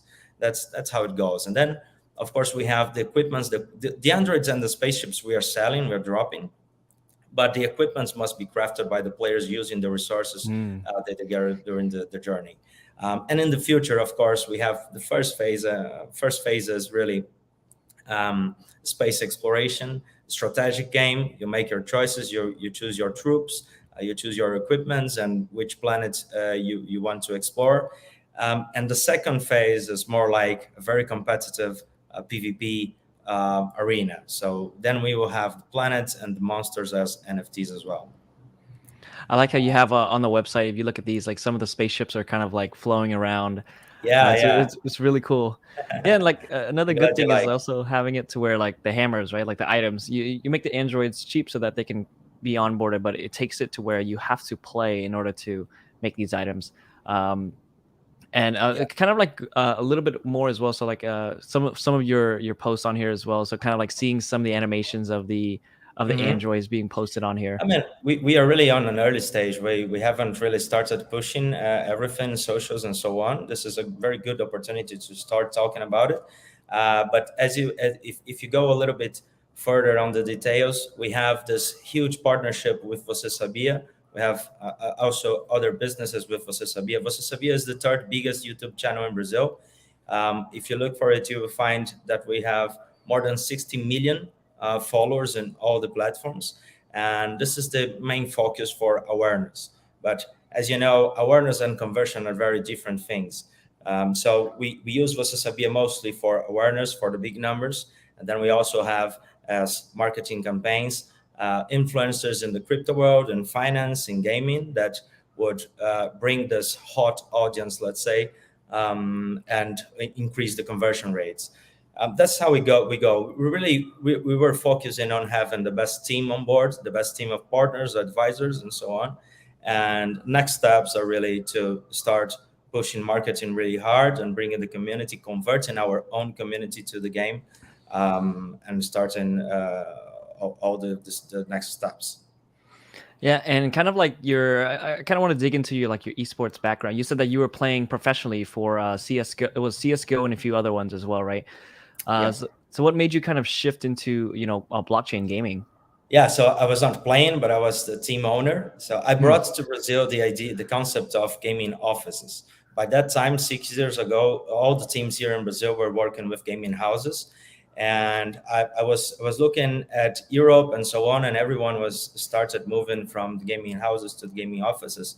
So I had a lot of clients, all the teams in Brazil. I started really thinking about being a service provider, to be an insider, and then having my own teams, and the opportunities appeared. So I got a few teams, and I was able to be national champion with my teams in CSGO, female CSGO, PUBG, and Rainbow Six Siege, all the main leagues. Also, my partners are also involved with Valorant, League of Legends, and so on. So we have participated in all the major leagues here in Brazil. And then I was a semi-owner of one of the Fortnite teams in Vietnam. So nice. like I understand how that goes, that whole industry. And yeah, like literally for us too, it's like we have them, train, scrim, kind of do all these things to kind of improve. And they actually went on to champions, the first Fortnite championship. The only thing that set us back though, because they're in Vietnam, was unable to get a visa over to the US. Oh, okay. Man. I see. We have faced these issues too. We went to Canada, and then that was crazy. But I mean, you know what I mean, right? We live, gaming is in our DNA. So being part of the greatest movement, the greatest upgrade from the gaming industry, we must to do it. that this was the feeling, and we thought no, we understand that we have all the ingredients to provide to the community, to the Brazilian community, to Latin American community, emerging countries, the best products, because we are seeing at the moment a lot of projects raising that are not really, let's say, sustainable in an economic way. We know the problems that the segment is facing at the moment, a lot of scams and so on. And we really wanted to bring to Latin America the first really reliable project. And the game is the best platform. It's the easiest to learn. And this strategic game really more like an idle game, almost an idle game. So people can start playing really easily. Even people who never played before, they can start playing and can start earning the tokens and so on, the resources. So this is the first step, right? For this community that doesn't even have a wallet and so on, like Axie did with the Philippines, it's very important for us to have this first step, a first really good project, a reliable project that people can play, spend time and maybe money, invest a little bit more, and have the true benefits of the technology, of the platform, of the moment that we are living with crypto and NFTs, right? Yeah, and kind of like seeing how the ease of usability too. Like whenever we're saying like, hey, look, we're like, for us as team owners, like we're like, hey, look, we need to, you know, scour for talent. For them, it's, you know, it's, if it's in a local area, it's like you have thousands of applications, everyone wanting to, you know, be a part of it.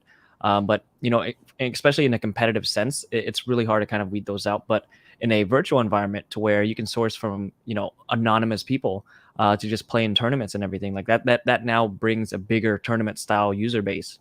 So like, you know, also bringing them an opportunity too, because some of them don't understand that, hey, look, you can play and you can actually earn money. So that's kind of like the part of it. Yeah, so that's a huge difference. And everyone who is looking for, you know, here in Brazil, we have the situation. We have 25% of the people earns less than $2 a day. They're considered by the World Bank as poor people, right? 25%. This is a lot of people. We have 216 million people in Brazil. And when you look at it, you see that people in Brazil, we have all kinds of people. Of course, there are people that have a lot of money. But what we wanted to do with the project is to allow people who doesn't have, you know, 1,000, 2,000 to invest, to play. They can invest a lot less and enroll with the game. Even we are enabled by IQ Protocol. You see our partners. We have IQ Protocol, we have Transfero, we have 1% as developers and so on. IQ Protocol, NFT rentals, we are supposed to be one of the first games that will be launching already with the NFT rentals powered by IQ. So this for the Brazilian community allows a lot of scenarios. So people that doesn't have money can participate in the game in a way that they would not be able to do it without investments, without high investments. So this is really cool. We also have 1% of our tokens are designated to this social fund that we will give to social projects. We already have one approved really big project in the favelas. We agreed just yesterday with one of the biggest retail sellers here in Brazil that they will give cell phones and notebooks, and we will give the tokens and NFTs for these families, these kids to play in the favelas, and they will start earning, they will start changing their lives, even increasing their earnings like 2 or 3 times per month. So this is really good for us, and this is really what we are doing. We know that we have at the moment in the segment, we have a lot of games, a lot of projects really that are not concerned about true impact in the lives of the people. And here in Brazil, we have this. We have the power. We have everything that we need to bring this to, it's supposed to be the first project to really bring this to the people. So this is really important for us. And this is what we are aiming for. Yeah, because if you look at like, especially for a lot of countries around the world, like their own currency, sometimes it's not as good to utilize. It's easier to kind of have a safeguard by going and not working, but like playing a game and being able to make money off of that. Like it helps the whole economy in total. Another thing as well is like, are you guys only focusing on Brazil, or are you guys going to be expanding to other regions as well? marketing is like 85% Brazil. That's how it goes. But all our materials, our social networks, and so on will always be in English and the native language Portuguese. You know, here in Brazil, that's also something that maybe the people doesn't know, but the people in Brazil doesn't really speak English. And at school, we don't have good English to learn. My English, I learned everything from the games. So I didn't have good English classes in the school. And this is how it is. If we don't speak the native language, people cannot understand what the project is. If you don't open a camera and tell them that this is what we are doing in Portuguese, it's really hard to have everyone, all the classes, you know, all the social classes involved in the project. And this is where we are aiming for. This is why we have this huge partnership with the YouTube channel, the third biggest YouTube channel, to spread the information to everyone. At the moment here in Brazil, we are in this phase where all the projects that are working seriously with Brazil must focus in education. We need to educate the people about the technology, about crypto, about blockchain, about NFTs.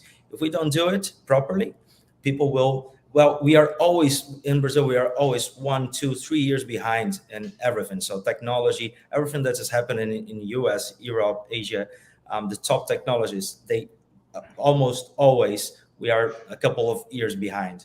And this is the first time that I see that the technology is allowing people to benefit from the technology, even in a really close timeline from what is going on the rest of the world.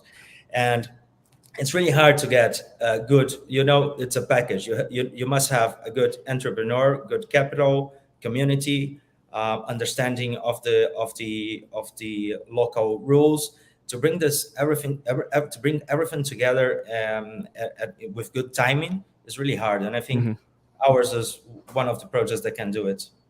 Yeah, I remember like with Vitalik. Vitalik was playing World of Warcraft, and he had his warlock. One of his items was nerfed. He was like, "Screw this centralized system," so he created Ethereum. And then me, I used to be basically for CS:GO, I was a market maker.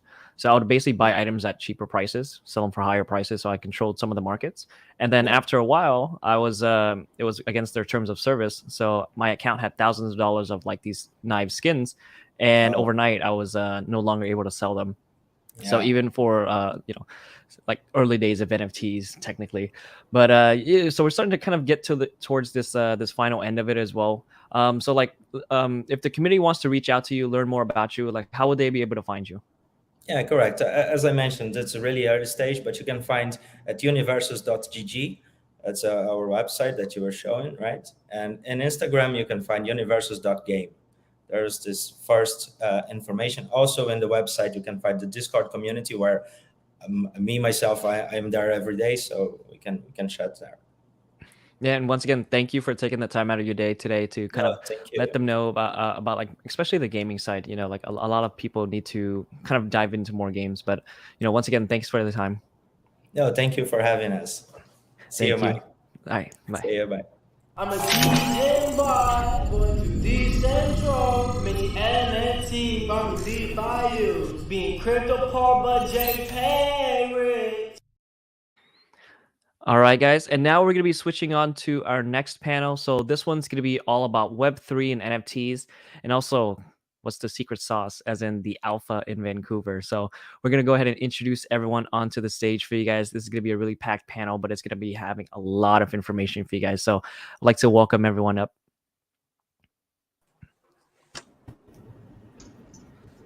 Awesome. Hey, everyone.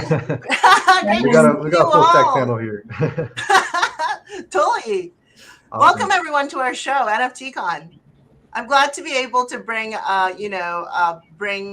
Vancouver family onto the show today. I mean, because I just want to everybody know why Vancouver is actually such a hotbed for like NFTs and like Web3 talent, and nobody knows about it. So that's why we have to tell people more about it. Yeah, so definitely. I also say, Justin. Pacific Northwest as well, down in Seattle as well. So there's been a lot of cool stuff happening up here, but I'd say it's actually more exciting up in Vancouver than it is in Seattle. In this panel, you kind of will hear about all the different projects that's building out there, and Even some of the biggest projects that you might know in NFTs, gaming, metaverses, low-key is actually being built, or a lot of the team is actually built up north as well too. So for us here at Decentral, we always like to highlight different communities, especially different ecosystems, as well as regions as well. That's kind of like our roots as well. Like I hosted Seattle DevCon, largest Seattle blockchain conference, and did other events in like Singapore, other locations as well. Hopefully we do some more stuff in Vancouver as well too, and Canada events. But we always like to highlight different builders outside of just like the traditional hubs that you always see. Everybody's making a lot of noise about Miami, which is true, but there's still a lot of builders, a lot in other spaces as well. And also too, they're heads down building as well. And we want to kind of like highlight that, show the creatives and projects that's building out there too. So we're happy to have this panel up. To kick things off, I guess, with the intro, I guess we can kind of move our way from right to left. We can start with you, Reed. Awesome. Thanks for the intro here. Yeah. Hey, everybody. Reed. I'm one of the co-founders and CEO of Coco NFT. So based, here in Vancouver. We got a beautiful day here, which is nice. For those who don't know, Vancouver is typically this time of year dark, gray, and rainy. So when it's sunny, it is a phenomenal day for everybody here. So you'll have a very happy panel today. And Coco NFT, we're all about helping creators get started with NFTs. Today, we start by helping anybody turn Instagram posts to NFTs. So about most of our teams here in Vancouver. So excited to have the chat today with everybody. Awesome. And Casey. Hey, everybody. I'm Casey, based here in Vancouver. I have my own project called The Deviants because I wanted to launch it here in Vancouver, and it's a very exciting city to be part of. It's my hometown. And I also launched a community meetup called Webcouver with a 3 instead of an E there, because there was so much going on here. And I wanted to make sure that everybody, after COVID and being apart from so long, was able to get together again and meet each other. And I met all these people at that event that are on this panel now. So it's great, at least in real life. Usually they're a cartoon on Twitter, but now they're real humans. So it's great to see them and be part of the community here. Great. And then Larry? Hi, everyone. My name is Larry Lau. I'm one of the co-founders of Odd Future. We're a creative studio that works with brands and effectively Web2 companies and Web2 businesses enter kind of like the Web3 space. So we recently launched our own NFT project called Lucky's with a very well-known celebrity artist. Lucky's is this project that celebrates a lot of Asian culture. It features the 12 zodiacs, Chinese zodiacs. It was kind of our first Genesis project, but within Odd Future, based here in Vancouver, we've been hosting NFT meetups. We have one later on today that Casey will be at, and we have a few more spots. It was sold out, but we have a few more spots for those that are interested. You can hit me up on Twitter. But we have that at 6 p.m. if you're in Vancouver space. And really our mission and goal is to help make Web3 adoption go mainstream, both for brands, businesses, and consumers. Awesome. And last but not least, Carmela. Hi, my name's Carmela Sumantri. I'm an NFT artist here in Vancouver. I began in the NFT space early last year. And through that, I began exploring other areas of the space, from DAOs to community building and strategy. So now I'm doing a little bit of everything. Still working on my own artwork and collaborations with music artists primarily, as well as doing some community building initiatives here in Vancouver and strategy for some international Web3 projects. Awesome. Yeah, I think we had Deluxe Glow. I don't know if he's a fellow Canadian or he's actually in Vancouver too. He's asking, where's Webcouver? He wants to know about tonight's event, I think. Oh, yeah. We'll share that a bit later. But I don't know, been with Casey helping out with the Webcouver event. And it was so great to learn so much more about what's happening in Vancouver. I mean, it hasn't been easy to find out, but, it seems like everybody is coming together and sharing this information now.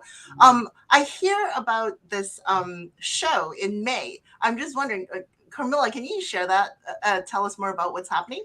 Yeah, for sure. So I threw one of the first meetups in Vancouver for the NFT community back in November, and it was small, but it was a success, and a lot more people showed up than I honestly expected to.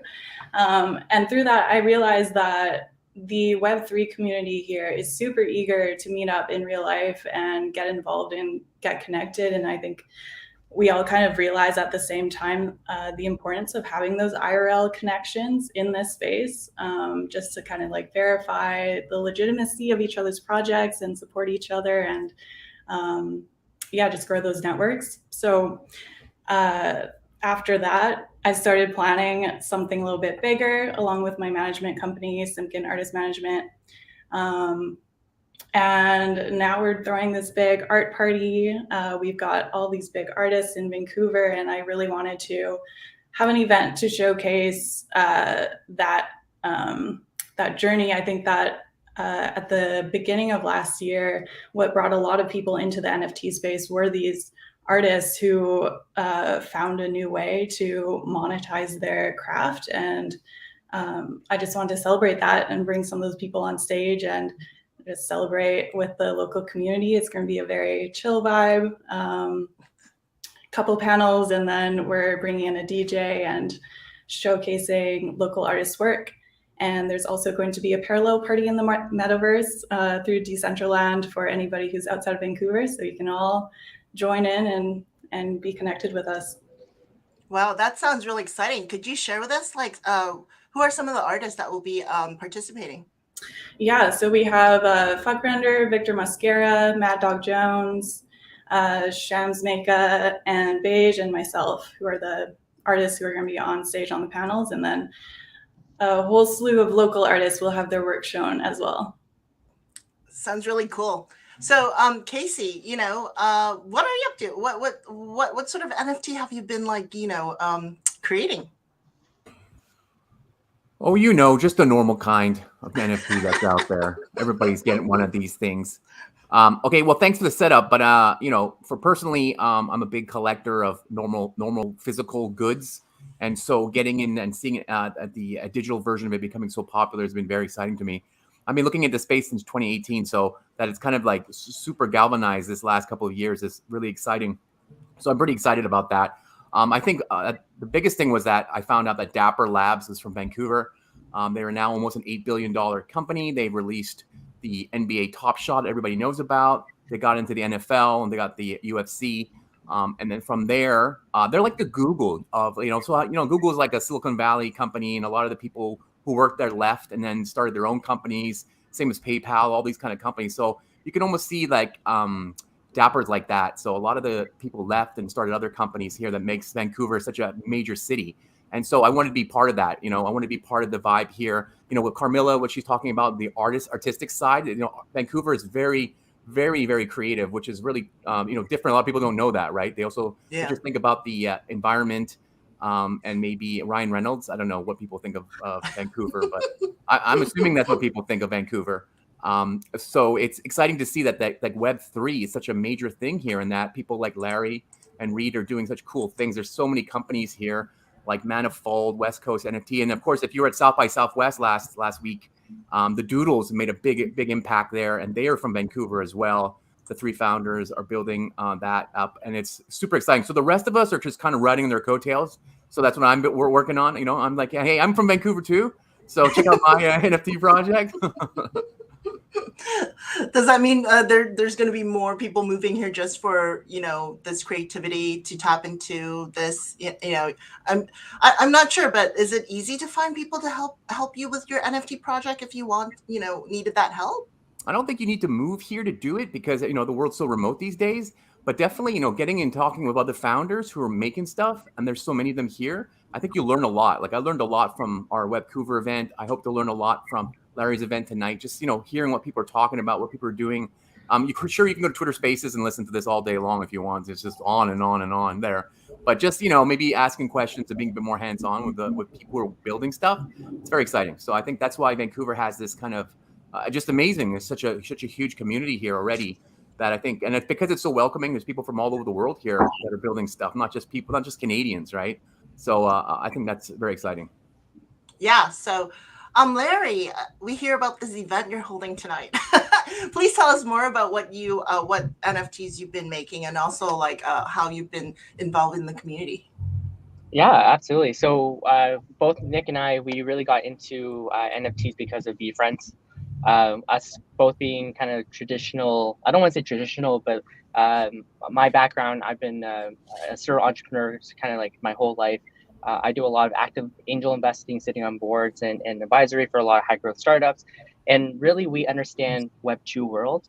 But a lot of these brands are also trying to understand like what is NFT, and it's more than just a JPEG. So but us kind of having like this kind of inherent interest, we kind of found this really great niche to work with these big brands that we're really excited to announce that we're able to be their Web3 partner. I actually just had a conversation with Reed yesterday, and we share a lot of the same goals about helping people that are new adopters, because the world right now is very like like immediate gratification. So it really requires a lot of companies and brands to do it for the right reasons to help shape and change that kind of narrative in that ecosystem. So for us, the NFT meetup that we're hosting today, it's more of a kind of intermediate event talking about the landscape and kind of what's going on in the space. We've been hosting these NFT 101s as a webinar to help people understand how to buy crypto, what are NFTs, things to look for. And we have also hosted, we're hosting a NFT lunch and learn for business owners on April 19th. So we're creating a lot of events, creating a lot of activations. We've been hosting these kind of like meetups, monthly meetups back starting around September amongst our kind of close circle of friends, a lot of entrepreneurs. And really, we're trying to help facilitate that education. One of the things I mentioned to Reed yesterday, and I'm excited to share, not too prematurely, but we're looking to partner with one of the big 5 consulting firms and disseminate a lot of their industry expertise and information from a financial tax implication, so that we can actually now transfer that information to a broader audience base. So this is really our goal. It's multifaceted, from building our own projects to kind of like the Web3 services to building kind of like, again, just IRL activations, experiences, just to bring the community together. That's really cool. I mean, and then so what were you guys discussing? So Reed, what do you get up to? Yeah, we discussed a lot. Also, shout out to the Doodles. It's the shirt I'm representing as a great Vancouver. What do I get up to? Probably a good story, and it ties into Doodles and Vancouver being such a small world sometimes. I'll start there. So my background has been in like the Web2 technology space. Worked at companies here in Vancouver like Hootsuite, which is a large like social media management platform. So spent a lot of time, living in the world of social media. My wife is a photographer, and I joke that I spent a couple of years as like an Instagram boyfriend and husband. Then I got fired. She quickly outgrew my capabilities as a horrible point and shoot photographer, but got to see kind of her experience building out the creator side, but also during the day helping small businesses and creators understand, how they were actually interacting with that technology and how social networks were, enabling that, hindering that, and the kind of complications and crossroads that come up there. And so when I started to look more and more into the NFT space early last year, definitely on the heels of kind of NBA Top Shot, just like taking things really mainstream, I was very curious at the opportunities for creators to have better monetization opportunities that were not just brand partnerships. That's like the most common one that you'll see out there today. But as I started to test things out, and I consider myself a fairly technical person, I just realized how complicated every single layer is. And for anybody that's tried to talk a friend through to onboarding with NFTs or crypto, there's just so many steps that make no sense, and so many steps that are really complicated, or a lot of things that you need to be worried about along the way. And there's a lot of easy mistakes to be made. And so I was really fascinated on making this easier, and how do you make something that's going to help on-ramp the millions of people that are clearly not trading or producing NFTs today. And so that's where, we tried the idea of Coco NFT came out, which was an on-ramp for creators to get started by leveraging the platforms they've already built and a huge amount of catalog they have with Instagram. And we did a hackathon with ETH Global. If anybody's familiar with them, they're a phenomenal organization, holds a lot of hackathons. And after the crazy 36 hours putting that together, my wife was pregnant at the time and really wanted fried chicken. So we went out for down low fried chicken off the drive here in Vancouver, which is one of the only places that I'll wait in line for food. And while in line, I noticed there's 3 people behind me talking about NFTs, and they also started talking about Zapier, which was the company I previously worked for. And I was like, wow, this is way too small of a coincidence. Like, I need to go talk to these random people behind me. And one of them turned out to be Evan, who created Doodles. And he was actually been phenomenally helpful, helping me learn more about the NFT space and understanding who's here in Vancouver, and met a lot more Vancouverites along the way. And like I said, about half our team is based here in Vancouver. So it's been fun building that and learning about, how many hidden crypto and NFT people there are in Vancouver. It's always shocking when I talk to someone, they turn out to be here. Is a fun little journey. Yeah, totally. I mean, that's what I found out as well. Vancouver, I'm from Vancouver. That's why, but I haven't lived there for a long time, but I always knew they're all like kind of hidden, like the NFTs are all here, but you just have to find them. I mean, Justin, what do you think? What is the difference between like Vancouver and Seattle? Well, I think they're very similar in a way, but the thing about Vancouver though is, and you got the EA game, you got the traditional like big video game design, and even the marketing and stuff up there too, and then it's also kind of more of a finance hub, whereas like down here in Seattle is more corporate, and so like everybody is just Amazon or cloud based, and so the blockchain projects down here is like the T-Mobile, Boeing's, not the creatives. There's not really any creative people down here in Seattle. I wouldn't say super creative, so that's why I think it's like super cool. Obviously, with like what's going on in NFT space, entertainment, and even just like fintech as well too, from that standpoint. And then also too is just in Vancouver, there's a huge international crossover market from Asia over into there, whereas Seattle's just Seattle. There's some crossover, but not as much businesses as heavily as it is too. And then also too, I don't know, everybody in Seattle just left, so they went to Miami or went to the beach, they escaped there. But the Seattle community got just like super small. Things are picking back up, but it's just really engineers and developers and stuff, which is cool. Yeah, I think that what I'm seeing is the community is much more active, and there's a lot more stuff happening in Vancouver. So I'll definitely have to make my way up there. Yeah, for sure. I'm waiting for you to come up and meet everyone. Definitely.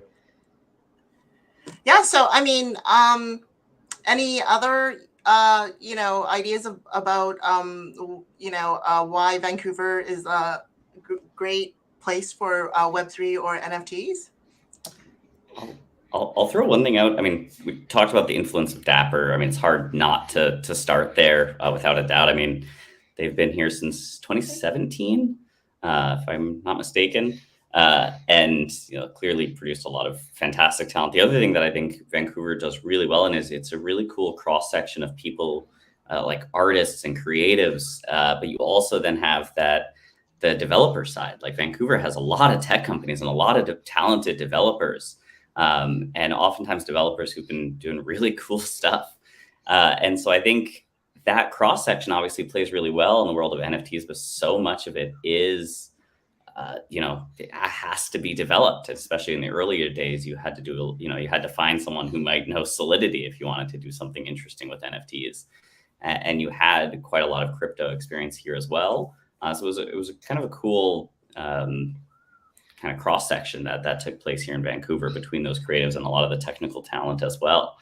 So I think that was one of the things that I love seeing, and I think a key reason for Vancouver here. Does anybody else think?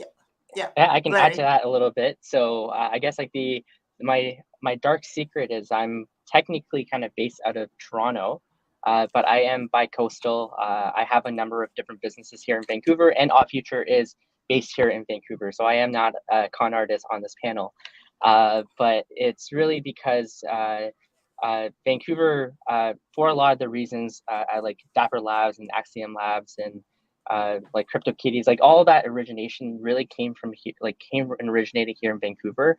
I do make a lot of parallels, and I think that was already spoken about, like comparisons with like the Facebook, the Shopify's, all these really heavy hitter companies.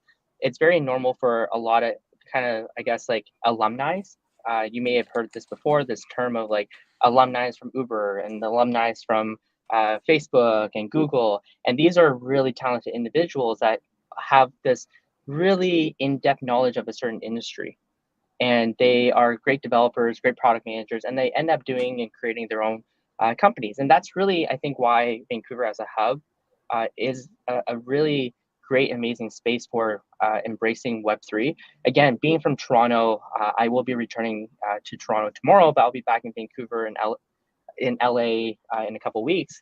And as much as I have a lot of contacts and a large network in Toronto, very few people that I know understand NFTs. As much as I'm trying to help kind of cultivate that a little bit more, because in the end, Odd Future, we want to be a large kind of global business one day. It's not even close. Like the amount of people that I talk to, I remember even taking an Uber from the airport, and the gentleman was asking me about like, oh, like what do you do? And I was like, oh, I'm really big in Web3 now. And he's like, oh, NFTs, and we're literally having a conversation about, he's trying to shill me on different projects. And I have never experienced that. We're hosting a meetup next week in Toronto, and the appetite and the interest is like so much more rudimentary than it is here. And the different activations and stuff that like I was able to I guess had a small feature at Vancouver. Just the amount of people that were there and understood the space, and even like the meetups that we host, it's day and night. And I'm not trying to trash my own kind of like city, even though I'm technically also not from Toronto, from London, Ontario. I'm in a crisis, like identity crisis, but it's just very different, and I see the vibe, and that's really why we wanted to open and start Odd Future here in Vancouver. I mean, Carmilla, what do you think? What else would you have to add to, Vancouver? What makes it so unique?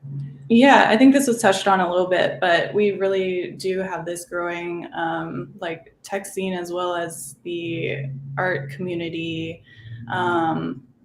and so much talent from the film industry as well. So I think especially during the pandemic times, a lot of those film people were out of work, and I think that a lot of them probably started exploring NFTs through that and finding ways to autonomously monetize their craft as well. I think we just have like a perfect combination of industries here. It makes sense. Great. It's like the perfect melting pot, right? Casey, any last words about what you think? About Vancouver? Well, since I've been here, I feel like there's this crazy rivalry between Toronto and Vancouver. Everyone's always seems to be talking about that. I'm just like pro Canada. Like let's people here to fight each other over this kind of stuff. I did that in Hong Kong and Singapore for many years, and it's just time. Everybody has their own specialties. Everybody has their own cool things. Toronto is. I'm not going to say whatever, but I just like Vancouver from my perspective as a comic book writer, as a what my NFT project is about, doing CG animation, all this kind of stuff, video games, animation, special effects. Vancouver is the city for all this, right? Everybody knows it's called Hollywood North. There's so many, when I walk around downtown, it's like a backlot of Hollywood. It's kind of weird to see all this stuff. And then when you're not in Vancouver and you're watching on the screen, it's like there. Have you seen the Adam Project, the new Ryan Reynolds movie? It's like all over downtown. It's crazy to see that because you know it so well. You're like, hey, this guy was just down here. But yeah, I think like everybody mentioned, and I think that's the strongest because a lot of people don't know.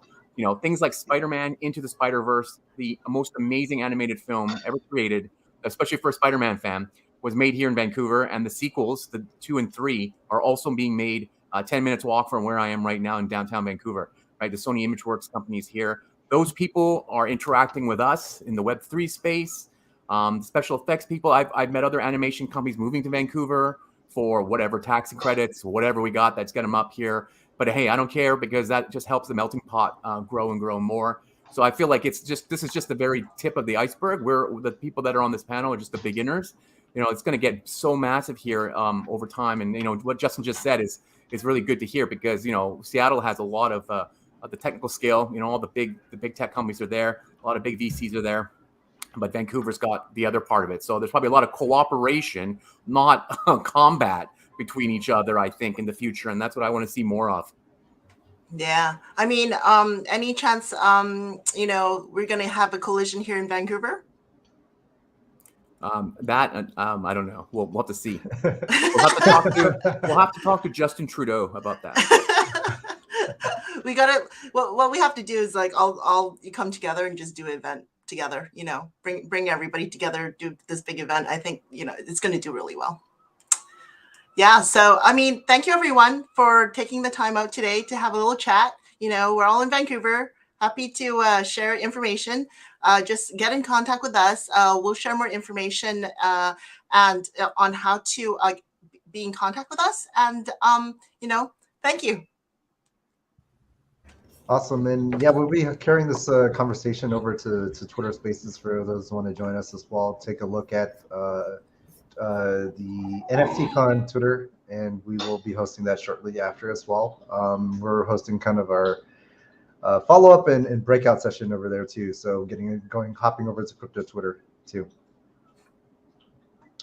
Awesome. Well, thanks again, everybody. And see, definitely there's more Canadians and Vancouver peeps here. Definitely look out for Vancouver and also everybody's projects up here too. So we'll see you guys again, hopefully in another NFTCon in the future, and hear from you guys as future updates too. All right. Thank you. Thanks. All right, awesome. And while people are kind of migrating and hopping over to Twitter Spaces, we have one last talk here for NFTCON. Let's get Michael Austin too. Hey, Michael, what's up? Hey. Yeah, we have one more special one. So this one's going to be from Divine Anarchy. They've been working kind of like behind the scenes on a lot of things. And yeah, so let's go ahead and welcome Diversity onto the stage as well. GM NFTCON. So I just wanted to come talk to you guys real quick about Divine Anarchy, kind of what we're doing, the NFT space, a couple of generalized things, and in Web3 as well. So one of my first topics that I want to start out with is actually roadmaps. So as you can see here, I have our roadmap up for Divine Anarchy. I want to just talk about why roadmaps are important. So one of the things is for expectations. Setting expectations is a very big thing for any project.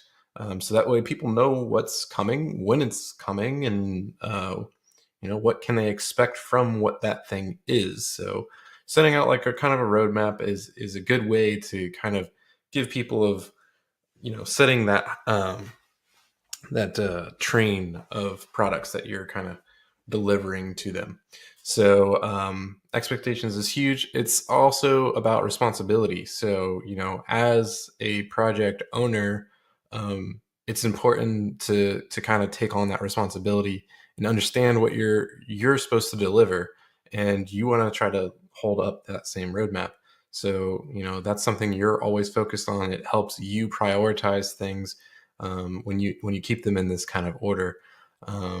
You can even see here what we've done is with our dates. So we've actually put dates, and we always say estimated dates. There's times that we want to finish something, but there's no product that should ever be launched on a specific date if it's not ready.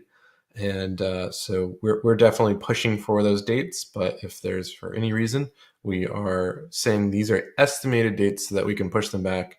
So that way we can keep quality in check. It's very important to be realistic with the timeframes for what you're building. The meta has gone to something that's they just want things that are tomorrow or soon. And in the tech world, it takes time to not only build these things, but to test them, understand the product that you're building, put the product research into what you're building, all those things, it just takes time, and like people want things the next week. And it's kind of ridiculous. And it's not something that your project or any other project should really strive for. What they should strive for is delivering quality products, and quality products take time. And you know, some of this stuff is just hard, right? So like we've talked to anime studios, for example, and we want to try to attach our IP towards anime studios. To do an anime episode, we were quoted 6 months, and that was by a top studio that's worked with Baruto and other big anime names. So these are people that know what they're doing. They're high output deliverers. So this is, you know, sometimes the best case scenario. Granted, I think we had about 2 months on a waiting list or 3 months on a waiting list before we got started. But still, I mean, that's a long time to get started, even if we weren't on a waiting list, right? You're talking about at least 3 months. And at the time, we were just talking about a minute-long thing. This wasn't even, you know, something multiple minutes or a season or anything like that. It's a 1 minute episode or 1 minute short. So yeah, it's important to kind of understand that when you're making these roadmaps, you know, set real times, and there's things that you don't know, right? So like we have these dates that we've estimated, but we can't say that we're going to work on spirit animals if we're not done with gas wars, because that would just be a conflict of interest. We shouldn't be working on these at the same time. Once this gets done, that kind of same workflow is actually going to be used here. The reason we can kind of keep 3 of these active is because we have multiple people on our team and they specialize in different areas. Luckily, our team can run all 3 of these things at the same time. So we're able to kind of put all of these in progress at the same time. Luckily, we're enough to grow, you know, a team for that. I want to move on to some stuff that we've actually done within our game. So one of the things we've done with we've kind of added governance to our app, and what we've done is we've allowed people to use the ownership of their wallet to be able to cast votes and use governance to kind of play a simple game. So it's a very simple concept where they can influence people into going to one of the sides or the other side, based on which side you had or which side you voted and which side won, depended on you know, if you were able to get certain tokens and things like that. So governance is super, super cool, and it's pretty much built in. And it's what's really cool is what we're about to release. So this is actually on our testing site. This is a proposal system. It's very much based on a Doodles. We've done a lot of product research on Doodles and how they've been doing things. We really enjoy Doodles. I've even talked to our team about some kind of Doodles attribute or something that we could do here to kind of show our appreciation for the product research we have done with them. What we really wanted was just a good way to interact with our community, and Doodles does a great job at their proposal system. So we've modeled a lot of things off of that. And that's another thing that's a part of like product research. Like I was just talking about, you know, we got to look in the space and see what people like and what they're doing. There's no need to kind of reinvent the wheel. Once people do something in a certain way and it starts working, we can definitely use that same thing. I'm not saying to copy anybody by no means, but definitely kind of use what works and build from there and add on to that value. Same thing works in, you know, programming, right? Like, I mean, one of the reasons that we have like the 721 standard is so that other contracts can interact with them. So it's predictable, but it also allows you to not reinvent the wheel, right? If you're going to build an NFT project, you don't really even need to know what's going on in a 721 contract. You're basically just inheriting it. And you don't have to reinvent that wheel. That's one of the great things just about tech in general, and what people do is not reinventing that wheel. So yeah, this is something we're doing that's really cool, and we'll be using our actual NFTs and their voting power that's attached to them to be able to kind of run some governance. And all of this stuff is actually ran off chain. So it's not like you're paying for anything. There's actually other good projects of this. So if you're looking to do something similar for your project, Snapshot is a great resource for this, where you don't have to build anything. It's kind of a set and be done with thing. For us, we really wanted to build something more integrated within our game and what we're building out with, like, kind of our universe and stuff. So we've gone ahead and, you know, custom built our own kind of system for this. But overall, there's nothing wrong with using Snapshot. I believe there's a couple of projects definitely using it, and Snapshot's a great tool. So I would not be afraid of taking that on if that's something you want to add to your project, or even if you want to suggest it to a project that you're a part of, even so that way they can, you know, hear that community. That's one of the big things with us here in Web3, as well as community building is huge, and listening to that community and what they want built and what they want done for that community is huge. Moving on to what Web3 gaming is to us. So for us, everything we do through our game and what we're building and our experience is very focused on being connected to your wallet. So I believe like one game would be Gods Unchained that I can think of right now. And Gods Unchained has done a really great job at what they do and how they've connected things as well. But one thing that I want to kind of stay away from is how things get disconnected from your actual wallet and your actual ownership. It's great that you can build all this extra utility outside of the web browser, and you can make some great games outside of the web browser for sure. But if we can keep all of this stuff in the web browser, that means we can stay connected to the wallet, stay connected to MetaMask, and that allows some very interesting things and interesting interactions. So what we're doing is we're focusing solely on trying to stay in the web. There's definitely limitations to that, right? So, you know, we don't have Unreal or Unity necessarily. So you could technically, for those of you out there, there is a way that you can integrate Unity and you can integrate Unreal. The problem is that it does get kind of laggy in certain systems, and it's definitely not one of the best things that I'd want to do, at least. Just that's there, but yeah. So one thing that I kind of want to bring up is with what we're doing and how we're actually connecting and doing these things. It's kind of centralized, right? And that's a big problem within the crypto space. We really don't like centralization. There's nothing wrong with that. So what we're doing is very centralized because we do all the approvals. We keep all this data off chain.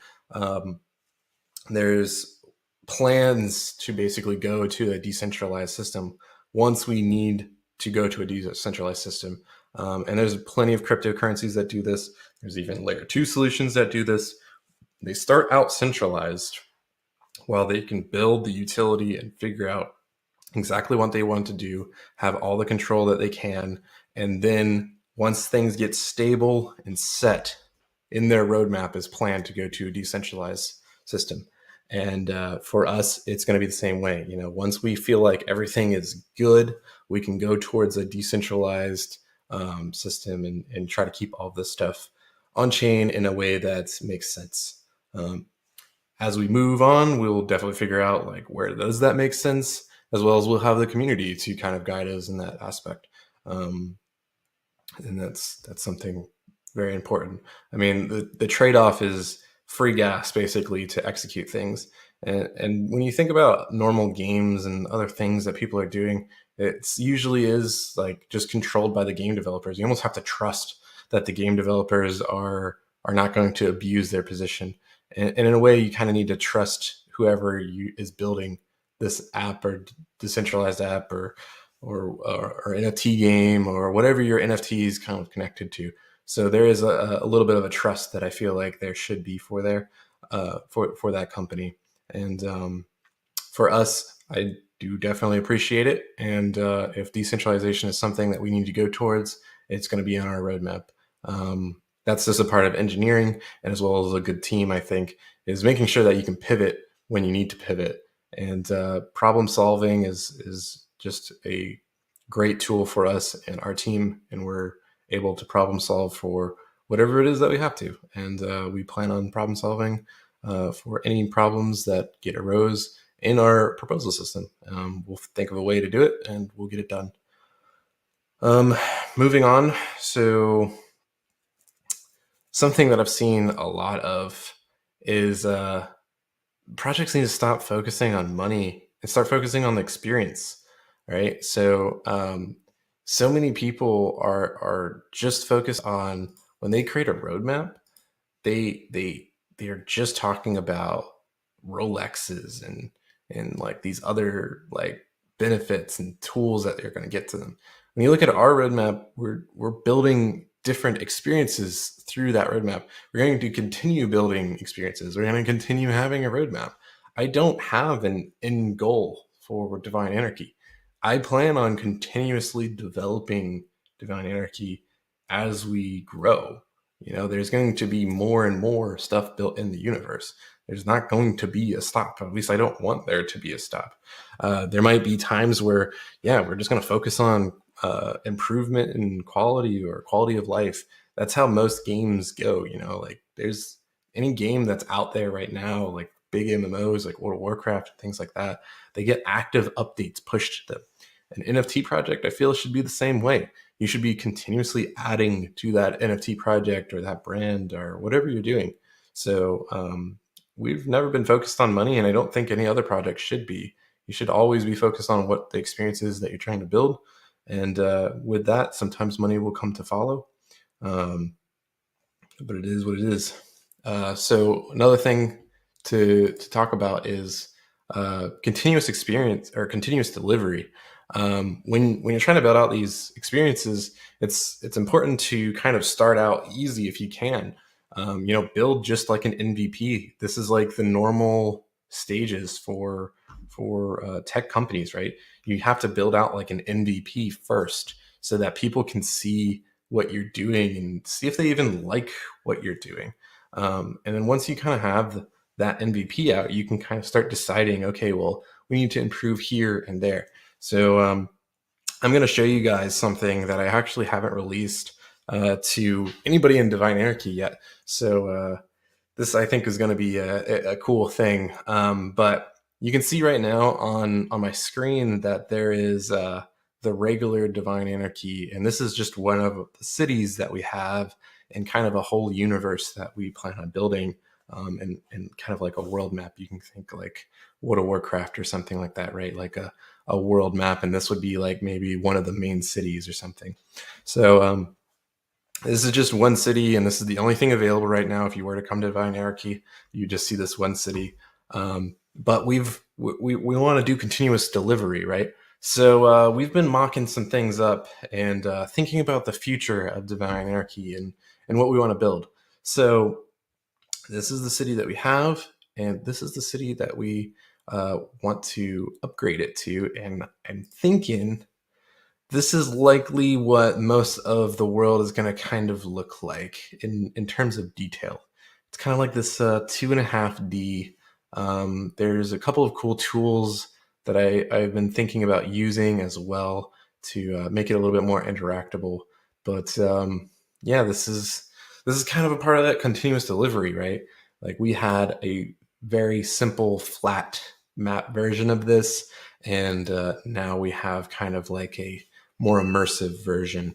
And we plan on just continuously delivering and continuously improving as we build new things, but also improving on those old things.